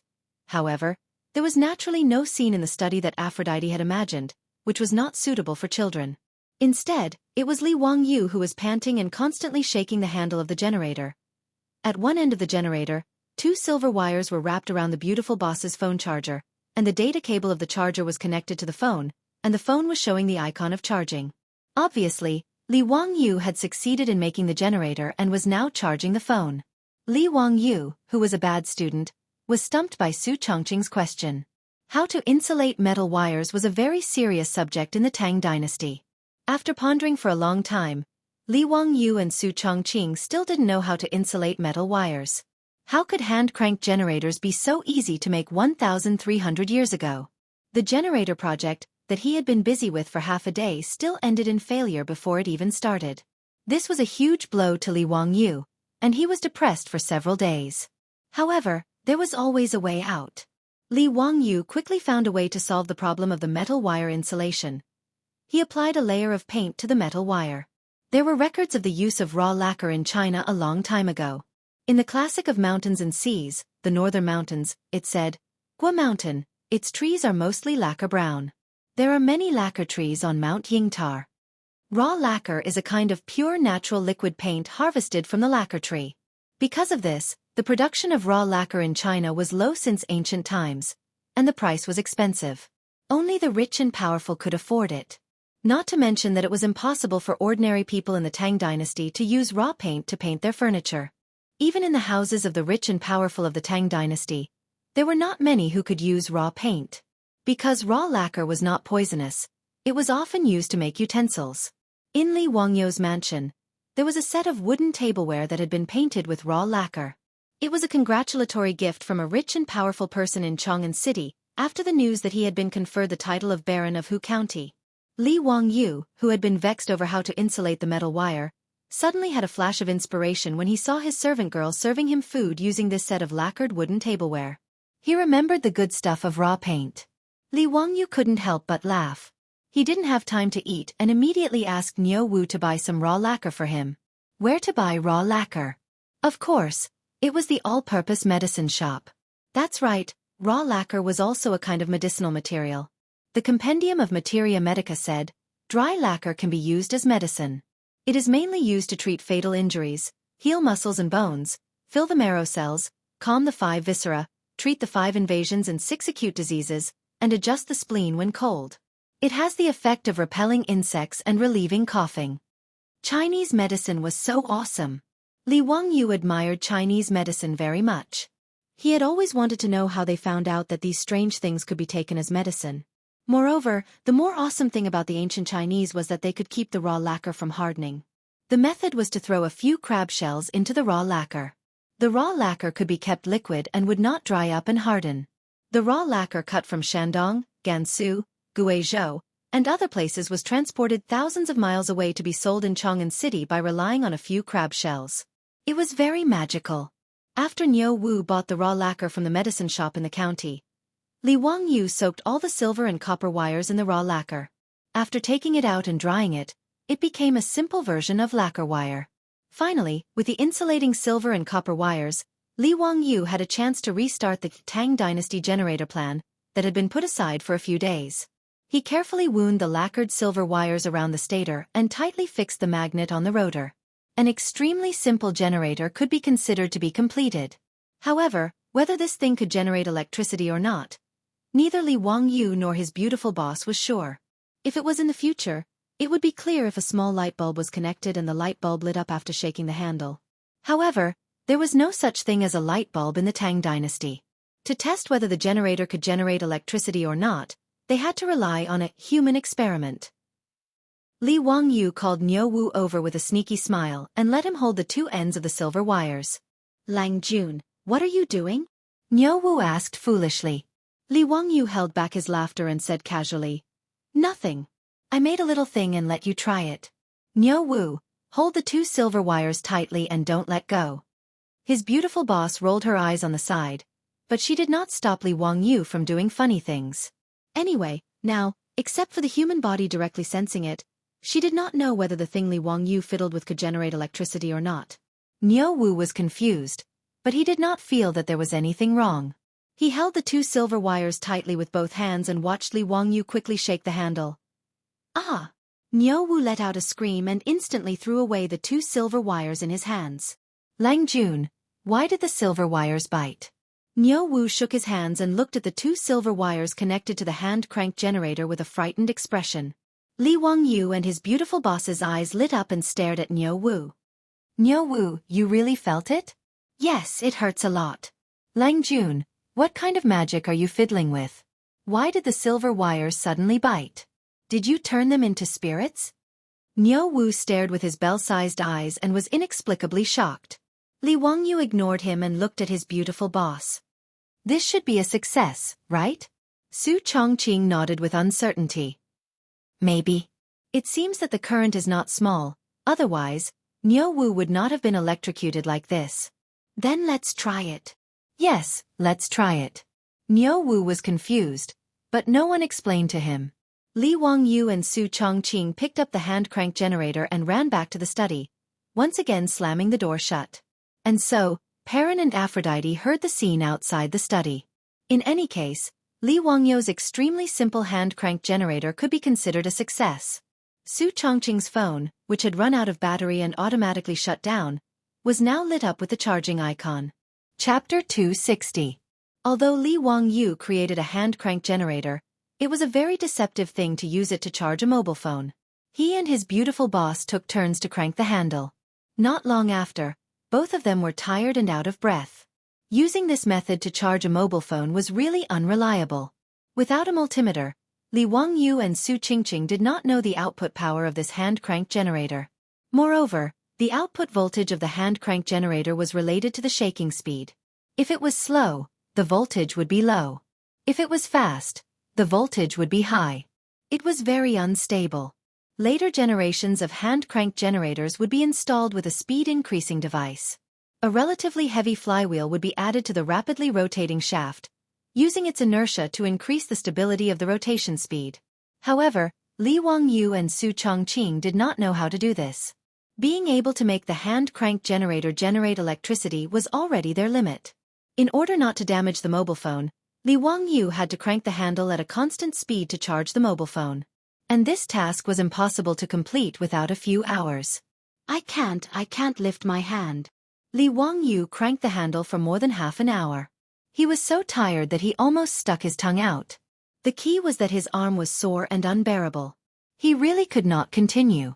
And the battery shown on the mobile phone screen was less than 10% charged. Su Chongqing wrinkled his nose in dissatisfaction. Humph, at this speed, when can you charge it fully? Li Wangyu directly played dead. No matter what his beautiful boss said, he was not willing to crank the damn generator handle again. The matter of charging the mobile phone needed to be kept a secret. Except for the two of them, it was not convenient to ask Niu Wu and Niu Yong to help. Between slacking off and using the mobile phone, Li Wangyu persisted for half an hour and finally chose the former.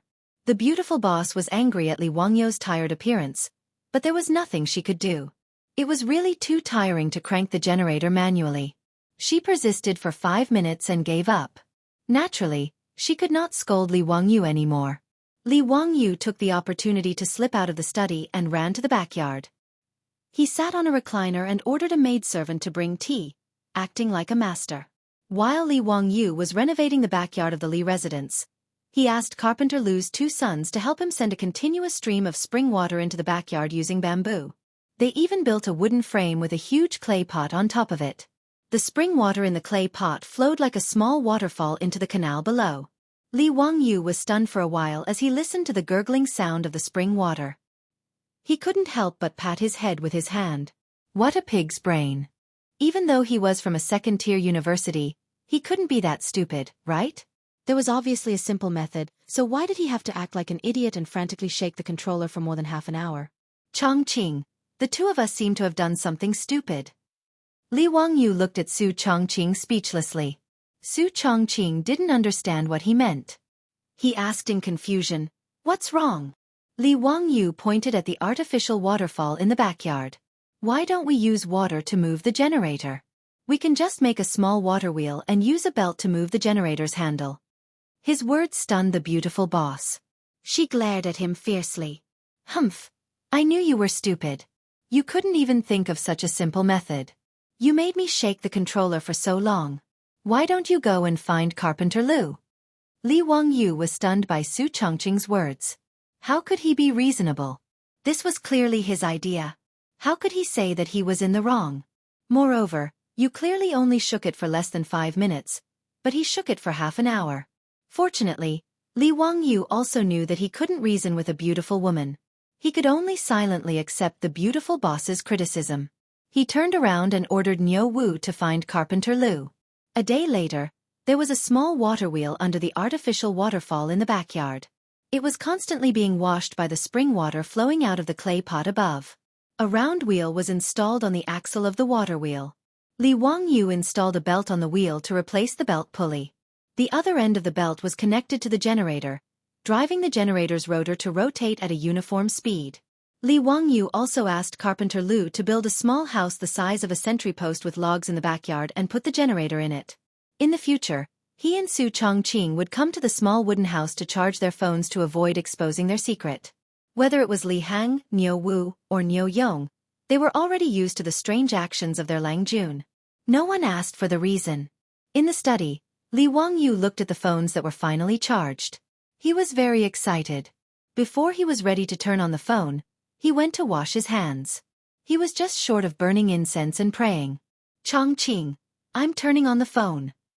Yes, turn it on. Li Wangyu excitedly pressed the power button. A moment later, the phone's screen lit up. The familiar boot music and the familiar boot animation. At this moment, Li Wangyu was about to cry. I want to listen to music. Read novels. Play games. Before Li Wangyu finished roaring in his heart, a slender hand reached in front of his eyes and slowly took the phone that he had just turned on. Hey, Chongqing, what are you doing? Li Wangyu asked unhappily.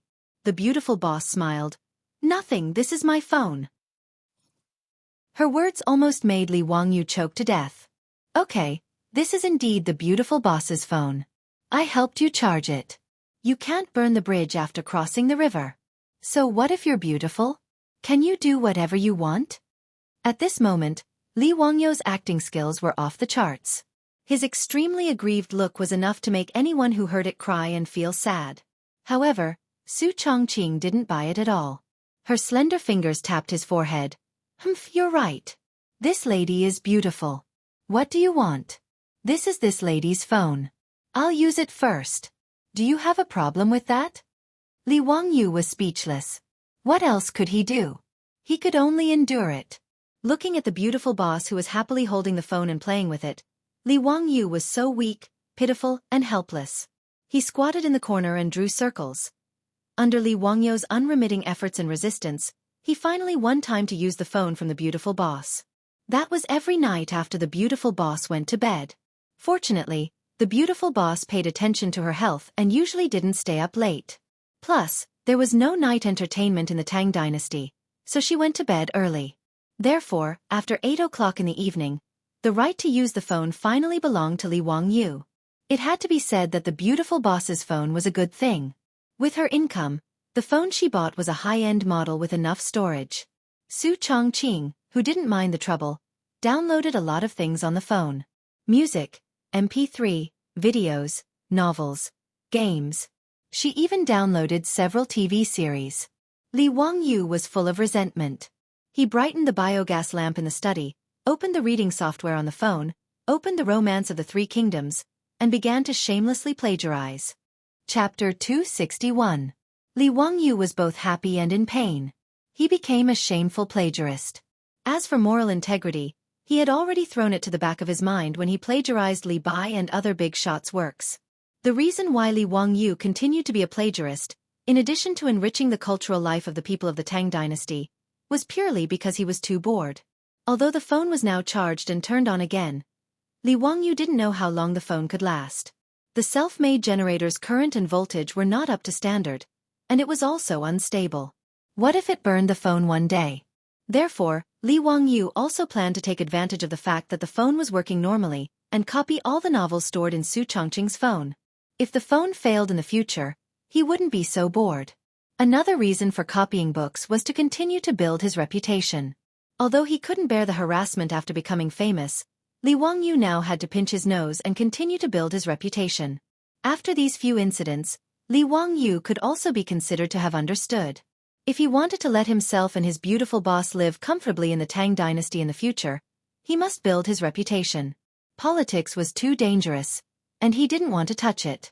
If he wanted to protect himself and not let those aristocratic families have ideas about him, he must have enough reputation. If he could build his reputation until everyone respected him, then the aristocratic families, including Pai Lupi, wouldn't dare to touch him easily. Only then could he continue to be a leisurely landlord. However, being a plagiarist wasn't that easy, especially in the Tang Dynasty, where writing small words with a brush was even more painful. Li Wangyu started copying from 8 o'clock in the evening until 12 o'clock in the middle of the night when he got the phone. In addition to making his right wrist extremely sore, the reward was that he finished copying the first chapter of the Romance of the Three Kingdoms. Looking at the total 640,000 words of the Romance of the Three Kingdoms and the 120 chapters of the book, Li Wangyu suddenly felt that he had dug a huge hole for himself.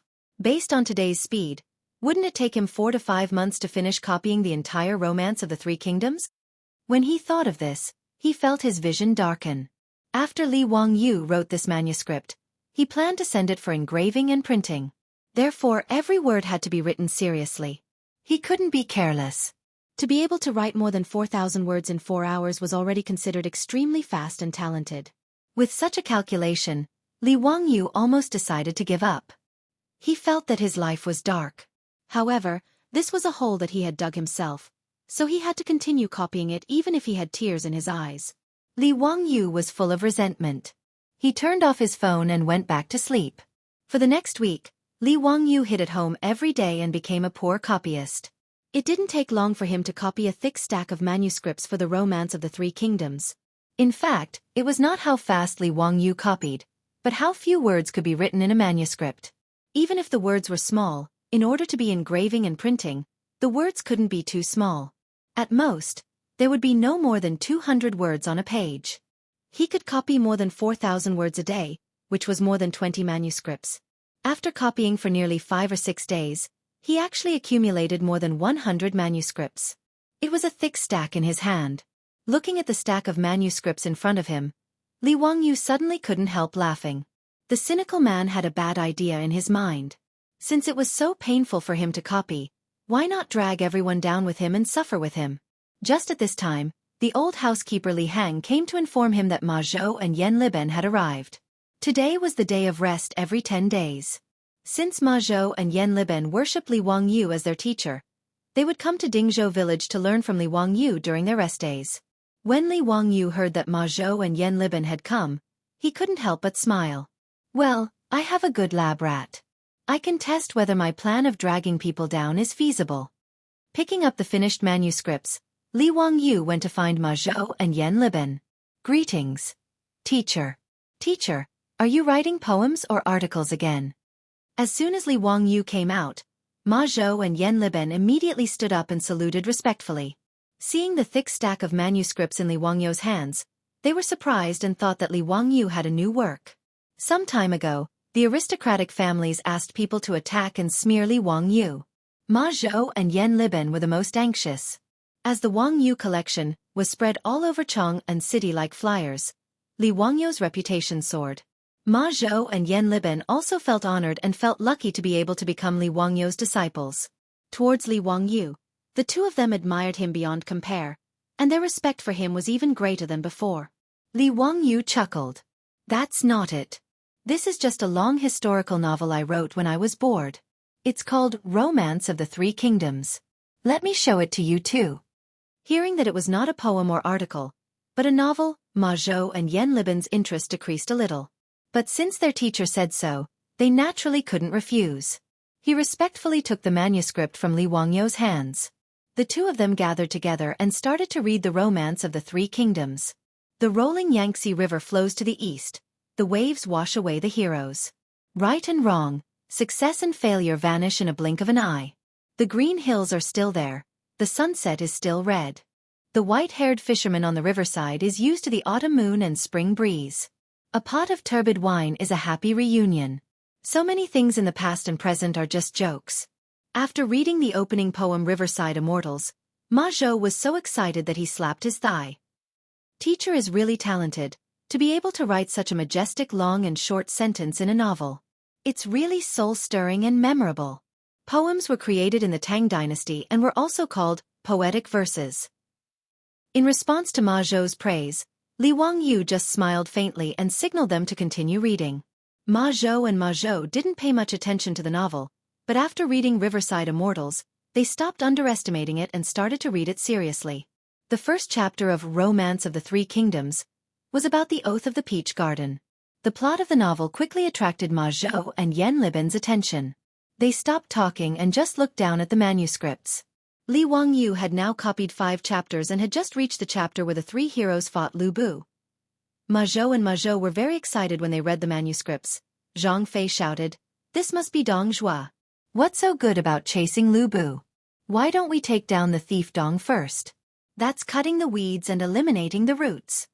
It said, "To catch a thief, one must catch the thief's leader." Don't know the outcome. Let's listen to the analysis below. They flipped to the back of the manuscripts, but there was no more. "Teacher, where's the rest of the manuscripts?" "There's no more. I've just reached this part." Ma Zhou and Yan Libin's faces immediately became very ugly. They were itching to continue reading, but Li Wangyu actually said there was no more. The two of them almost cursed out loud. Seeing Ma Zhou and Ma Zhou's uncomfortable expressions, Li Wangyu almost laughed out loud. "Hee hee, I've really dragged the two of you down with me. It'll be hard for you too. Just sit back and wait for the next update." Thinking back, Li Wangyu was very sad when he was reading online novels in the future. He even had the thought of sending the author a razor blade. Could he dare to update faster? What was even worse was that other than reading the chapters, he encountered an author who didn't update. That made him want to kill someone. Li Wangyu was now ready to use a move that would anger the heavens and the people. Just like online novels, he would update the novel and release it. Chapter 262. Li Wangyu planned to do the same as the later generations of online novels. Every time he finished copying 5 chapters, he would send them to the bookstore in Wuxia to be printed and published. Since the birth of block printing in Wuxia, the characters printed could not be too small due to the engraving technology and craftsmanship of the craftsman. A page of about 200 words was printed. Even if it was printed on both sides, the Analects of Confucius with about 10,000 words had a thickness of 30 or 40 pages. The paper that could be used to print books in the Tang Dynasty was much thicker than the paper of the later generations. The thickness of the Analects of Confucius was roughly equivalent to the thickness of a book with about 200 pages in the later generations. Li Wangyu planned to print and publish the Romance of the Three Kingdoms separately. He would publish 5 chapters at a time with about 20,000 words, which was equivalent to the thickness of 2 Analects of Confucius. The 120 chapters of the Romance of the Three Kingdoms could be published in 24 volumes. He had worked so hard to copy the book. Naturally, he had to collect some interest to make those who were waiting to read the book feel uncomfortable. Looking at the depressed looks of Ma Zhou and Yan Liben in front of him, the cynical man silently praised his method. Li Wangyu thought of another idea. He turned to Yan Liben and said, "Liben, I plan to publish a book of the Romance of the Three Kingdoms. Can you draw some illustrations for me?" "What are illustrations?" Yan Liben was confused by Li Wangyu's words and did not understand what he meant. Books with illustrations only appeared in large numbers in the books of the Ming and Qing dynasties. In the era without printing, it was impossible for the readers who copied books to draw their own illustrations according to the manuscripts. With the maturity of block printing technology in the Tang Dynasty, it was possible for illustrations to appear in books. Yan Liben naturally did not know what illustrations were, so he had this question. Illustrations are pictures drawn according to the contents of the book. For example, in the first chapter of The Oath of Brotherhood in the Peach Garden, you help me draw a picture of Liu Bei and his brothers swearing to be sworn brothers in the Peach Garden. Just outline the lines. I will ask someone to take it to block printing and bind it with the manuscripts into a book. When Yan Liben heard Li Wangyu's words, he could not help being excited. "Teacher, do you mean that you will also print the pictures I draw into a book? Can the pictures be block printed? Can I sign it?" Li Wangyu rolled his eyes at him strangely. "Who would know that the illustration was drawn by you if you didn't sign it? I was planning to keep it as a family heirloom." Hee. If the illustrations in the Romance of the Three Kingdoms were drawn by Yan Liben, how much would it be worth if it was auctioned in the future? Of course, you have to sign off on the book. You have to sign off on every illustration. Just help me draw an illustration for each chapter. Draw it now, and I'll send it to the bookstore today. Li Wangyu's words made Ma Zhou envious. He looked at Yan Liben with a burning gaze, wishing that he could snatch this job from Yan Liben. Ma Zhou and Yan Liben had already heard about the woodblock printing from Li Wangyu. The two of them felt that it was inconceivable that books could be printed in large quantities so quickly. For scholars, regardless of the dynasty, the temptation of writing a book and creating a biography was incomparably huge. However, before the birth of the woodblock printing, The time-consuming and laborious stone carvings, thick bamboo slips, and expensive silk, it was impossible for scholars to write a book. Now that Li Wangyu was going to write a book and Yan Liben's name in it, it was also a huge temptation. How could Ma Zhou not be envious?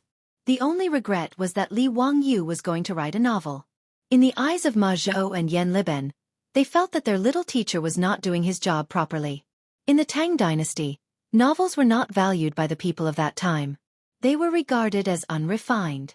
Not to mention the Tang Dynasty, even in the Ming and Qing dynasties, those authors who wrote novels used pseudonyms to protect their reputation. However, Li Wangyu was not afraid of being slandered. Anyway, he was only 16 years old. It was normal for him to be a little impulsive.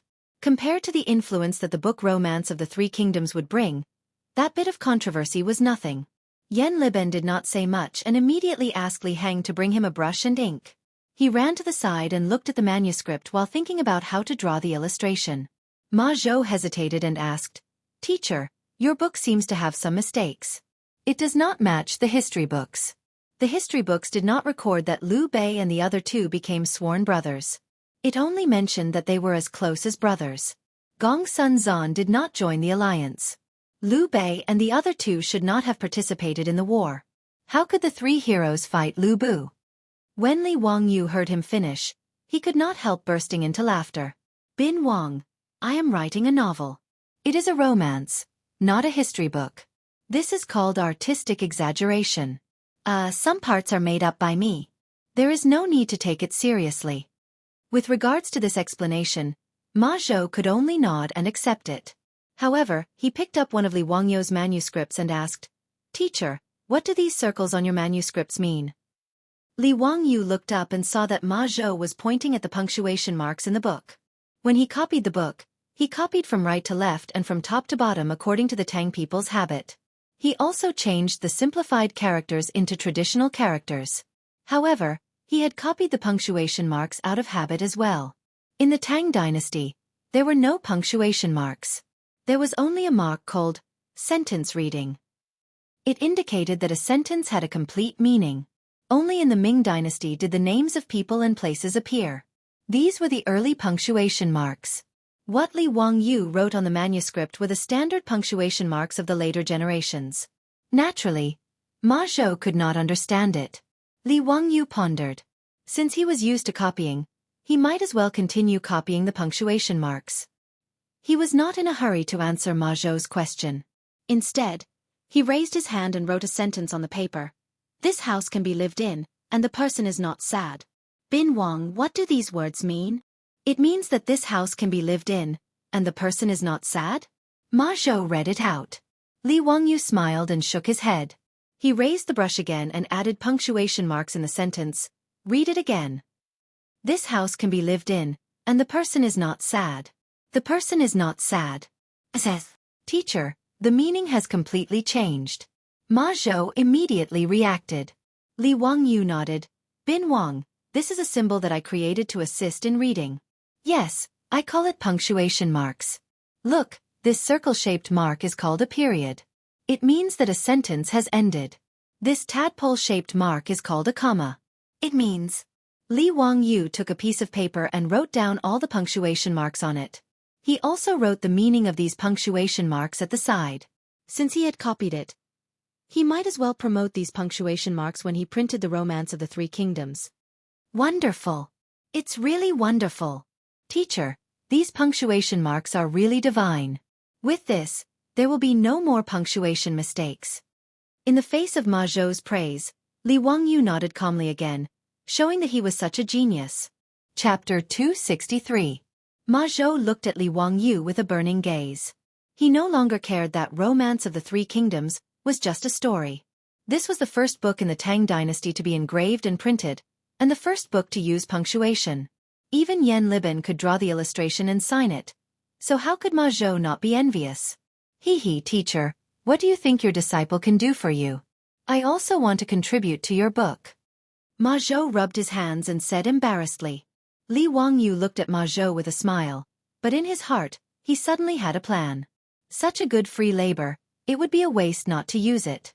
The most tiring part of copying Romance of the Three Kingdoms was using a brush to transcribe stroke by stroke.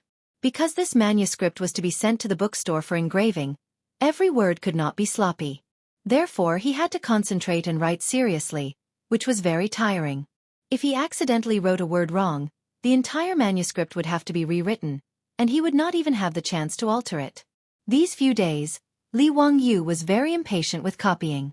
Although he could not give Ma Zhou his phone, if he could copy it without worrying about writing, and then let Ma Zhou help him rewrite the manuscript, it would save a lot of time. Bin Wang, are you willing to help me copy the manuscript? This manuscript will be sent directly to the bookstore for engraving, and in the future, Romance of the Three Kingdoms will be your pen and ink. How about it, are you willing? Ma Zhou nodded his head like a chicken pecking rice. I am willing, of course I am willing. It is my honor to be able to work for teacher. Li Wangyu was very happy. He patted Ma Zhou's shoulder and gave him a sweet date. On the cover of this book, I will write your name and indicate that it is your Ma Zhou's, Ma Bin Wang's ink. These words made Ma Zhou even more excited. He could not wait to start copying. Not only would he be able to leave his name on the book, but he would also be able to see the updated content. Ma Zhou was very satisfied with this. When Yan Liben, who was concentrating on his painting, heard this, he couldn't help but raise his head and look at Li Wangyu with eyes full of anticipation. Li Wangyu saw the look in Yan Liben's eyes and immediately gave him a sweet date. Liben naturally has to leave his name on the cover. The illustration will be drawn by Yan Liben. Pretending that he didn't care, Yan Liben lowered his head and continued to paint. However, the corners of his mouth couldn't help but curl up. He was obviously very satisfied. Li Wangyu had already copied the first 5 chapters of the Romance of the Three Kingdoms.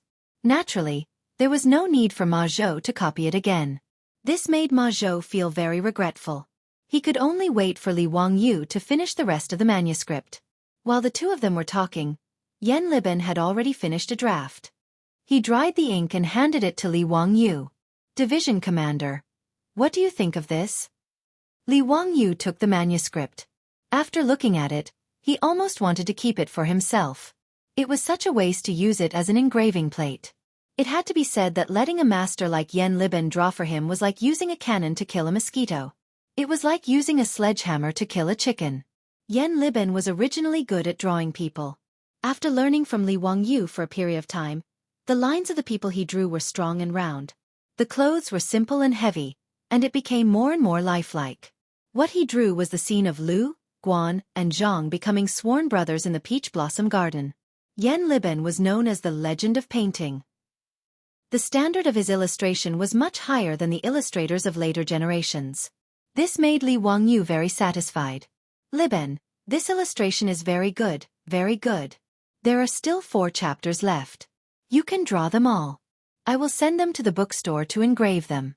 I hope that they can be printed in 10 days. After receiving his division commander's praise, Yan Liben immediately nodded. He ran back to the table and started to draw again. Because he only needed to draw the lines and the size of the illustration was not large, Yan Liben did not need much effort to draw the illustrations for the 5 chapters. Li Wangyu also finished the cover of the Romance of the Three Kingdoms. Under Yan Liben's expectation, he wrote a small line of words, illustration drawn by Yan Liben. These words made Ma Zhou very envious. He wished that he could copy the first 5 chapters again so that Li Wangyu could also write, copy Ma Bin Wang on the cover. The first volume of Romance of the Three Kingdoms was ready. Li Wangyu wanted to strike while the iron was hot. He would send it to the bookstore today and try to get it printed as soon as possible. The earlier it was released, the earlier the people who read the book would understand the pain of catching up. Wahahaha, wouldn't that be great? Li Wangyu brought Niu Wu and rode a horse to the bookstore in Hu County. When owner son of the bookstore saw Li Wangyu, he quickly went forward and bowed. Old me is here to see County Boy. Is there anything that old me can do for you? Li Wangyu smiled and handed over the stack of manuscripts. Owner son, this is the first book that I plan to print. Take a look and see how long it will take to print it. Owner's son respectfully took the manuscripts with both hands and looked through it. County Boy, old me can print it. May I know how many copies of this book you want to print? Li Wangyu pondered for a moment. This was the first book, so he did not want to print too many copies. If he could not sell it, he would suffer a great loss. Although Romance of the Three Kingdoms was one of the 4 famous books in China, What if the people of the Tang dynasty did not like it? This was not impossible. Li Wangyu originally wanted to print 10,000 copies. Anyway, the lifespan of a woodblock engraving was about 10,000 copies. 10,000 copies would complete the lifespan of the woodblock engraving. However, considering the cost, he decided to print less to test the waters. Let's print 1,000 copies first. If it sells well, we can print more. After owner's son heard this, he was a little hesitant. County boy, how do you think the wages will be calculated? Last time when he helped Li Wangyu print the flyers, owner's son was generous and did not charge Li Wangyu for the labor cost because he only engraved a few engravings. In addition, he wanted to obtain the engraving printing technology. However, the manuscripts that Li Wangyu took out now had about 100 pages. In other words, he needed to engrave more than 100 engravings. However, the labor cost of engraving was not cheap. The fees for the engravings in the bookstore were the same as the fees for engraving seals. They were charged according to the number of words. For every 100 words, owner's son had to pay the engraving craftsman 200 copper coins. The engraving of a page of manuscripts cost about 400 copper coins. For this thick stack of manuscripts with more than 100 pages, just the labor cost of the engraving craftsman alone would cost 40,000 copper coins, which was equivalent to 40 strings of coins. As for the other costs such as paper, ink, and printing, owner's son did not know how much labor he would need. Although he had obtained the engraving printing technology, he had never printed a book before. He could only make a rough estimate of how much capital he would need. However, after owner's son silently calculated in his mind, the number that he came up with gave him a shock. According to his estimation, not counting the cost of the engraving, just the cost of paper, ink, and other printing, Li Wangyu wanted to print this book would cost no less than 100 copper coins. In other words, if Li Wangyu wanted to print 1,000 copies of Romance of the Three Kingdoms, just the cost of the bookstore alone would be about 140 strings of coins, which was 140 copper coins per book. With such a large expenditure, owner's son could not help but be cautious. Chapter 264. Owner's son's mental calculation skills were not bad. His estimation of the price was not wrong. In ancient China, the cost of printing a book was indeed frighteningly high. During the Southern Song Dynasty, a book called Dai Kun Yen was printed. It recorded the cost in detail. Today, there are a total of 20 volumes of Dai Kun Yen. Number of sheets of paper used, printing costs, ink costs, a total of 1,300 sheets of paper used, 30 sheets of green paper used for printing, 30 sheets of green paper used for printing, 30 sheets of green paper used for printing, 30 sheets of brown paper, ink, paste, printing costs, and other costs, a total of 5 coins for printing, a total of 2 coins for printing board costs. Experts in later generations did the calculations and concluded that each volume of Dai Kun Yen in the Southern Song Dynasty cost 290 copper coins. On average, each volume was 160 copper coins. The purchasing power of 1 copper coin was equivalent to about 4 renminbi in modern times. In other words, the cost of printing a book was 640 renminbi. It was simply a sky-high price. However, compared to manual copies, the price was at least 10% cheaper. Li Wangyu naturally knew that the cost of printing a book was not low.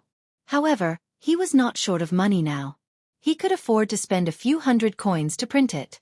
Besides, he was planning to sell this book. He might even be able to earn some money back. He waved his hand generously. Owner's son, just name the price. I only have one request. The sooner the better. Of course. Countyman, your manuscript has too many words. It will take some time for the craftsman to carve more than 100 plates. Old Me estimates that it will take about 5 days to carve all the manuscripts.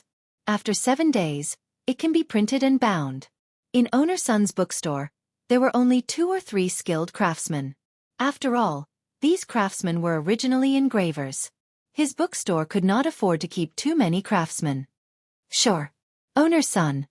Please hurry. Oh right, these 5 illustrations also need to be engraved and printed together. We need to add an illustration to the front of each chapter. Is there a problem? Owner's son nodded. No problem. Just leave it to old me. Li Wangyu said. That's good. He took out 2 5 taels of gold ingots and handed them to owner Sunday. These 10 taels of gold will be the deposit. I will come to collect the book in 7 days and pay you the rest of the money. Workshop owner's son naturally had no reason to refuse. After accepting the gold, he repeatedly said, "Yes, yes. Don't worry, old me will have the book printed in 7 days. If you can't complete it, Xianxia, you can take old me's head and use it as a chamber pot." Li Wangyu laughed and scolded, "Why would I want your head? Help me print it well. When I pick up the book, there will be a draft for you to print." "Yes, old me understands." Owner's son smiled even more happily. There was no merchant who wouldn't like such a big customer. Seeing that Li Wangyu was about to leave, owner's son hurriedly asked, "May I ask Xianxia, are you going to sell this Romance of the Three Kingdoms after you finish printing it?" Li Wangyu nodded. "Of course. Otherwise, why would I print so many?" Owner's son said, "I wonder if Xianxia is willing to sell this book to old me?" "Sell it to you?" Li Wangyu shook his head. "Xianxia is too small. I can't sell that many books. Besides, if it sells well, I plan to print another 10,000 copies. How can you sell your bookstore?" Owner's son smiled and said, "Xianxia, don't worry. Old me actually runs a bookstore in Jianghu, an East City. Business is pretty good. Xianxia, don't worry about selling it." The old man's words piqued Li Wangyu's interest. He had been thinking about how to sell this Romance of the Three Kingdoms after it was printed. Since owner's son had a bookstore in Jianghu, an East City, it saved him a lot of trouble. Without waiting for Li Wangyu to nod in agreement, owner's son continued, "Xianxia, based on old me's experience, this Romance of the Three Kingdoms of yours should be able to sell for around 400 to 500 copper coins. Old me's bookstore only takes 20% of the consignment fee. As for the cost of printing the book, old me only takes the capital. Xianxia, what do you think?" Li Wangyu thought to himself. Books from the Tang Dynasty were really ridiculously expensive. A book with over 20,000 words was sold for so much. That would be around 2,000 yuan in the future. The key point was that he planned to produce 24 copies of the Romance of the Three Kingdoms. According to this price, if he wanted to buy the entire Romance of the Three Kingdoms, he would need 12 strings of copper coins. That would be 48,000 yuan in the future. If any profiteer in the future dared to sell books like this, they would definitely be beaten to death. However, looking at the bookstore, the price of the handwritten Analects of Confucius was actually 2 strings of copper coins. Li Wangyu felt that he was being too kind. Ma Zhou was now a 6th-rank court official, but his monthly salary was only 2 strings of 400 copper coins. If he came to the bookstore to buy books, his monthly salary would only be enough to buy 1 volume of the Analects of Confucius. Li Wangyu pondered over owner's son's proposal for a while, then nodded in agreement. Having someone to help him sell books would save him a lot of trouble. Furthermore, Li Wangyu had a good impression of owner's son, so he was naturally willing to continue working with him. The cost of printing the first volume of the Romance of the Three Kingdoms was 150 copper coins. If he sold it for 500 copper coins, he would have a profit of 350 copper coins. If he gave owner's son 100 copper coins, he could still make 250 copper coins. 1,000 copies would be 250 strings of copper coins. If the sales were good, he could print another 10,000 copies. That would be a profit of 2,500 strings of copper coins. Furthermore, this was only the first 5 chapters of the first volume of the Romance of the Three Kingdoms. If the book really sold well, he would be able to make a small fortune just by selling the books. However, a profit of 250 per book? Damn, why does this number sound so awkward? Forget it, earning money is a good thing. 250 it is. Li Wangyu did not argue and immediately nodded in agreement to owner's son's proposal. He was prepared to hand over the Romance of the Three Kingdoms to this old man. When owner's son heard that Li Wangyu was planning to write 24 volumes of the Romance of the Three Kingdoms, he was so happy that his beard started dancing. After reaching an agreement, Li Wangyu returned to Dingzhou village and prepared to continue his work as a plagiarist. Since Ma Zhou was willing to help him copy, Li Wangyu was naturally happy to save him the trouble. When he returned home, he began to think about how he could save time and energy to complete the difficult work of copying books. The most important thing was the brush. He definitely could not continue using the brush. Even though Li Wangyu was forced by his grandfather to practice writing with the brush since he was young, no matter what, using a brush to write was not fast. Naturally, there was no need to think about making a fountain pen or a ballpoint pen. Li Wangyu planned to try making a few goose feather pens first. However, there were no geese in Dingzhou village. Li Wangyu pondered and simply asked Niu Wu to bring a bow and arrow to help him kill a few crows. The feathers of the crows could also be used to make a feather pen. The effect was not inferior to a goose feather pen. Moreover, it was just right for writing small characters. Niu Wu was already numb to all of Li Wangyu's strange requests. He was too lazy to ask any more. Carrying the bow and arrow, he went out to look for the crows. With his archery skills, killing a few crows was a piece of cake. Without much effort, the corpses of the crows were placed in front of Li Wangyu. "Ah me tofu, I've sinned, I've sinned." Li Wangyu said that he had sinned, but his hands were not careless. He directly reached out and plucked a few of the longest feathers from the crow's wings. Chapter 265. Li Wangyu had tried making a feather pen because he found it fun when he was a child. In order to make a feather pen, he had even secretly plucked the feathers of several geese at home. For this reason, every time the geese at home saw Li Wangyu, they would immediately go into attack mode and chase after Li Wangyu. There was a saying in the countryside, "It's better to be bitten by a dog than to be pinched by a goose." The geese didn't look fierce, but they were actually ferocious guardians of the house. Not only did the geese bite, they would also fly and beat people, making ear-piercing cries as they did so. In addition, adult white geese were even bigger than house cats, so Li Wangyu was no match for them. Therefore, every time he was chased by the geese at home, he would be utterly defeated. He was in a very sorry state. But even at such a huge price, Li Wangyu didn't succeed in making a feather pen when he was a child. Making a feather pen wasn't as simple as plucking a feather.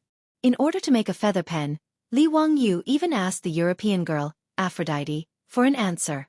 But who would have thought that Aphrodite was also confused? She had never heard of a feather pen. It was only after his beautiful boss pulled Li Wangyu aside and explained in a low voice that Li Wangyu finally understood.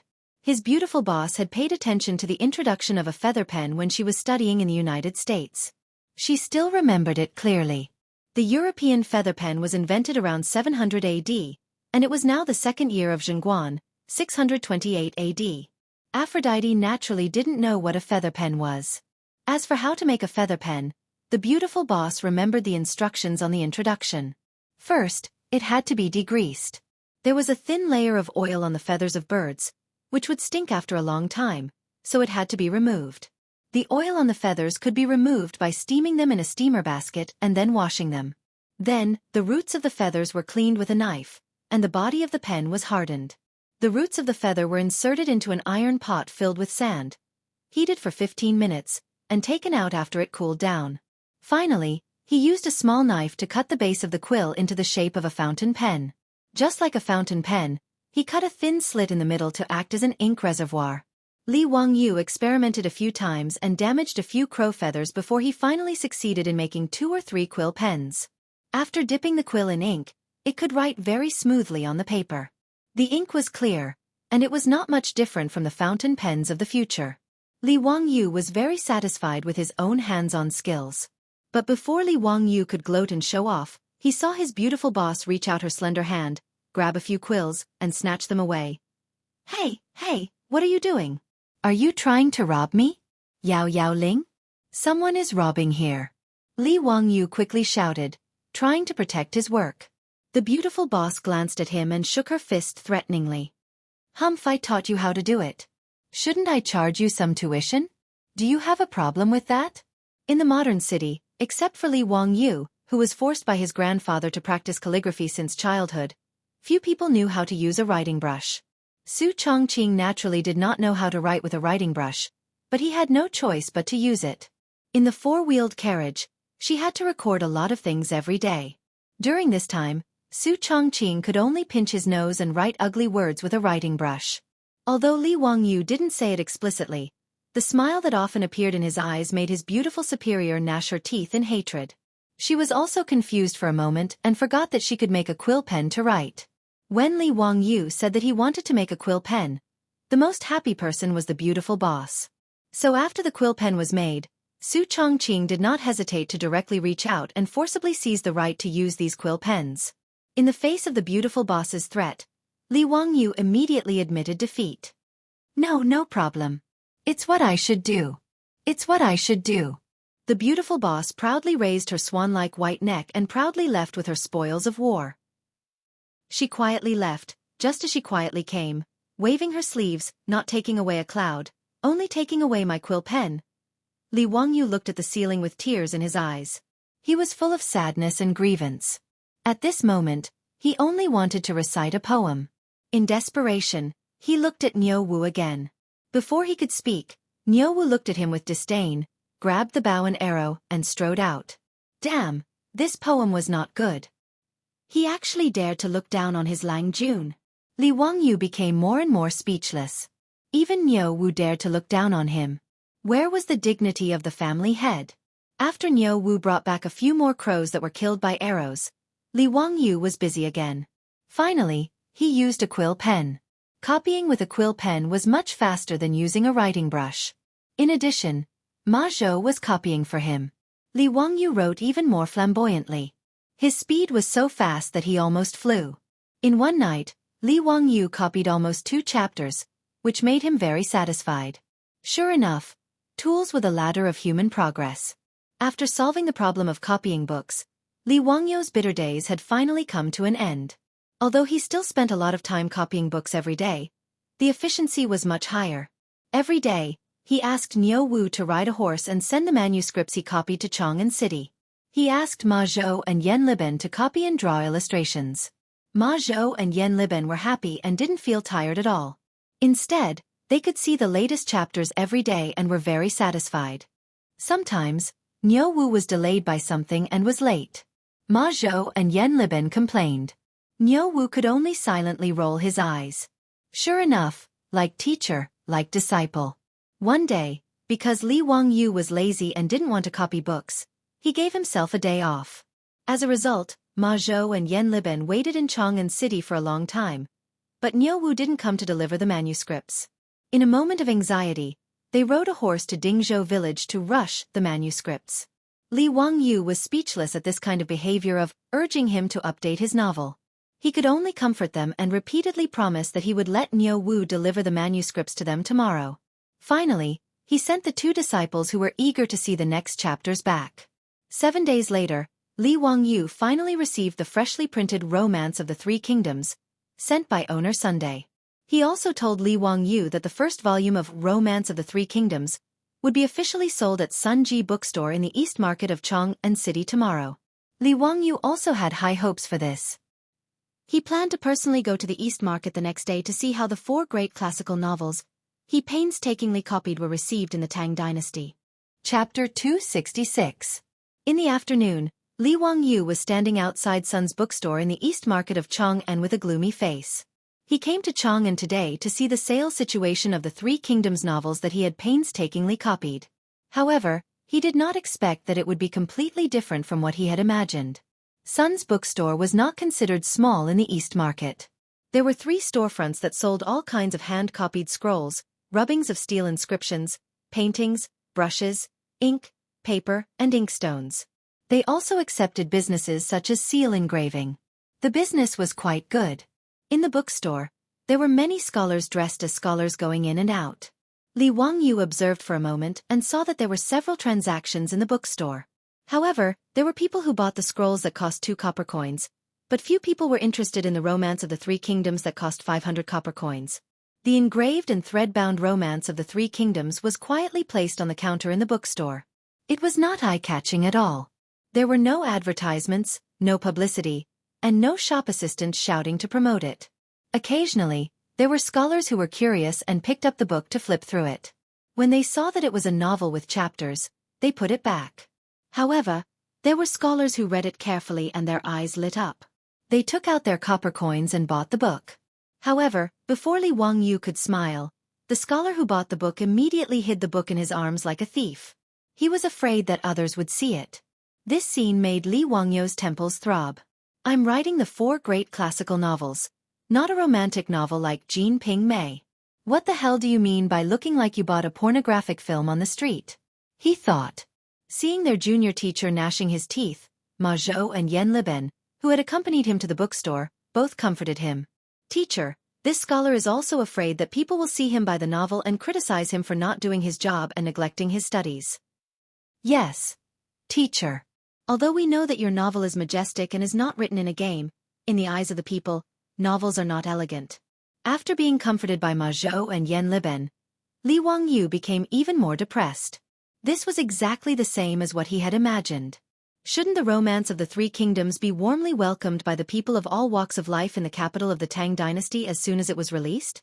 Shouldn't it be that Luoyang paper was expensive, that the supply could not meet the demand, and that the goods were scarce and expensive? But in the end, it was completely deserted. Li Wangyu even had the thought of ejecting. No one was interested in the book that he had painstakingly copied, so what was the point of him continuing to copy? The few of them stopped outside the bookstore to observe. Owner's son finally saw Li Wangyu and the others outside the bookstore and hurriedly came out to greet them.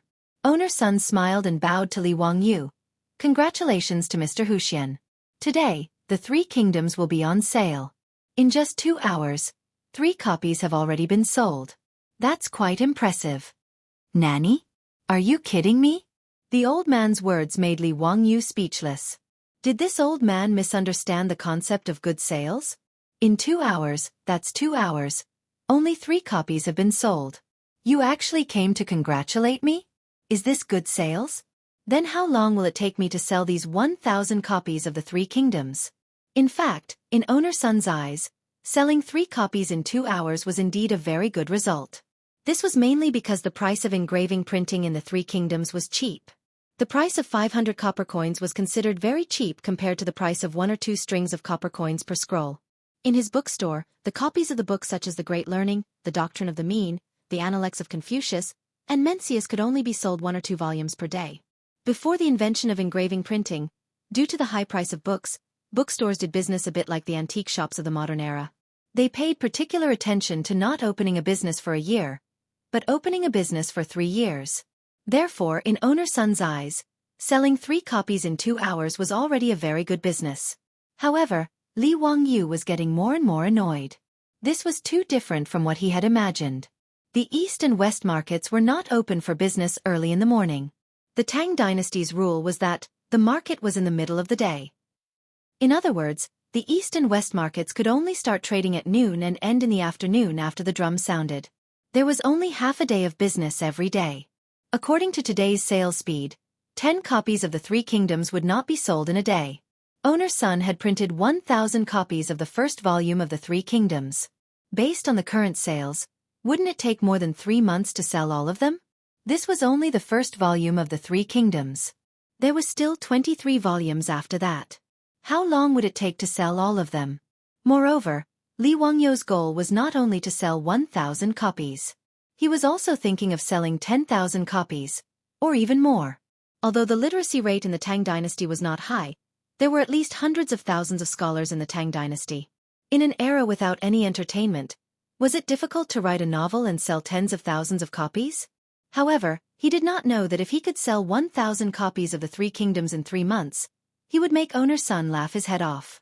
In Son's bookstore, the books that were originally the best-selling had only sold 40 or so in a month's time.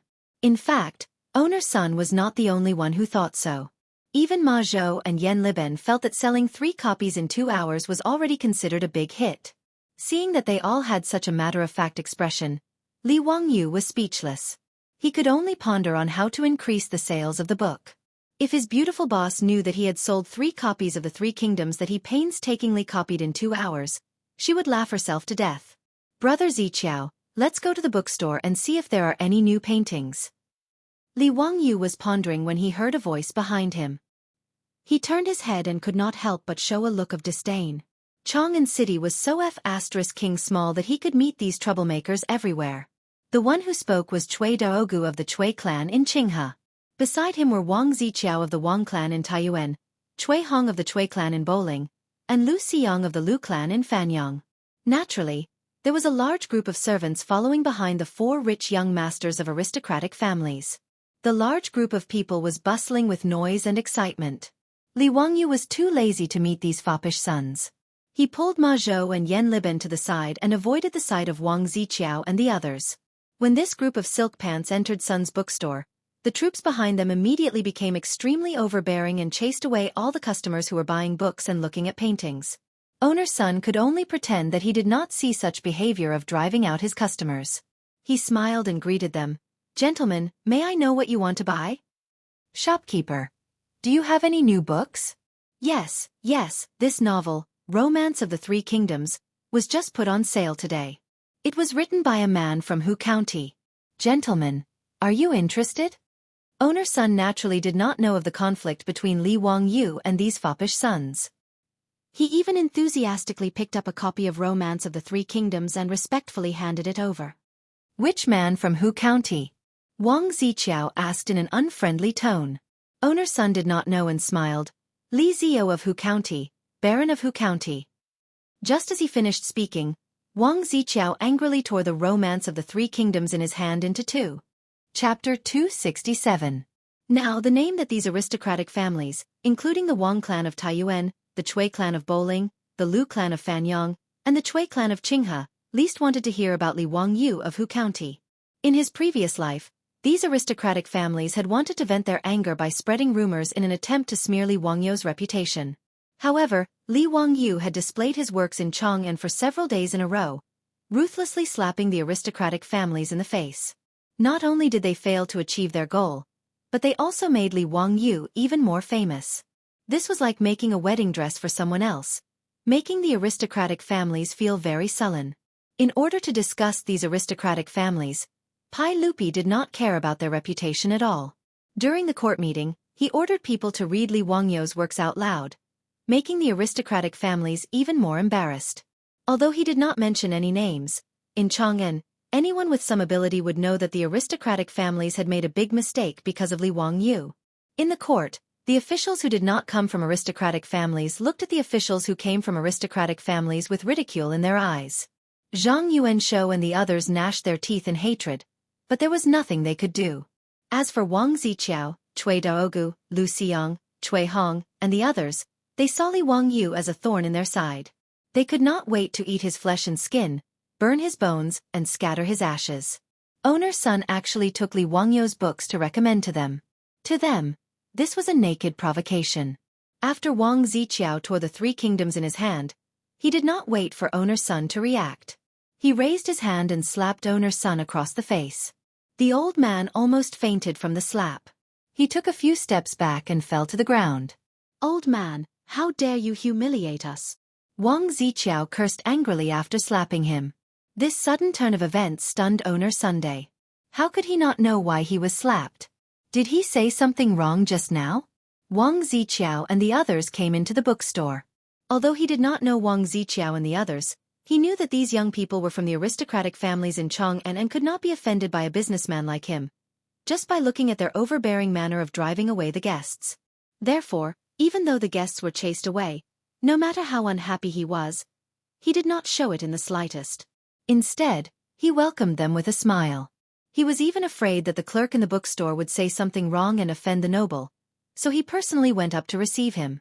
As for recommending Li Wangyu's Three Kingdoms to them, it was because they had asked about his new book, so he naturally had to reply truthfully. Secondly, Li Wangyu's Romance of the Three Kingdoms was indeed a good book. Although it was only the first 5 chapters, with over 20,000 words, Owner's son loved it so much that he couldn't put it down and studied it repeatedly. If it weren't for the huge difference in status between him and Li Wangyu, he would have urged Li Wangyu to write a manuscript. The first volume of the Three Kingdoms only had a short 20,000 words. It really wasn't enough to satisfy him. It made him want to read more, but he was also looking forward to the next chapters. Therefore, Owner's son did not care that it was a novel and recommended it to Wang Ziqiao and the others. However, he did not expect to be slapped in the face. Young masters, why do you say that? Old me did not offend you in any way?" Owner's son was beaten, but he did not dare to complain. He was just a businessman. If he was beaten by this group of good-for-nothings, then so be it. Even if they smashed his bookstore, what could he do? Ever since the Tang Dynasty, the status of merchants had greatly increased compared to the previous dynasties. However, the so-called scholars, farmers, businessmen were always a respectable and inferior profession. "Old man, do you think that the Taiyuan Wang clan is easy to bully?" "Taiyuan Wang clan? Young master, why do you say that?" Old me does not dare to humiliate the Taiyuan Wang clan. Young master, are you mistaken? Owner Sun said innocently. He really did not understand what was going on. Pooey, old man, you still dare to say no? What's the meaning of this? Wang Ziqiao scolded, unwilling to let this matter go. Li Wangyu, this bastard's book, is it? When Owner Sun heard this, he realized that these nobles in front of him did not get along with Hu Xiannan. It was because he recommended Hu Xiannan's book that he was met with this disaster. He could only smile bitterly, crawl up to Wang Ziqiao and the others, bowing and apologizing repeatedly. It's a misunderstanding, a misunderstanding. How could this old man have such thoughts? This old man didn't know. No matter what, it's all this old man's fault, please forgive me. Owner Sun's humble attitude did not earn the forgiveness of Wang Ziqiao and the others. They came to the East Market to relax because they were in a bad mood. When Owner Sun recommended Li Wangyu's book to them, they could not help but think of Li Wangyu's despicable face. They could not help but burn with anger and wanted to find trouble with the owner of the bookstore to vent their anger. Smash this bookstore for this young master. How dare you sell that bastard Li Wangyu's book? Pooey, are you trying to go against us? Do you think you're worthy? Smash it. Wang Ziqiao waved his hand to the troops behind him, indicating that they should smash the bookstore to vent their anger. You can't smash it. You can't smash it. Young masters, Old Me has apologized to you. Please let Old Me's bookstore go. You can't smash it. When Owner Sun heard that Wang Ziqiao and the others were going to smash the bookstore, he hurriedly stepped forward to stop them. However, how could he stop this group of wolf-like troops? He was pushed to the side and almost fell down again. The commotion in the bookstore, in addition to Wang Ziqiao's troops forcefully driving away the customers, had already attracted the attention of the crowd in the East Market. Outside Sun's bookstore, there were many people gathered to watch the commotion. Due to the deterrence of the fierce troops blocking the bookstore, no one dared to help Owner Sunday. There were a few patrolling East Market martial marquis. Seeing so many people gathered here, they hurriedly ran over. But after seeing the situation inside Sun's bookstore, these martial marquis did not say a word and turned to leave. What happened to Sun's bookstore? Why was he blocked by someone? Owner Sun is so young. How could he be beaten up? Why doesn't the East Market martial marquis do anything? Shoo, be careful with your words. Do you know who those people are? I don't know. Brother, please give me some advice. Those are all young masters with 5 surnames and 7 looks. The one who beat up Owner Sun is the son of Taiyuan Wang clan's first wife. Who do you think dares to meddle in their business? TSK, 5 surnames and 7 looks. How impressive. How did Owner Sun provoke these aristocratic families? No wonder the patrolling martial marquis does not dare to meddle. Who says so? Consider old man Sun to be unlucky. Today, Sun's bookstore, I don't think he can keep it. Sigh, how pitiful. Just as Owner Sun felt that the end of the world had arrived, he heard a loud shout. Stop!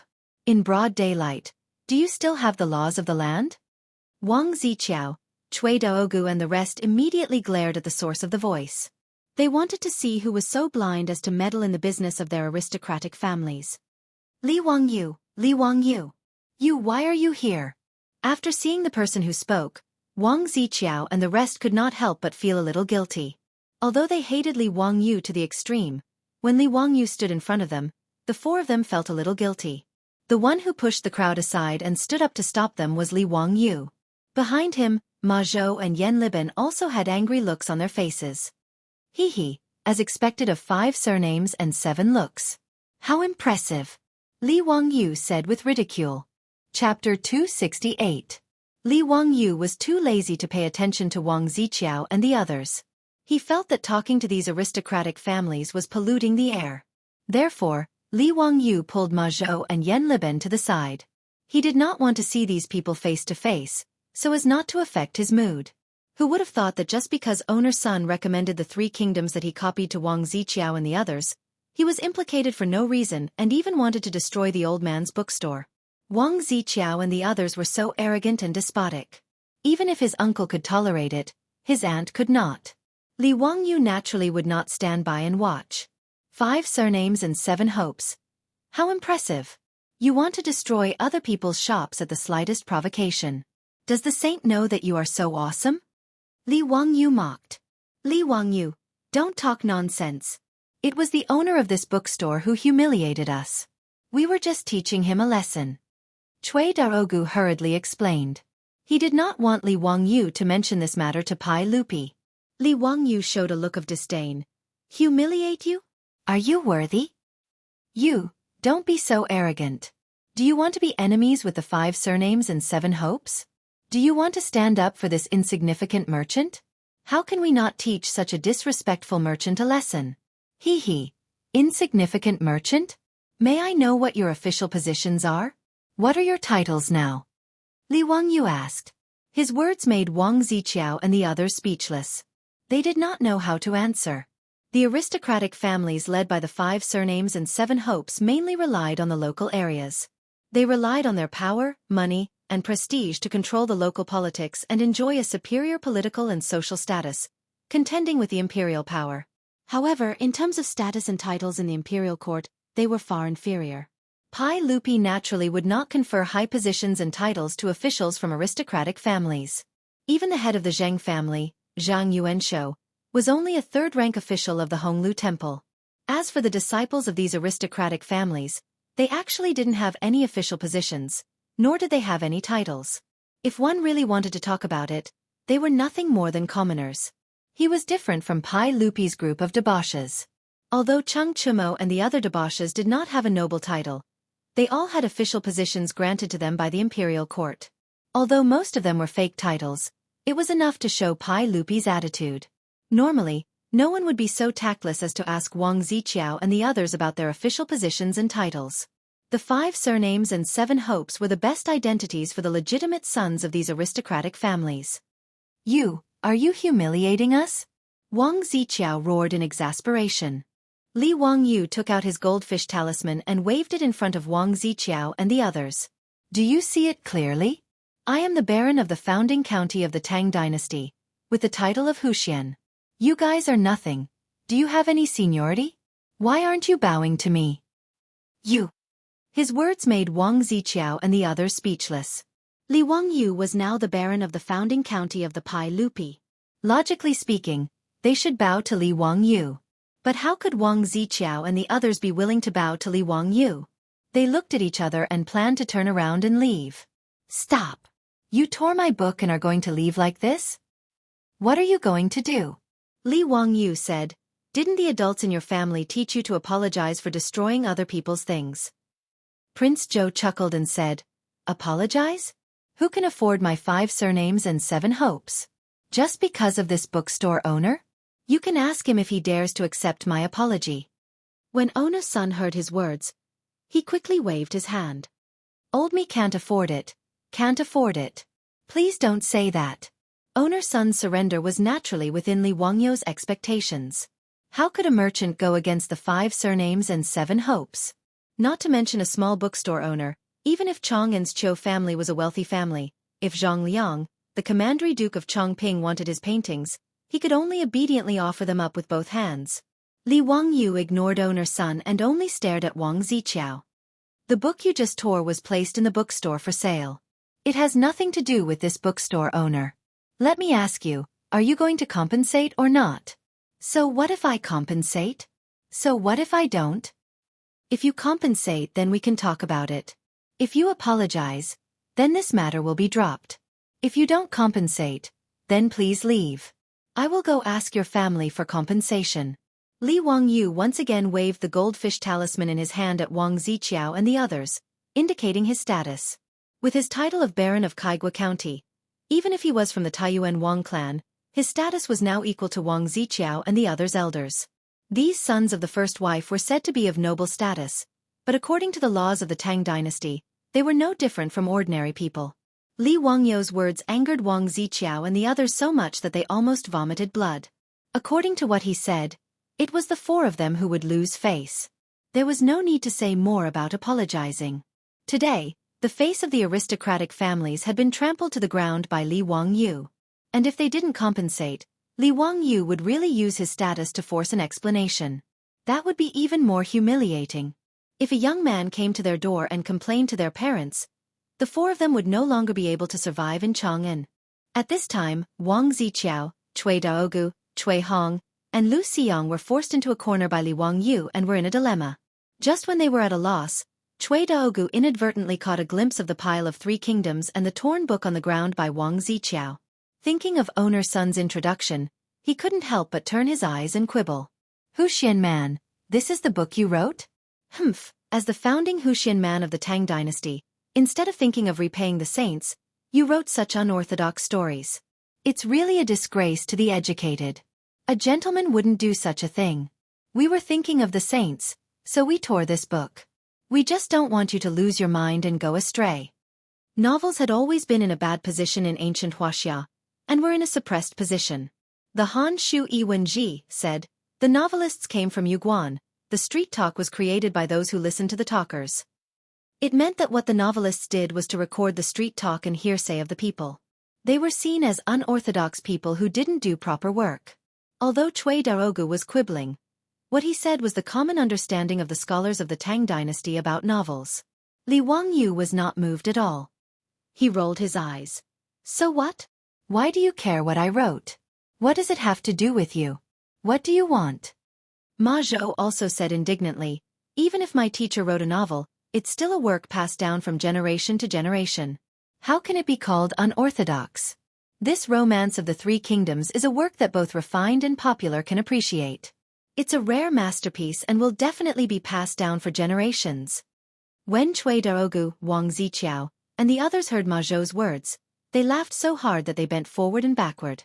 Haha, a novel actually wants to be passed down for generations. You master and disciple are not afraid of boasting.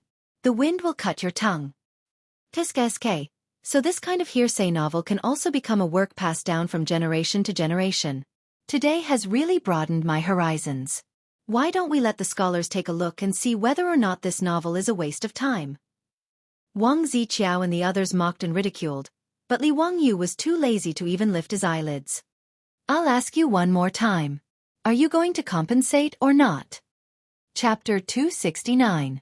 Faced with Li Wangyu's interrogation, Wang Ziqiao threw caution to the wind and stubbornly replied, what if I tear up a book that no one cares about? Li Wangyu looked at him with contempt. No one cares about it?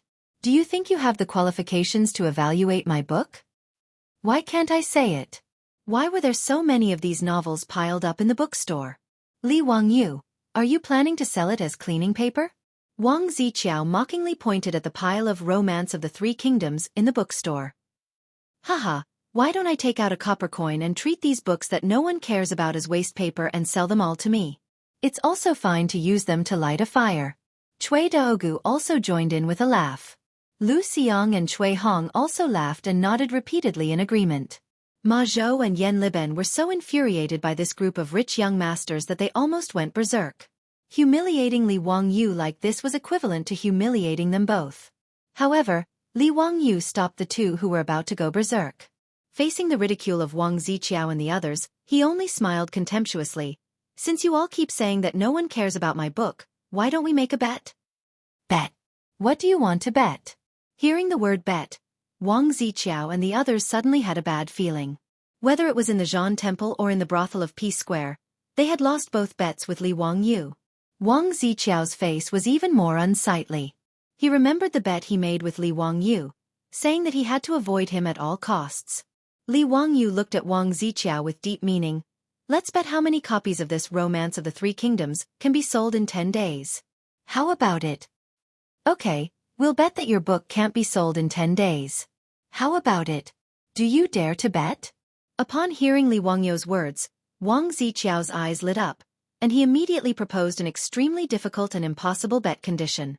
After he finished speaking, Cui Daogu and the others also laughed loudly and agreed. That's right, we'll bet that you won't be able to sell 10,000 copies in 10 days. How about it, Huxian man? Do you dare to bet? Ma Zhou couldn't help but panic. How dare you spout such nonsense?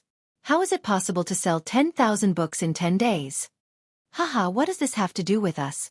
Didn't Huxian Nan want to bet on the sales of his book? Our conditions are as such. It's up to you whether you want to bet or not. If you don't dare to bet, then we don't have the time to grind our teeth with you. Goodbye.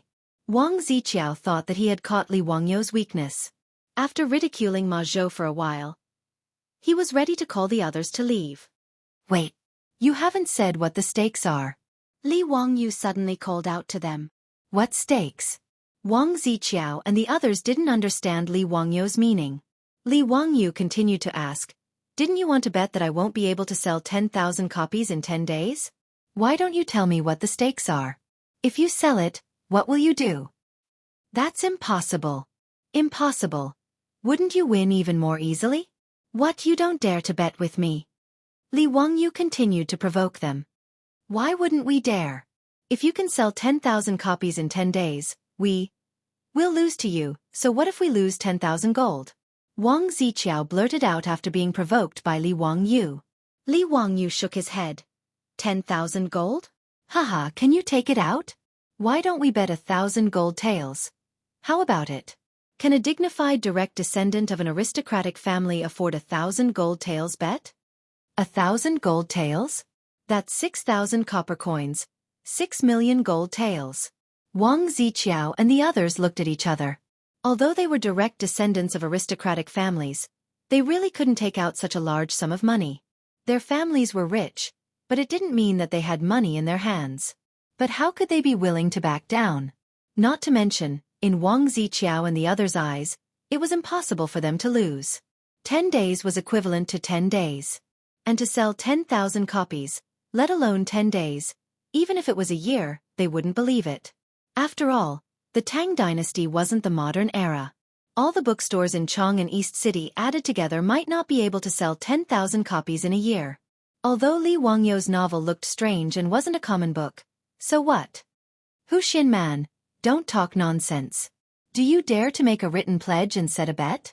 Wang Ziqiao and the others were sure that they would win, so naturally, they were fearless. Li Wangyou laughed. Haha, that's right, lest some people lose the bet and don't admit it. Owner son, please bring us a pen and paper. This. Wuxia man, do you really want to bet with them? Why don't you just let it go? Why bother fighting based on personal feelings? Owner son hesitated for a moment, but still tried to persuade him. He didn't want Li Wangyou to lose such a large sum of money just to stand up for him. Even owner son felt that Li Wangyou couldn't win. 10,000 books were sold in 10 days. This was too inconceivable. To sign such a bet, other than losing 1,000 taels of gold, there was no other possibility. Ma Zhou and Yan Liben were also shocked by Li Wangyou's words. Although they felt that Romance of the Three Kingdoms was a good historical novel, it was impossible to sell 10,000 copies in 10 days. Division Master. Ma Zhou wanted to persuade him, but Li Wangyou reached out and stopped him. Owner son, I only have my own opinion. Just go and bring me a pen and ink. Seeing Li Wangyou's resolute attitude, owner son could only helplessly shake his head and bring over a pen and paper. Li Wangyou wrote down 2 bets on the paper and signed them. Okay, it's your turn. Sang. Li Wangyou put down the pen and raised an eyebrow as he looked at Wang Ziqiao and the others. Wang Ziqiao, Cui Daogu, and the other 3 were rather dumbfounded. They hadn't expected Li Wangyou to agree to such an absurd bet. Did he really have the confidence to sell 10,000 books in 10 days? How could this be possible? In the eyes of the Tang, the contents of this bet were no different from the modern era's demand to paint the Great Wall in 10 days. Sign. I don't believe that he can win. Wang Ziqiao coldly snorted as he wrote down his name on the bet. Cui Daogu and the other 2 glanced at each other and nodded, signing their bets. Li Wangyou chuckled as he picked up a bet, dried the ink, and put it away. That's good. With the contract in black and white, we'll see who's the winner in 10 days. Remember, prepare the gold. Otherwise, I'll ask the saints to collect the debt from your clan. Wang Ziqiao and the others only sneered. Wuxia man, you should prepare the gold yourself. If you can't produce the gold in 10 days, be careful that we don't sue you at Taiji Palace. After saying this, they didn't stay any longer. After putting away the bet, they called out to their troops, and the crowd retreated like the tide. Wuxia man, what should we do? Old me, it's all old me's fault for implicating Wuxia man. Owner son bowed to Li Wangyou in fear and trepidation. Li Wangyou waved his hand. It's fine. I have my ways. Chapter 270. When Li Wangyu made such a bet with Wang Ziqiao and the others, Owner Sun was the one who was the most frightened. He was worried that Li Wangyu would blame him in the future if he lost the bet. He was also worried that if Li Wangyu won, those young masters would vent their anger on his bookstore. What should he do then? For the old man, today's matter was in a dilemma. But no matter what, Owner Sun still hoped that Li Wangyu would win the bet. After all, Li Wangyu had only made such an unfair bet with the young master of an aristocratic family because he wanted to stand up for him. If Li Wangyu lost, Owner Sun would definitely feel guilty. The merchants of the Tang Dynasty were very honest. The word unscrupulous merchant had not yet appeared. In fact, the word unscrupulous merchant had evolved from the word unscrupulous merchant, and the original meaning was unscrupulous merchant. In ancient times, when merchants did business, other than filling the bucket full, they would also scoop more to make the rice in the bucket full. In other words, as long as they did business, they would always add something to the customer. However, because of the changes in people's hearts, later generations slowly became unscrupulous merchants. It was also a kind of moral regression. Old me, if there is anything old me can do, I will not refuse. Owner Sun patted his chest and promised Li Wangyu. Li Wangyu nodded and smiled. There is indeed something that I need your help with. Old me, please tell me. Inform the bookstore to quickly start printing. There are only 1,000 books of the 3 kingdoms in this bookstore. If there are no books printed, even if all these books are sold out, I will be the one to lose. Owner Sun nodded and promised. Old me, rest assured. Old me will immediately return to Wuxia and arrange for the bookstore to start printing. Old me guarantees that within 5 days, the remaining 10,000 books will all be printed. That's good. Thank you, Owner Sun. Li Wangyu continued after thinking for a while. The second volume of the Romance of the 3 Kingdoms has already been copied. Tomorrow, I will have someone send it to the bookstore. Owner Sun, please have someone start to engrave the plates. We will strive to have the second volume on the market in 7 days. We will still print 10,000 copies. Old me understands. Owner Sun was now in the same boat as Li Wangyu. Naturally. He nodded his head and agreed. After leaving the bookstore, Yan Liben and Ma Zhou had a worried look on their faces. Division Commander, how can you agree to the wager of the Wang, Cui, and Lu families? It's really impossible to sell 10,000 books in 10 days. If we lose the bet, will the teacher really have to compensate them with 1,000 taels of gold? Li Wangyu didn't panic at all. He smiled at the two of them and said, What are you afraid of? There's no possibility of losing this bet. Do you think I'm as stupid as those Wangs? Take a closer look at this bet. Are they sure to lose? What? How is that possible? Ma Zhou and Yan Liben were stunned when they heard this. They hurriedly reached out to take the signed agreement and read it carefully a few times. After looking at the bet several times, the two were still confused. They didn't know what Li Wangyu meant. Division Commander, forgive us for being slow-witted, but why can't we see anything wrong with this bet? Li Wangyu chuckled and said, This bet only stipulates that the bookstore will sell 10,000 copies of the Romance of the 3 Kingdoms in 10 days. Is that right? Ma Zhou and Yan Liben looked at each other and nodded. That's right. You still don't understand? You two should just die of stupidity. Let me ask you, if Cheng Chumo and the others go to the bookstore and buy all the books, does that count as completing the bet? Li Wangyu rolled his eyes at the two disciples. Ah! Ma Zhou and Yan Liben were instantly petrified. Their minds were filled with lightning and thunder, and they were stunned. Can it be like this? How can it be like this? Isn't this cheating? But it seems like it really can be done.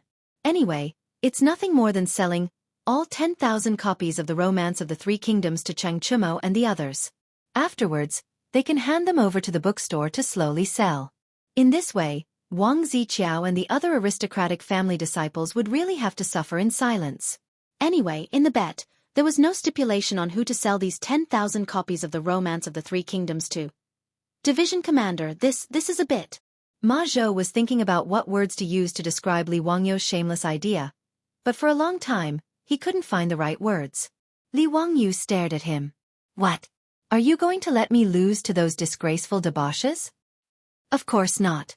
This disciple naturally hopes that Division Commander will win, but... But what? Hurry up, I still have to rush back to Dingzhou village. You and Liben can go do your own things. Don't follow me. Li Wangyu didn't pay attention to the two dumbfounded disciples. He called Niu Wu and rode back to Dingzhou village. He was in a hurry to go back. Naturally, he wanted to find his beautiful boss to discuss how to make a marketing plan for the Romance of the Three Kingdoms. Although Li Wangyu and Ma Zhou said that they wanted to trick Wang Ziqiao and the others, in fact, he didn't intend to bully these aristocratic family debauches. It was just a kind of insurance. Li Wangyu didn't want the famous book that he had painstakingly copied to be a pearl covered in dust in the Tang Dynasty. That would be a waste of his painstaking efforts. He wanted to make a name for himself, but instead became a joke. That was not what he wanted to see. The Romance of the Three Kingdoms being neglected in the Tang Dynasty was something that Li Wangyu didn't expect before, but he didn't lose heart. At least from the performance of Ma Zhou and Yan Liben, the Romance of the Three Kingdoms could still be accepted and liked by the scholars in the Tang Dynasty. It was just that the Romance of the Three Kingdoms had not become famous yet, so no one knew about it. Therefore, just like owner's son, who only put the book on the shelves and waited for people to slowly discover the treasure, was definitely not a good way to sell it. He needed to have a good discussion with his beautiful boss about how to make a marketing operation in the Tang Dynasty. He needed to let the people of the Tang Dynasty understand the great power of advertising and marketing. At the end of the 70s in Wuxia, the first TV advertisement appeared. A product called Ginseng Osmanthus Nourishing Wine was advertised several times on the TV stations in Shanghai. The result was that all the stores that sold this medicinal wine in Shanghai were sold out. The product was out of stock. When TV advertisements first appeared in the future, they had such an explosive effect. What kind of effect would advertising and marketing have in the Tang Dynasty? Li Wangyu was very much looking forward to it. Li Wangyu didn't believe that with the ability of him and his beautiful boss, they wouldn't be able to make the Romance of the Three Kingdoms set off a storm in the Tang Dynasty. If that happened, the two time travelers would be wasted. After returning to the Li family's old residence, Li Wangyu immediately found Su Chongqing. He pulled her into the study, closed the door, and told her everything that had happened today. The two of them discussed in whispers for most of the day in the study. Finally, they decided on a series of advertising and marketing plans. Chapter 271. 5 days later, at the Vermilion Bird Gate in Chong, an imperial city. The Vermilion Bird Gate was the southern gate of the imperial city. It got its name because the vermilion bird of the four symbols represented the south. Outside the gate was the Vermilion Bird Avenue, the central axis of Chong-en. On the busy Vermilion Bird Avenue, carriages and horses shuttled back and forth. The 150-meter-wide Vermilion Bird Avenue had a 50-meter-wide imperial road in the middle. Commoners could cross it, but they were not allowed to walk on it. At 9 in the morning, the court session in the Taiji Palace had just ended. After the court session, the officials had to leave the Taiji Palace through the Sky Gate and head south out of the Vermilion Bird Gate. After that, all the officials returned home to sleep, while those who had to go to the yamen for the morning roll call went to work. Some of the officials who were familiar with each other were chatting as they walked. Suddenly, they heard the sound of horse hooves coming from the Vermilion Bird Avenue. In Chong-en, horses were not allowed to gallop unless there were special circumstances. The sound of horse hooves naturally attracted the attention of the officials. They all looked up to find the source of the sound. They saw a general wearing a three-pronged purple-gold crown and wearing a beast-shaped armor. He held a halberd and rode a red horse toward the Vermilion Bird Gate. What was going on? The first thought in the minds of all the officials was there going to be another Xuanwu Gate rebellion? 3 years ago, didn't Pai Lupi charge into the Taiji Palace through the Xuanwu Gate with soldiers and force the retired Emperor Li Yuan to abdicate? Was there going to be another Vermilion Bird Gate rebellion today? Outside the Vermilion Bird Gate, the officials who had just left the court were in an uproar. Some of the more timid ones even exclaimed. But soon, the officials realized that something was wrong. The Imperial Army guards outside Vermilion Bird Gate did not even bat an eye at the charging general. It was clear that these Imperial Army soldiers knew what had happened. And there was only one general charging toward the Vermilion Bird Gate. Of course, he was not here to start a rebellion. Otherwise it would be too childish. That general galloped his horse to the Vermilion Bird Gate and pulled on the reins. He brandished his halberd and shouted, "I am Lu Bu, Lu Fengxian. Who dares to fight with me?" When the officials and generals of the Vermilion Bird sect saw who it was, Some of them immediately burst into laughter. Isn't this the legitimate son of Duke Qiao, Chai Linggu? Why are you dressed like this? He even said that he was Lu Bu, Lu Fengxian. Lu Fengxian was a general of the Three Kingdoms, right? That's right, the so-called Lu Bu among men, red hair among horses, is precisely Lu Bu. In the records of the Three Kingdoms, it was said that Lu Bu had the courage to fight a tiger, and was unparalleled in battle. But what exactly is Chai Linggu doing? Duke Qiao, what is your young master doing? An official familiar with Chai Xiao couldn't help but make fun of him. In the crowd, Chai Xiao's eyes were twitching. If it weren't for the fact that they were in public, he would have dragged this bastard over to beat him up. Shameful, truly too shameful. Just as the crowd was laughing and enjoying the show, they saw a handsome horse charge out from not far away. On the horse was a dark-faced general with round eyes and a serpent spear in his hand. The horse shouted, "Slave of three surnames, don't run! Zhang Fei of Yan is here." The officials roared with laughter. If this wasn't Cheng Yaojin's legitimate son, Cheng Chumo, who else could it be? Cheng Yaojin, that old bastard, was also in the crowd. When he saw this scene, he wasn't angry at all. Instead, he laughed heartily. Wahaha, this scoundrel, this brat is actually playing the role of Zhang Fei of Yan. Why didn't he call me over for such an interesting thing? When we get back to the manor, I'll definitely take care of this unfilial son. Cheng Yaojin's words stunned the officials who were watching the show. Isn't your focus a bit off? You actually think this is interesting and want to personally participate. Unconsciously, the officials around Cheng Yaojin slowly moved a few steps away from him, afraid that this old bastard would infect them with his insanity. Cheng Chumo and Chai Linggu, these two people, began to fight on the main street of Vermilion Bird Gate. It was very lively. This caused more and more people to gather around Vermilion Bird Gate. They applauded and cheered, making these two people even more excited. The two people fought for dozens of rounds. Then they saw a red-faced man, holding a green dragon crescent blade, rush over on his horse. I am Guan Yu, Guan Yun Cheng. This time it was Yuqi Jingda, that old bastard, who began to cheer loudly. He shouted with his broken voice, "It's my family's child. Dog, you even painted your face red. Yuqi Baolin, if you can't beat them, don't go home." His words almost made Yuqi Baolin, who was disguised as Guan Yu, fall off her horse. She calmed herself down and pretended that she didn't hear anything. She raised her blade and attacked Chai Linggu. The three horses fought for 30 rounds. Then they saw another horse rush out from the side. On the horse's back was a white-faced general, holding a double-edged sword. I am Liu Bei, Lu Xuanda. Little Lu Bu. Don't hurt my brother. Then he urged his horse forward. The four people fought on Vermilion Bird Gate. This time it was Feng Xuanling's turn to be stunned. The old man's temple suddenly throbbed. The one who called himself Liu Bei was his second son, Feng Jun, Feng Eai. Du Ruhui also poked him with his elbow. Brother Xianling, your second son is also very brave. Feng Xianling was choked half to death by his words. He could only pretend that he didn't hear anything. He glared at his son, thinking about how to punish him when he returned home. Cheng Chumo, Yuqi Baolin, and Feng Eai surrounded Chai Linggu and fought. Seeing this, the officials and the common people on Vermilion Bird Gate stared straight at them, cheering louder and louder. No one noticed that on top of Vermilion Bird Gate's imperial city wall, Pai Lupi's figure quietly appeared, watching the four people fight with interest. Zio, is this the three heroes fight Lu Bu in your book? It is very interesting. Li Wangyu was also beside Pai Lupi. Hearing Pai Lupi's question, he smiled and nodded. Your Majesty, it is the three heroes fight Lu Bu. Pai Lupi asked again, a bit interesting. What about the chapter after that? Where did you write it?